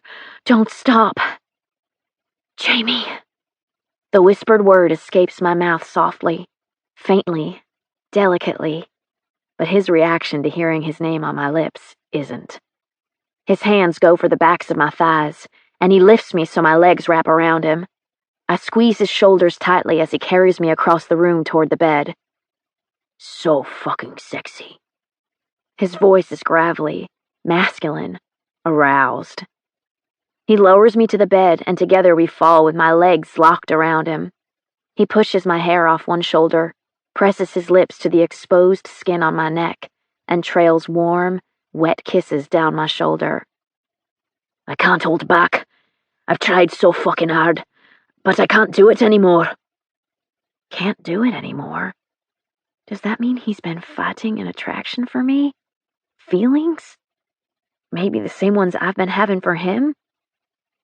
I want to say that I never wanted him to hold back. That I've been wanting this, him, so much, but I'm afraid to take that leap. Jamie fists the hem of my dress and yanks it up so I'm exposed from the waist down. Fuck, Ellison. I'd have lost my damn mind if I'd have known you weren't wearing knickers tonight. His palm glides over one of my cheeks and the tips of his fingers dig into my flesh. Fuck. I shouldn't be here. Shouldn't be doing this. I've been fantasizing about Jamie and me, together this way, for months. Now that I've had a taste, there's no way in hell I'll let him talk himself out of it. I grasp him tightly and hold on as though I'm on the edge of a cliff and could tumble off at any second. You should 100% be doing this. He presses our foreheads together. I don't have the right to touch you. You aren't mine. He rolls away from me and I move with him. Maybe not, but I can be. I want to be. He pries my arms off his shoulders and moves to sit on the edge of the bed. No, Ellison. You can't. What the fuck? I don't understand. Putting my hands on you is wrong. It could hurt your chances for a good match if I taint you. Taint me? Sin took Blue's virginity. I'm certain he gloated to his best friends about being the first and only man to ever have her. I hope that didn't put unrealistic expectations about me in Jamie's head. He will be sadly disappointed if he believes my purity remains intact. Jamie, I'm not a virgin, and I haven't been for a long time. That's not what I mean. His head drops, and he laces his fingers together in a clasp over the back of his head. You're going to belong to one of my brothers. No, that's not what I want. Fellowship men are possessive fuckers when it comes to their women. And females fall into 3 categories. Fuck-worthy, claim-worthy, marriage-worthy. If we're together, and anyone finds out, you'll be tainted in his eyes. So, the men can fuck around as much as they like, but the women must remain pure? That's completely sexist. It may be, but it's how things work. No one will come forward and make an offer for you if they know I've had you. I won't seal your fate that way. If only he understood how much I want my fate sealed that way, with him. Then make an offer for me. I swallow hard before reaching for the hem of my dress and pulling it over my head. Claim me, Jamie. Do it right now. Make me yours. I can't. I can't. I'm stunned by how much those 2 words sting. I scoot away and use my dress to cover my near-naked body. Humiliated. He twists and reaches for my arm, but I jerk away from him as though I've been burned. Because I have been. I'm not saying no because I don't want you. He knew he wasn't going to claim me when he walked into my bedroom. He knew when he pushed me against the wall and kissed me, the way every woman dreams of being kissed. He knew when he carried me to the bed. He already knew. I don't want to hear it. Just get out. Please, Ellison, don't be that way. Is he kidding me? Don't be what way? Pissed off? Damn right I'm pissed off. You knew you had no intention of claiming me, yet you kissed and touched me as if you did. I guess I should say thanks for not fucking me and then breaking the news? At least let me explain. What's the point in explaining? Don't want me? Can't have me? No matter the reason, the outcome is still the same. I end up with someone who isn't you. You think it's not going to kill me to see you with someone else? One of my own fellowship brothers? To know he's touching you? And more? Agony, Ellison. It's going to be agony.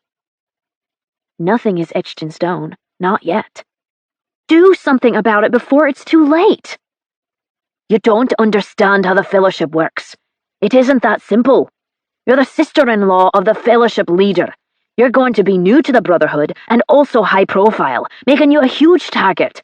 That means you have to be claimed by someone who can protect you. You can protect me. I have complete faith in his ability.